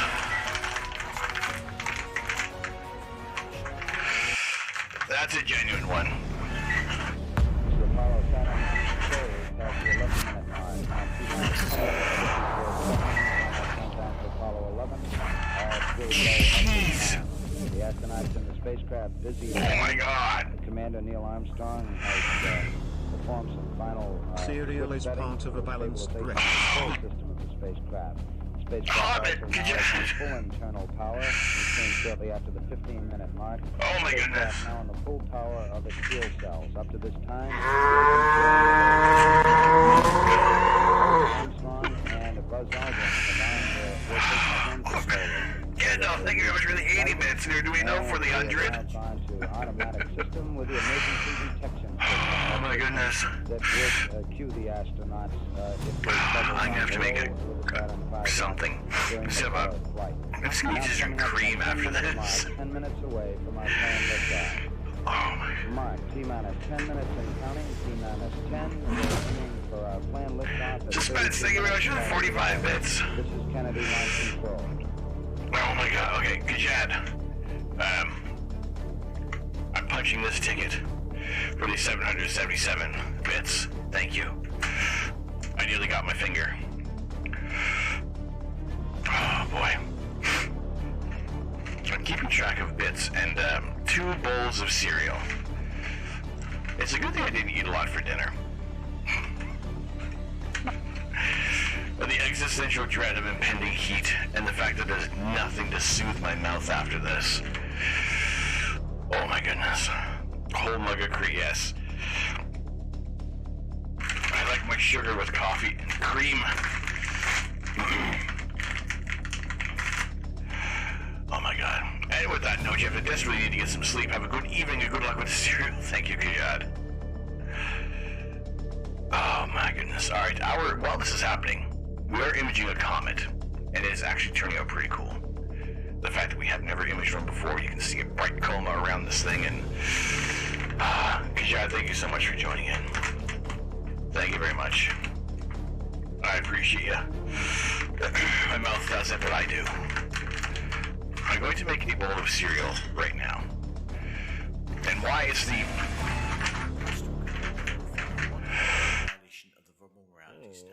Okay.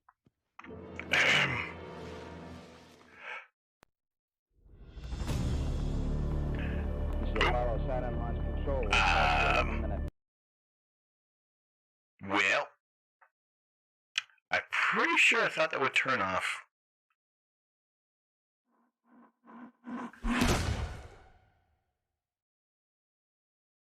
Just because Tom realigned the Morris. Astrophotography moved down. This is Apollo Saturn Launch Control. We passed the 11-minute mark. Now, this is Apollo 11. Now 5 minutes and counting. We're on time and our plane liftoff. Spacecraft test conductor Skip Jovan now has completed the status check of his personnel in the control room. All report they are go for the The spicy, you remember having some of the ghost pepper peanuts yourself, Nick. They can bite. Test supervisor now going through some status checks. Oh Oh my goodness. Well, good to know that I need to turn off lurk as well. I can do that right now. We'll have a few more reports coming up in the countdown. The last Lurk. No, that's off for the moment. My goodness, you're breaking everything. Thank you very much. Ari Deacon Wife. Hello, thank you so much for the 100 bits. Still go at this time. No, you know, I appreciate the live tech support and science streams, but Lynn, thank you very much for the 100 bits. Hopefully you're doing well tonight. Good to see you here as well. Oh my gosh. Now hitting the 4 minute mark. 4 minutes mark, 4 minutes and counting. We are go for Apollo 11. We'll go on an automatic. At some point, I'm just gonna put a whole bunch of nuts in my mouth and say this is for the bits. Oh my goodness. No. I think that's turned off as well.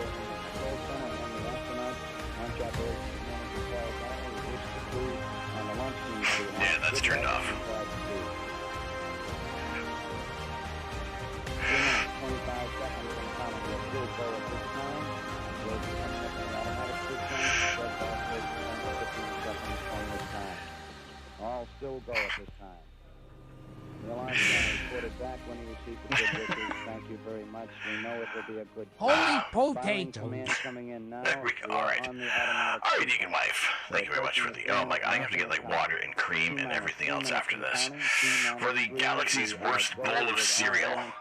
We're gonna have the worst bowl of cereal with our ghost pepper, peanuts, and reaper sauce. When there's still some... Oh my gosh. There's still a little bit of Mr. Pain in this bowl. So this is like... Intergalactics. The intergalactic worst bowl of cereal. Tolerances, we don't want to go above and below in temperatures and pressures. They're standing by to call out any deviations from our plans. I'm very close to saying bingo. It has been a fantastically supportive night tonight. Vehicle starting to pressurize as far as propellant is concerned, and all is still going. We monitor our status. I heard just a timer on Gandalf. It's the band that'll bring up the thing. I don't think the band is turned on though. The target of the Apollo 11 astronauts to moon at liftoff will be at a distance of 218,096 miles away. Just past the 2 minute mark in the countdown. T-minus 1 minute, 54 seconds. Our status report indicates that the oxidizing current in the second stage is now... One ball. We continue to build up pressure in all 3 stages here at the last minute. There we go. For the 1,000 bits, Kajad. T-minus 1 minute, 35 seconds. On the Apollo mission, flight command, first one on the moon. No, thank you very much for Reach for completing level 3. Getting up to level 4, I appreciate you guys very much. Thank you so much for the support. 80-second mark has now been passed. We're going full engine power at the 50-second countdown. Guidance system goes on internal. I think it was just when they're doing it, were you going for the 50-second mark on the Apollo 11 mission. T-minus 60 seconds and counting. Please say how it feels to choose 5 gum. How it feels to chew 5 gum. Mad Cat. We're on internal power with the launch vehicle at this time. Mad Cat USA, thank you very much for the...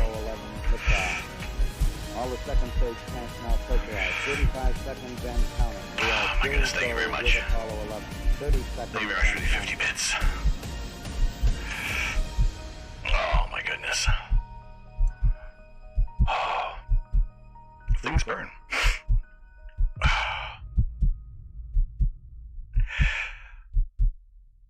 Oh my goodness. Whew. Y'all are fantastic. You're tremendous. You're all wonderful. Yeah. Merlsy, your stomach hurts.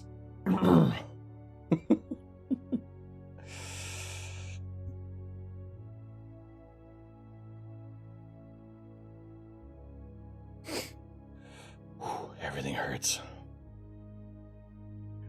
But thank y'all so much for joining in on the hype train. We almost, hey, you know what? If we don't launch a rocket, that is all good. I appreciate the support. Okay. There is another bowl of... There's another bowl of the world's worst cereal to come. Pardon me. But let's do a little bit of these. the secret nod, the wink, and the gun. Let me throw some wonderful thanks out for those who have gifted some subs and resubbed to the channel. But Gandalf, thank you very much for the gifted sub to Bellum.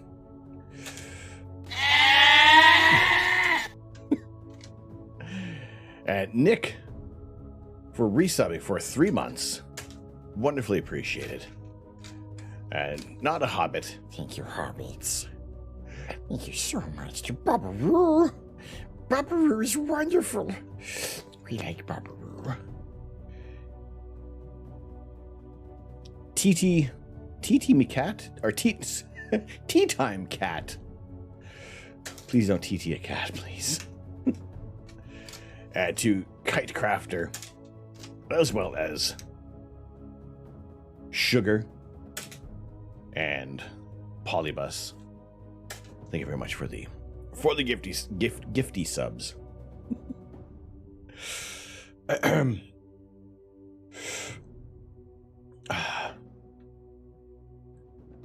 There's still a bowl of cereal. For the conglomeration of bits. Oh, dang, I dropped a nut. I'm just going to do a handful of these, and I'm going to take a pause in proceedings for a moment. I need to get some water. I need to get some cream. I think these are going to go in here for right now.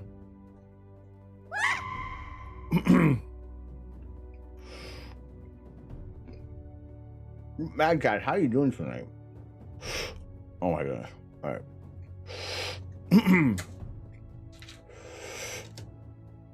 I am very close to saying bingo. Bit Mountain sounds like a new ride at Six Flags. Bit Mountain, all it does is you kind of sit like this, and then it'll stop randomly, so you bite your tongue. But thank you all very much for the Nerduino for the 100 bits. Gandalf for the 100 bits. Gandalf, again, thank you so much for the 100 bits. Suspense, greatly appreciate the 100 bits. Get on this hype train, monochrome eyes closer. We are, oh my gosh.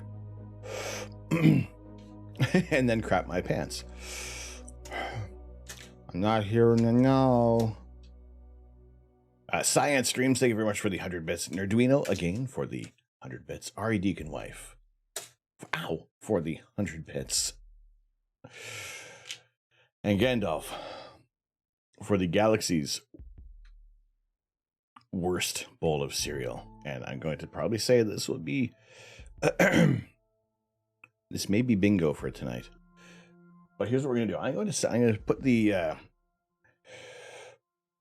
we're going to go over here. Wait, what's the signal? It's a secret signal. It's incredibly secret. I don't know what the signal is. It's incredibly secret.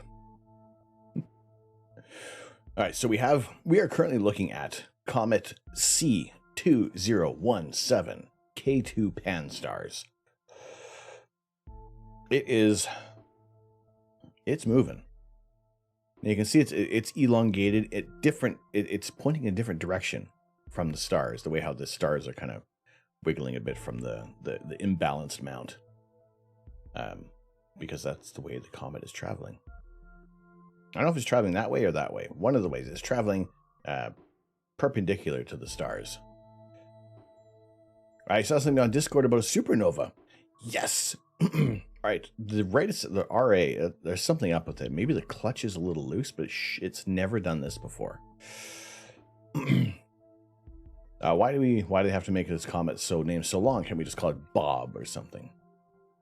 This is Comet Bob. Bob is moving perpendicular to most of the stars. Bob is pretty cool. Bob has a coma that is about, what is it, 26 million kilometers in diameter.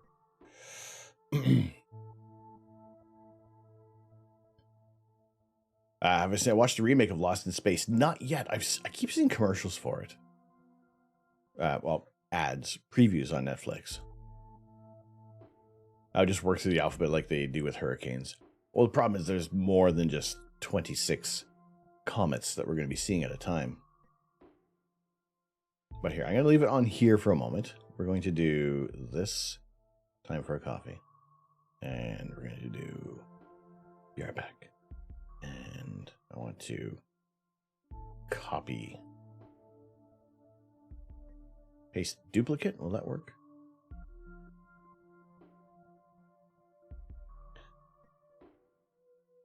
Perfect. There we go.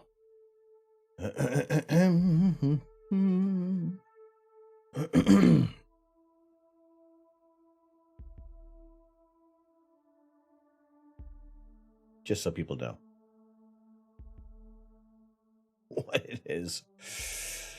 You watched the first episode, thought it was pretty good. The exposure on Uranus might become a supernova by tomorrow. Technically, it already is tomorrow now. All right, here's what we're going to do. Yes, I'm going to get some water. We have our world's worst bowl, galaxy's worst bowl of cereal. And when I come back, well, we'll all suffer through this together. Yes, until then, back in a few moments. Anybody jumps in, anybody joins in, just let them know. We'll be back in a jiffy. And no BRB, because I am leaving it on this screen. Unless something genuinely happens and we just got to go to a BRB. But I'll try to be back as quickly as possible. I'm not going to be making another coffee, but definitely getting some water. Back in a few.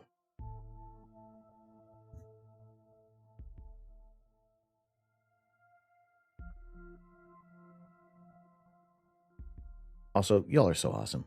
Thank you so much.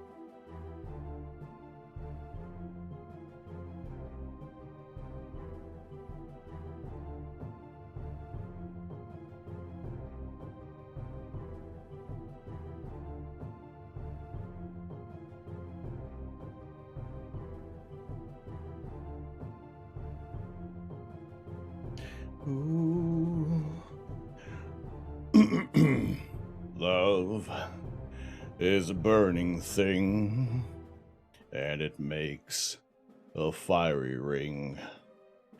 Bound by one desire, I fell into a ring of fire. I fell into a burning ring of fire, went down, down, down, and the flames went higher. It burns.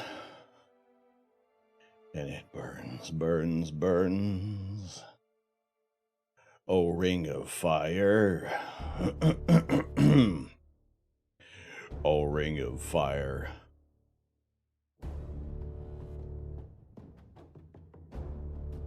Hello, everybody.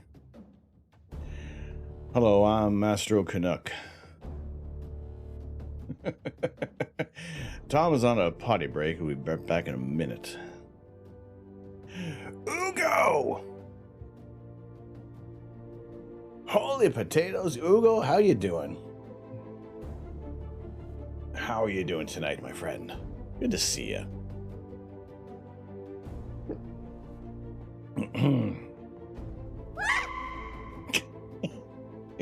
Okay, that's my favorite Kerbal.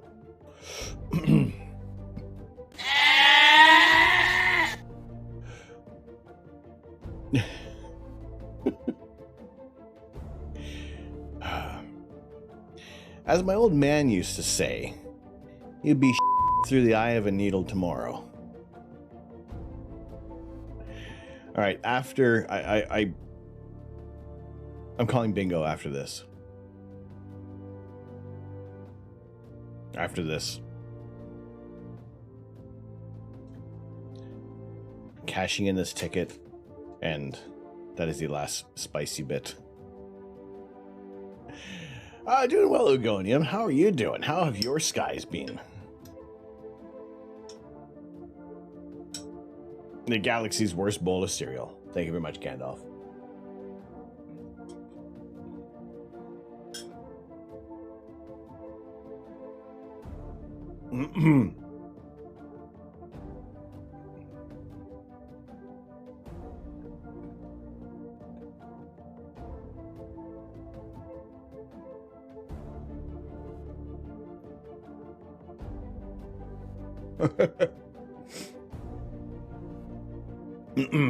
Somewhere between meteor shower and Milky Way. Yeah. Very much. Not a hobbit.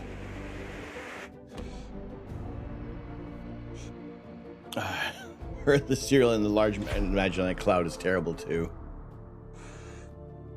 Oh my goodness.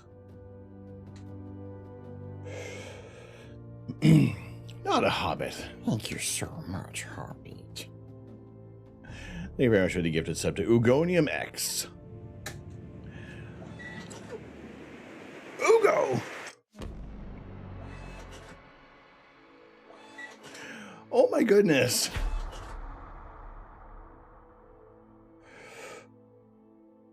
Holy crap, thank you.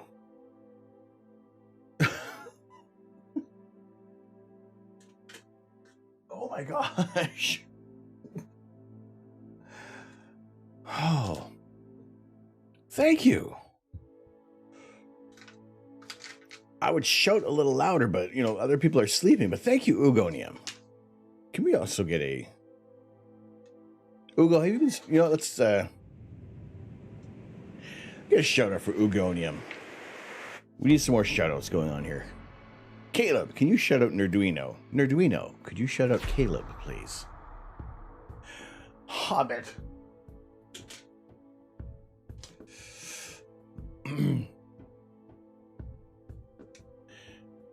Very kind of you. To Astro Caleb, our friend in the southern hemisphere, our eyes to the south. Thank you very much. Ugonium, thank you very much for the gifted sub to Einsteinway, as well as Mental Flex. Clayman 666. Galactic Superstar McAwesomeville. And Fiat Minimes. Thank you so much. Thank you all very much for the support tonight. I'm bad at math. Are we like halfway for the sub goal for the monocam? We're well over halfway for the bits. Y'all are fantastic. Y'all are absolutely awesome.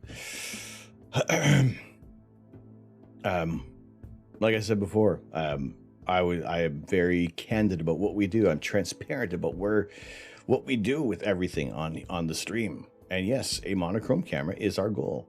This is my first impressions tonight with the Ocal electronic collimator. This is on loan from Ontario Telescope and Accessories.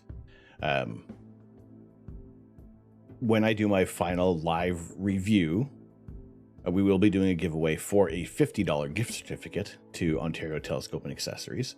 That one is of my own money that I put into this. But yeah, it's oh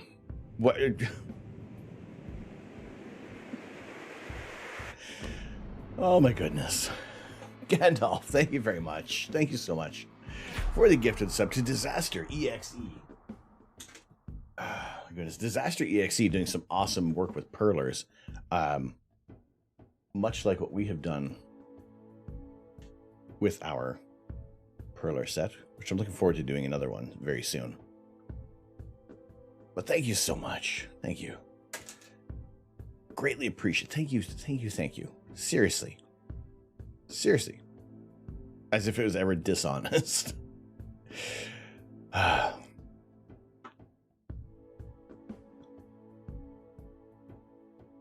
I genuinely cannot say enough thanks for being here and just being here as well. You know, I enjoy sharing images of outer space, and when things go wrong, you know what? I'm not going to hide behind what's going wrong. Right now, I tried to fix the mirrors in my telescope, and I only made it worse. It's the first time using a collimation tool to make sure that everything is lined up. We'll get there. We'll make it work. I mean, there are other people I can reach out to make sure that I can fix this. This is fixable. I have not just totally ruined the telescope. Yeah, I hope. But to be able to bring interesting images, we might switch over to the I may switch over to the refractor telescope for the next imaging session if I can't get this right, but you know what? That's what we're going to do. So yes, this is Tuesdays, our arts and crafts and gaming streams, and this is one of the creations that we did. It looks really good when it's like far away. It just, everything nicely blends together. What's your refractor? Tiny and useful. It is the Skywatcher 72 ED, which you can see in the middle, sandwiched between our guide scope and our big 8-incher. And this was like my first real telescope. Everything else was just camera lenses. So the 72 ED was my first real telescope. Will I get rid of this? Probably not. If anything, I would sell on the reflector before the refractor. But that's just me working through my mind and just letting you guys know what plans are, what we want to do going forward. Your mom has been doing diamond paintings in her retirement. There's some great space-themed ones similar to the astronaut. I've seen a few of those. We've seen Death by Muffin, who has shared some of those diamond paintings, doing an awesome Venom. And there's been some Northern Lights as well that look really, really cool. You have an Explore Scientific 102 ED sitting in a box waiting for your G11, so you're just curious. There are some Explore Scientific scopes I did have my eye on as well. I'm trying to think, the 127, either the regular or carbon fiber model. You've been a reflector guy up until now. I still feel I am a refractor guy. I do like the grab-and-go nature of the refractor telescope. It's just the only thing is that you are limited by the size of the glass and the weight, and it's just is a limiting factor to how large you can go with the refractors. You had 4 or 5 off and on, so you couldn't. 4 or 500 off and on, so you couldn't resist. I had a Takahashi Epsilon 160 for a bit. Ooh. Hot take: Takahashi telescopes look ugly. They look like they are. Like they look so plain Jane and like an old Super Nintendo. But they are fantastic pieces of kit.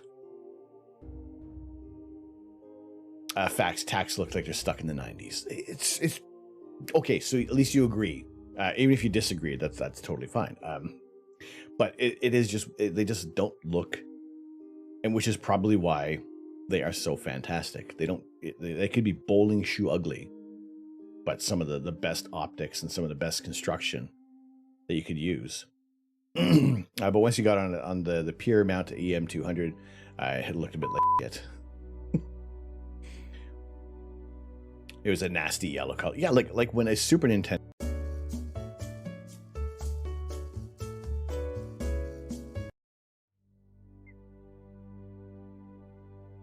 Those words did come out of my mouth tonight.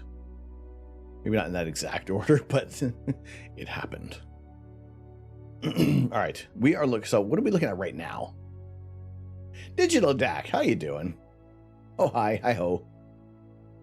It's off. Bingo. Off to a new target we go. So we have been following a comet. This is comet C2017 K2 Pan stars. We can when I can restack this in Deep Sky Stacker or within PixInsight and tell it to focus on the comet. So this will be nice and round, and all the other stars will be elongated. Water. This the water. Yummy dumpling. Thank you very much for the hydrate.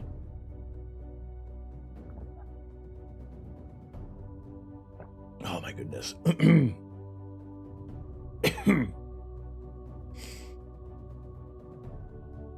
Many hot peppers tonight. Right.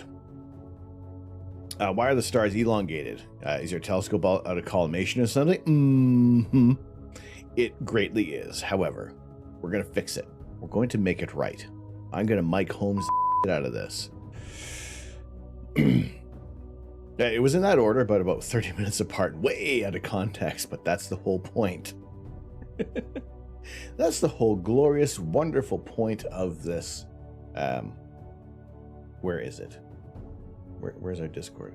This is our goal. This is the goal we're working toward. So, and I thank you very much for helping us reach this point. Every time that code is redeemed, yeah, it's saved. And everybody's been working like overtime tonight.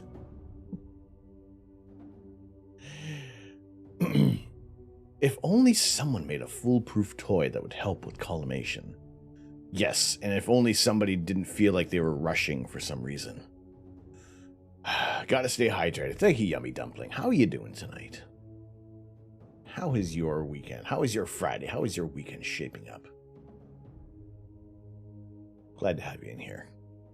Yes, Ugo, that is our goal. And we have quickly shifted gears to making the 533 our goal because this occurred like last week ish, 8 days ago. Nice t-shirt. I mean, that weirdo has a little bit more hair, but you know.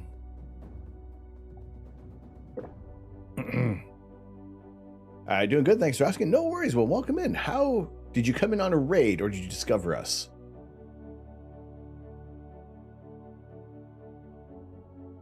How, but good to see you in here, Yummy Dumpling. Randomly selected. I know, right? No, it was. No, we watched the video and everything. No, here's the event. For the Optolong all 300, and we 370 people spin and determine a winner for this giveaway. So I'm clicking the wheel, and it will randomly pick a winner. And the winner is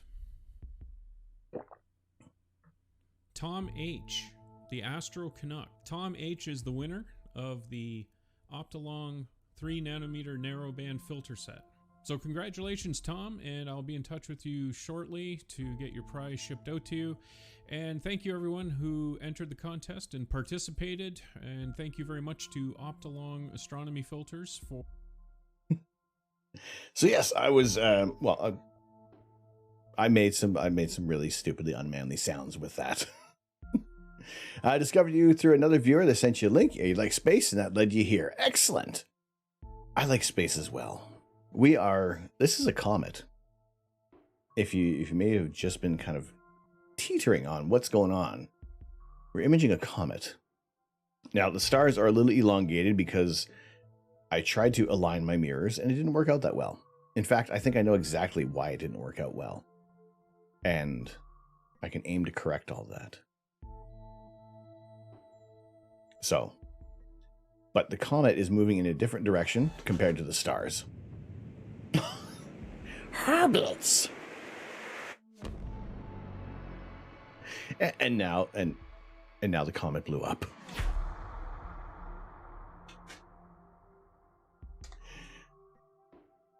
Oh my goodness. Not a hobbit. Very, very gracious of you. Very kind. For the gifted sub to Yummy Dumpling. On to the spike of appreciation. The pillar of happiness.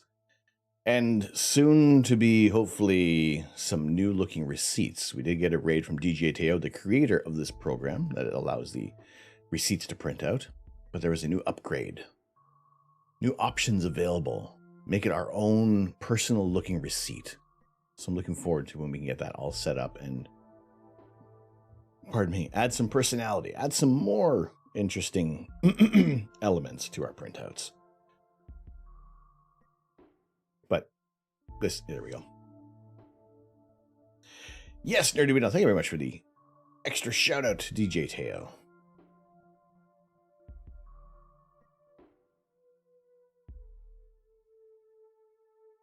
Have I imaged or observed it with a Petsville? No, I have not. I know the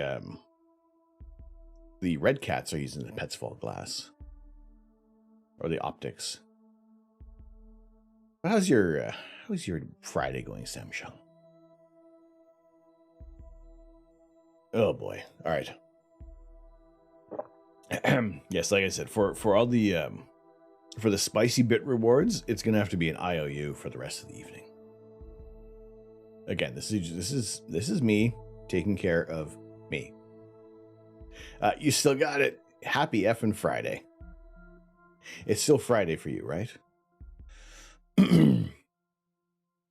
So, what do we have available right now? It's 1 a.m. It's still fairly early. But now I did say before that if I was going to be see this, okay, look, here's something weird. Let's talk about what is happening. This is our guide graph. This lets me know which way the telescope is moving on which axis. This incredible sawtooth action is not normal. Something is out of balance along my right ascension. What is the right ascension? Maybe the collimation is fine. The guiding is maybe. Where is our... Okay, so this axis here, where it spins pointed towards the North Star, this is your right ascension. And that points from east to west, or west to east, whichever way your target is pointing. This portion up here is your declination, and that is going either north or south. The right ascension, that sawtooth action you're seeing, there's something off balance. And judging by the way how we get that's the yeah, this little look, something that's dangling substantial weight is causing some rocking. whenever the I don't know what it is. I have to check connections on the scope, because now you can see it's starting to level off. So something is bouncing around. We don't need that to happen. But it's just funny that I did have to rebalance a few things. And because I did take off the camera, I did readjust. I had to take it off to add the electronic collimator. So, you know, this is also another learning opportunity for being patient with what you're doing. Tom has something dangling with substantial weight.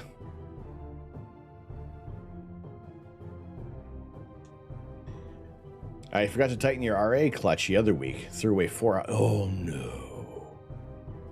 Ugo. That sucks. No, there's like no wind. I'm like the only place on Earth right now that doesn't have like a bunch of wind.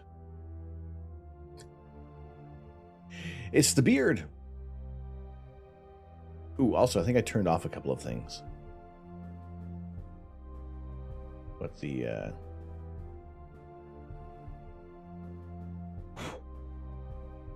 Sorry, I got some dust on my mouse. That can be enabled again. Yeah, that's back. Okay, so I need to...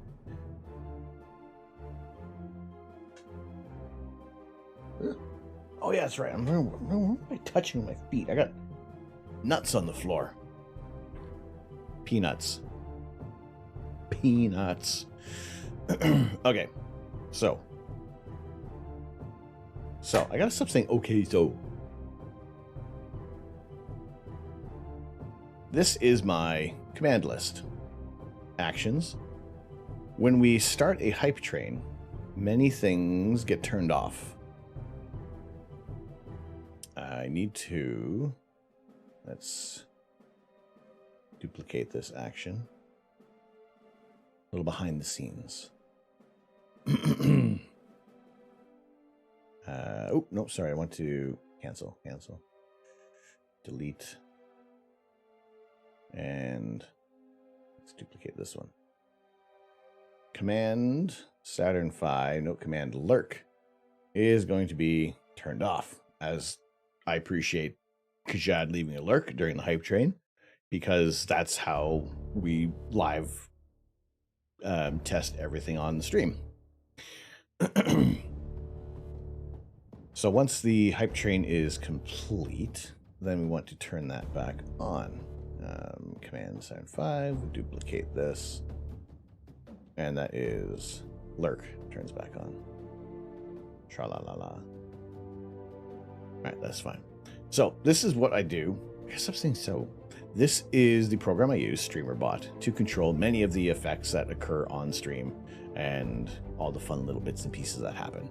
The level 5 hype train, why I'm always excited when it works, is because there is a great deal of commands that need to go off pretty much flawlessly, or at least something is going to block, pardon me, a channel point redeem of some sort.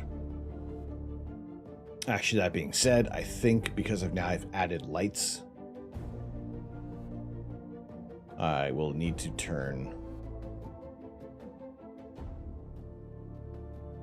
duplicate this and turn off make it rain, because it enables lights. The hype rocket and SLS have about the same chance of within the hype train. Only when we reach level 5 will the rocket launch, will Saturn V launch, and when there are different level progressions, when the tiny little rockets go firing off, those are random. I think there's like 4 or 5. There's 4 or 5. No, 4 of them. 4 different rockets that can launch when an event happens during a hype train. So if there are, whenever it progresses in any way, shape. So I guess technically, if it was like, if we were doing like a slow progress, there'd be like a whole bunch of rockets going off.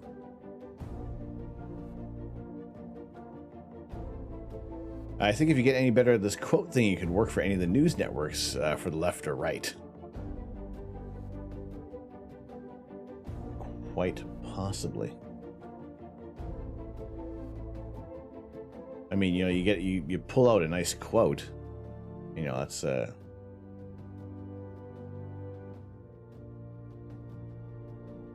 just leaves a reward set. Hang on.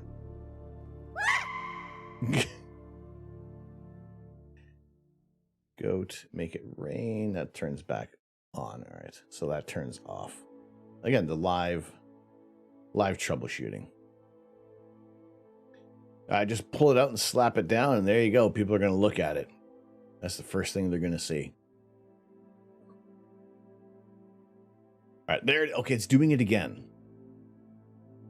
Now I'm going to let's pick a target that is relatively not at the zenith. Quotable quote is quotable. It really is. All right, let's pick another target because this is actually getting too low. Or is it now? Lower. Lower. Too low. Lower.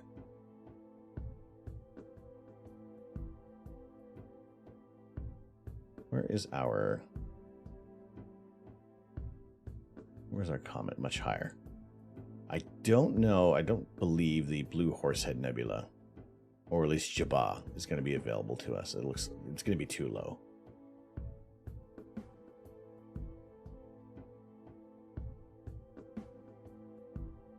Although the Eagle Nebula would be in view.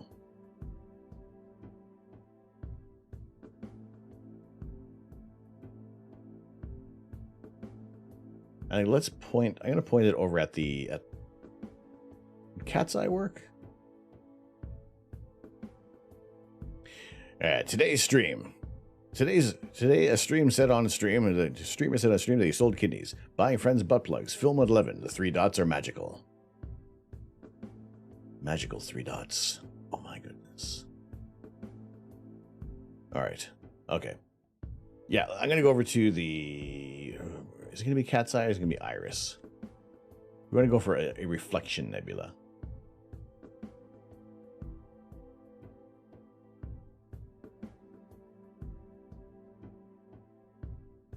Friends butt plugs or friends? The TV show.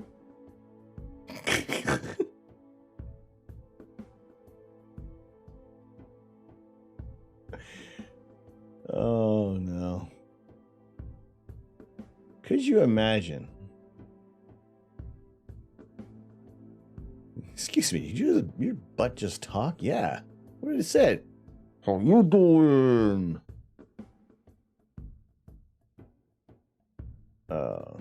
Gross. Gross. All right, I want to try to image. Just get a little bit of the seahorse. Tiny bit of this dark nebula. But first we got to focus on sharpless 2, 1, 3, 4.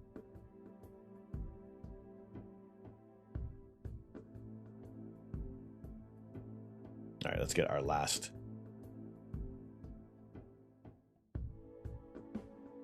Stacked comet.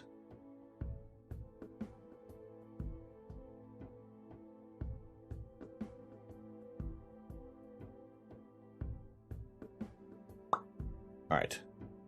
Stop you. Yes, thank you. Live. No. Preview. Go back over here. And we are picking sharpless 1, 3, 4.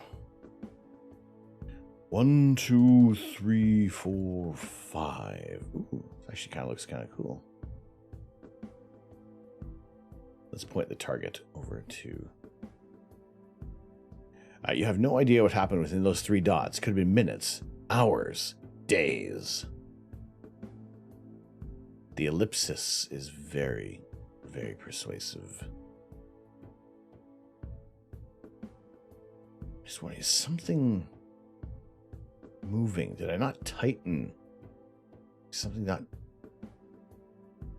secured on the... We'll see if it does that.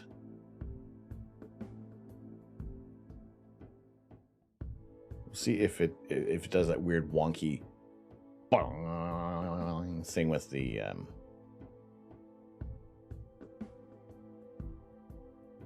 right ascension again. Okay, so we are focused on Sharpless 2134. Lost in the Ellipses. It's your new sci-fi show. Pitch it. They will probably do it. I say go for it. What's the best that can happen?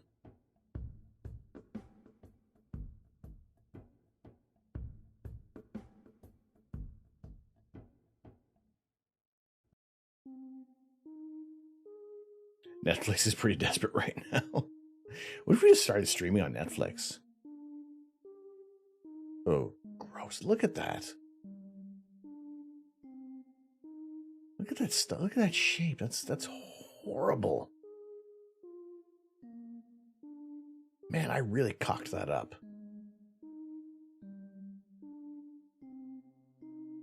In fact, is that even where I wanted to point?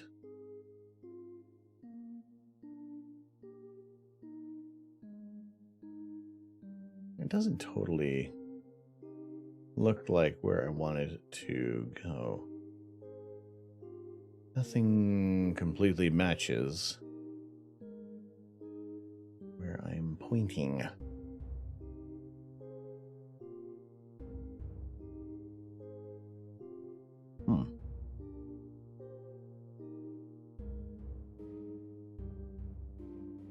Yeah, nothing matches what I'm looking at here.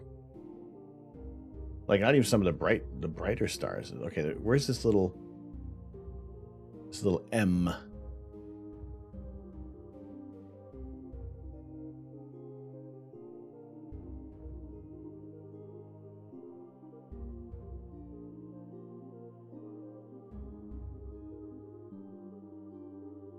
All right, our Deacon wife, no worries. Thank you so much for joining us today. Have a good sleep in something that isn't an office chair.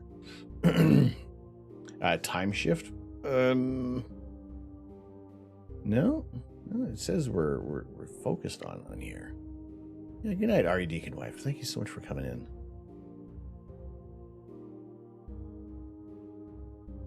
I figure this is going to be close enough. Okay, let's. What's our coordinates? 22 hours and 59 degrees. 59 degrees, 22 hours. Yeah, that's fine. So, okay, what if I just do this? Let's go 22 hours, 8 minutes, and 28 seconds.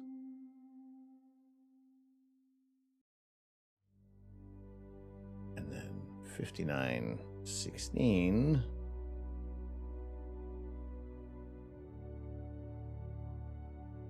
Uh, 57.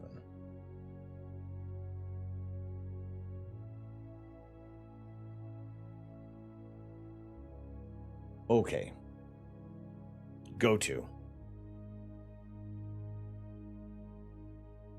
Indigi Star Watcher, hello, how are you doing? If you have time, can you show where the pinwheel is? If not, no worries. Or if not, worries. Wait, hang on. Are we worried? How you doing tonight?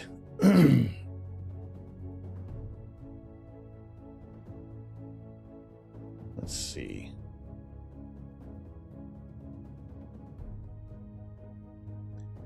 Now we're picking a target, an area where there's a bit of a dark nebula.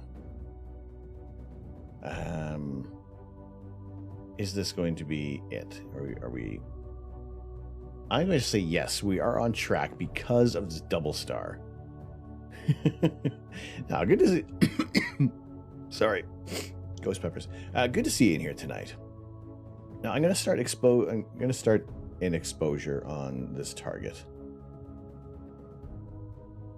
We're going to do more than 60. Let's do 2 minutes on here. Try to soak in some more.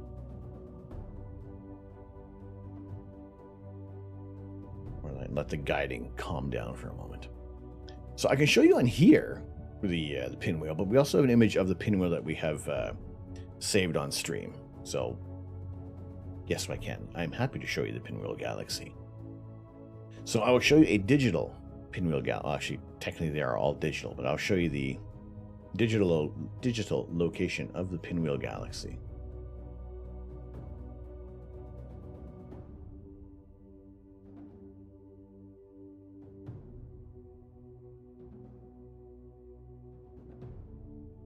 So this is where we can find the pinwheel galaxy in the night sky. If you're looking at the asterism of the Big Dipper, the constellation of Ursa Major, it's just near the tail end between Alcade and the double star Mizar. Or sorry, the double Mizar and Alcor. And that's where you will find the pinwheel galaxy. What is really cool about the pinwheel galaxy is the way how you can see it has a beautiful spiral structure. We're looking at this galaxy face on, whereas many other galaxies, we kind of have a shift, or we're looking at like most of them edge on. Everything is a nice spiral structure, except for this one arm that is a little janky. It kind of protrudes out a little bit, and that's because of NGC 5477. That has passed through the pinwheel galaxy, creating the disruption within this one of its spiral arms. Eventually, everything will start to coalesce once again and form its wonderful structure, but we are at this golden age of astronomy where we have access to these images. We have access to these areas of the night sky.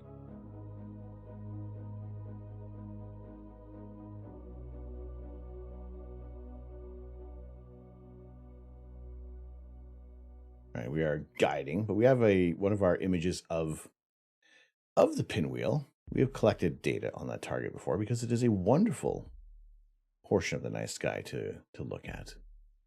So a time when the collimation was so much better on the telescope. This is about maybe 45 minutes. That's the Christmas star. That's not the freaking Christmas star, Griswold. That's the light of the sewage plant.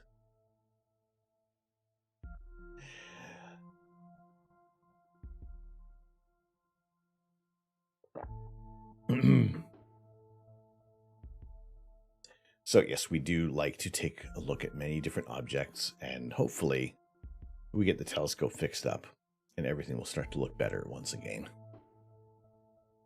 Although, to be fair, we still had a little bit of that weird position, but I think it's just not as everything isn't as bright. It must be that I must have put a smudge on the secondary mirror. I got to get that cleaned. I need to see how to clean a secondary mirror on a telescope. Pardon me.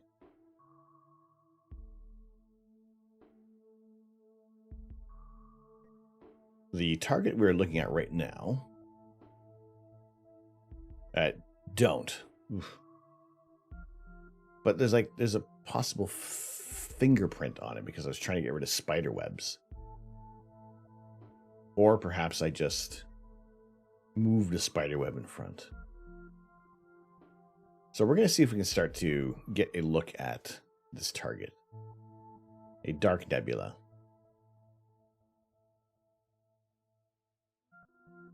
With fairy wings and a hint of pixie dust, as opposed to the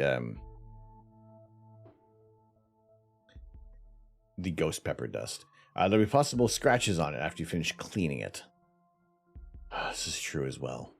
All right, just throw it out. Maybe rinse with some crocodile tears. We almost had some of those earlier today. It is quite the experience. I do have to say, with the electronic collimator. We've been basically talking about it all night. The easy thing is that you really only need essentially 3 tools that don't come with it. 3 different Allen keys to adjust your, pardon me, primary mirror and your secondary mirror.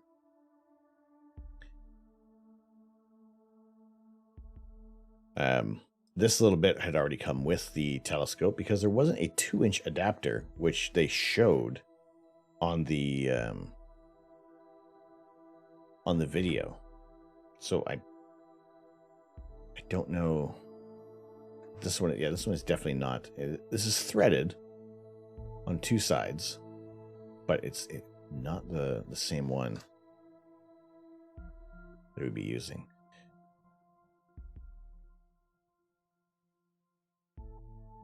I told you saw ridges and swirls of a thumb. All of them. So, how does it work? Our brief overview. This little box. This is your camera. USB-A to USB-A.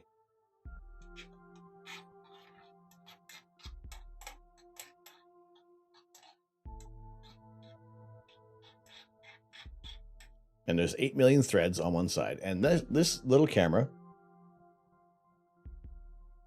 is all that's required. They all come with unique serial numbers because they are recorded and aligned. And there is a spreadsheet. Anyway, this is going to look down. It looks down the telescope. And you can see your secondary mirror and your primary mirror. And basically what you're essentially doing is making sure that everything lines up. For the most part, it is a fairly straightforward operation. However, if, like me, you have never ever collimated a telescope before, and you don't realize you aren't moving things enough, and you'll see more on the video when I get that finished. And it was, yeah, I spent quite a lot of time just learning what screws moved what where, and then realizing that I hadn't moved them enough at the beginning, and I was just all over the place. Plus, it didn't help too much that I had the laptop outside, and it was the brightest day we've ever had, and as such, I couldn't have the telescope, or sorry, I couldn't have the I didn't have anything set up to have the computer in shade. So, like, whatever dust was on there was getting in the way, and it was... Overall, I didn't leave myself in a good enough position to be able to have a good look at the screen and the scope, and just everything was all over the place. Image is all backwards, upside down.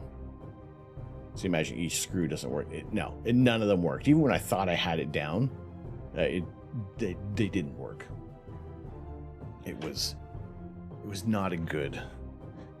You know what? Also, I think I'm glad that I had this this experience, my first experience with the Collimator, because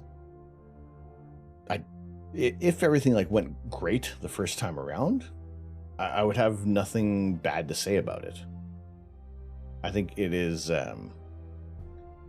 probably spend more time learning which way the screws work on the telescope, and just being in a position where it's easier to be moving the mirrors and looking at a screen. There's a mobile phone option. It'll work only on Android, but I couldn't get the target to match up with the telescope itself. It was way off. I couldn't even adjust the offset. So I got to find out how to move the target in a mobile phone. Again, I can show you guys that in a future video. Yeah, look at these blobby stars. I didn't do a good job. I did not do a good job of collimating.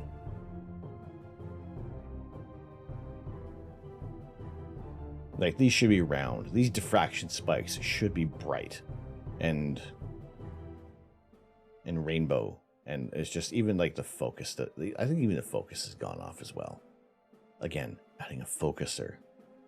That's the next thing that will need to come around with a monochrome camera. Because at first, what we'll be doing is just picking a single filter for the night and then sticking with that. Because I won't have a filter wheel. I won't have an automatic focuser. But let's see if we can see some dark nebula in this portion of the sky. Probably going to need... We only have 6 minutes on this target. We definitely need to to get more. But let's stretch it. Let's really stretch this. It's starting to come through. That Seahorse Nebula, that dark dust lane that's running through this area in the constellation of the stars. Where are we? In the constellation of...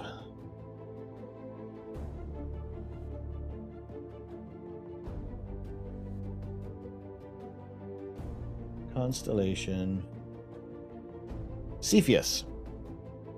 Peas and rice. There we go.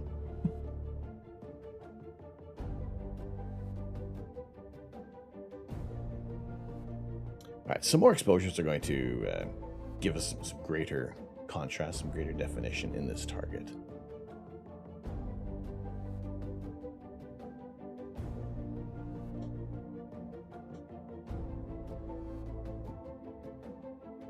So that's just, and what I'll probably end up doing is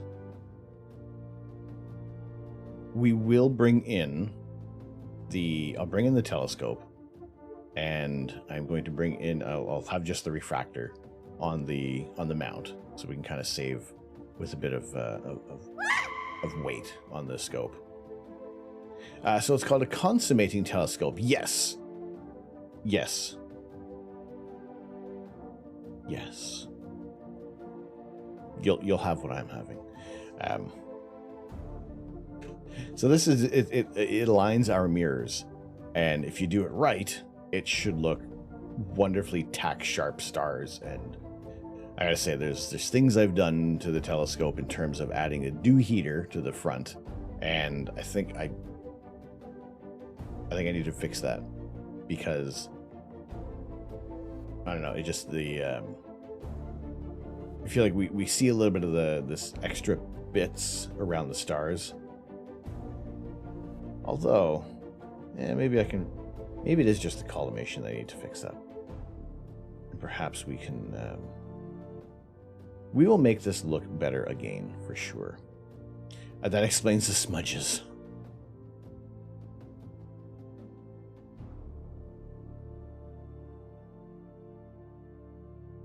Please don't stare at the smudges in the back.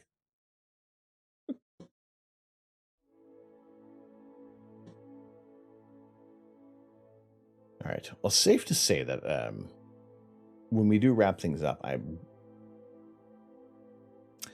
when we do wind down the stream, I won't be picking another target to be imaging, unfortunately, because right now I'm just not happy with how the collimation went with the scope.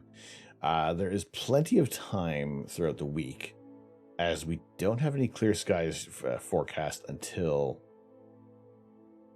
like much later. In fact, actually right now we're probably going to be rolling into some clouds anyway. All right, time to get some shiny. No worries, Nerduino. Man, because I'm not going to make you shout yourself out. If you guys do want to drop a follow over to Nerduino, if you want to find out more about the inner workings of space and NASA and the and more of the engineering side, go check out Nerduino's stream.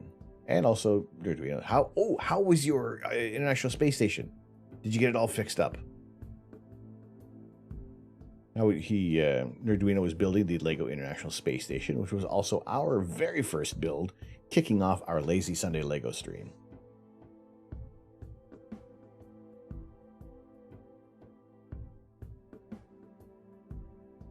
All good, just 6 bags left. Perfect.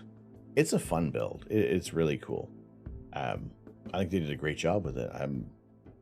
It's a fair size.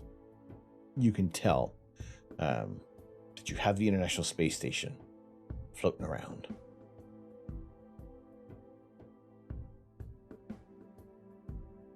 The next few days are not looking too promising for imaging.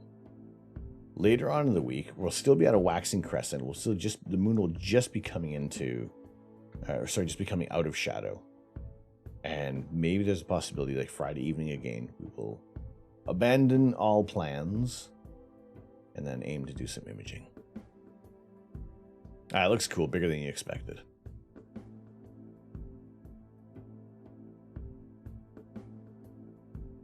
Almost 2 a.m. for you. It's almost 2 a.m. for me as well. You know what? Here's what we're going to do. I think we have kind of found this natural progression of winding things down. Send a reference to your DM regarding filter wheel and stuff. Excellent. Thank you, Caleb. I will check things out in a bit. I will leave the scope to image for a little while, and so we can get enough data on this target, this dark nebula, and I'll share that in Discord a little later on. But overall, I think the Ocal electronic collimator is a good tool. It is just, don't let this tool use it right now. Get a little more confidence, a little more information on how it works. And I think we can get these mirrors properly aligned. I need to know exactly what I'm looking at, and just be in a position where I'm not fighting the sun. That was a huge issue, I think. It was just having I was moving around, I was standing in weird positions, it wasn't comfortable, and no, we could have done better with the collimation. We really could have.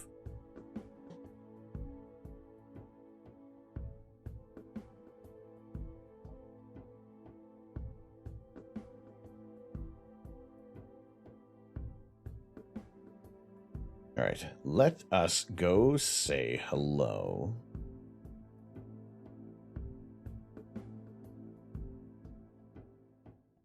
Let's go say hello to Prophet DNA. Let's go say hello to Mr. and Mrs. Prophet. I see something on here. He said it's just TikTok leggings. You want to see some more booty shaking action? Maybe so. We'll go check out. Go drop a follow over to Prophet DNA. Hopefully they're not wrapping up very soon. Let's have a quick little listen. It's loading. Just gonna have a quick little listen, but we're gonna get things rolling to wrap up tonight.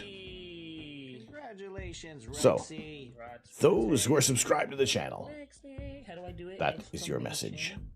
Those who are not subscribed to the channel, please feel free to copy Carl Sagan in our pale blue dot. It is greatly appreciated. But yes, we're going to go say hello to Prophet DNA, Mr. and Mrs. Prophet, usually doing some Lego builds and just kind of having, it looks like a nice... Hi guys, I am all done with bag number 1. Wait.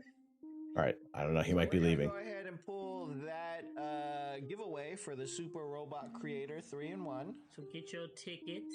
So buy your tickets. We'll give a 5-minute countdown. Okay, look, they're still going. They are still going. Bananas. Oh. Right. No. Yeah, there we go. Okay. That's it. Thanks for a fun stream. As usual, thank you so much for joining in tonight. You have all been so wonderful. Have a good night. Sorry for being yourself once again. Oh, yes, all the stories. Am I right? Right? Come on. But you are all absolutely incredible. I think those who have gifted subs, those who have resubbed and subscribed and donated bits, and we're generally just all around awesome. I think LOL for the raid, as well as DJ Teo and 8-Bit Emmy. Thank you all so much for bringing your communities over. Always wonderful to have you in here, as well as Nori Kitty. And it was wonderful to see you again, Ugo. Wonderful to have you in here.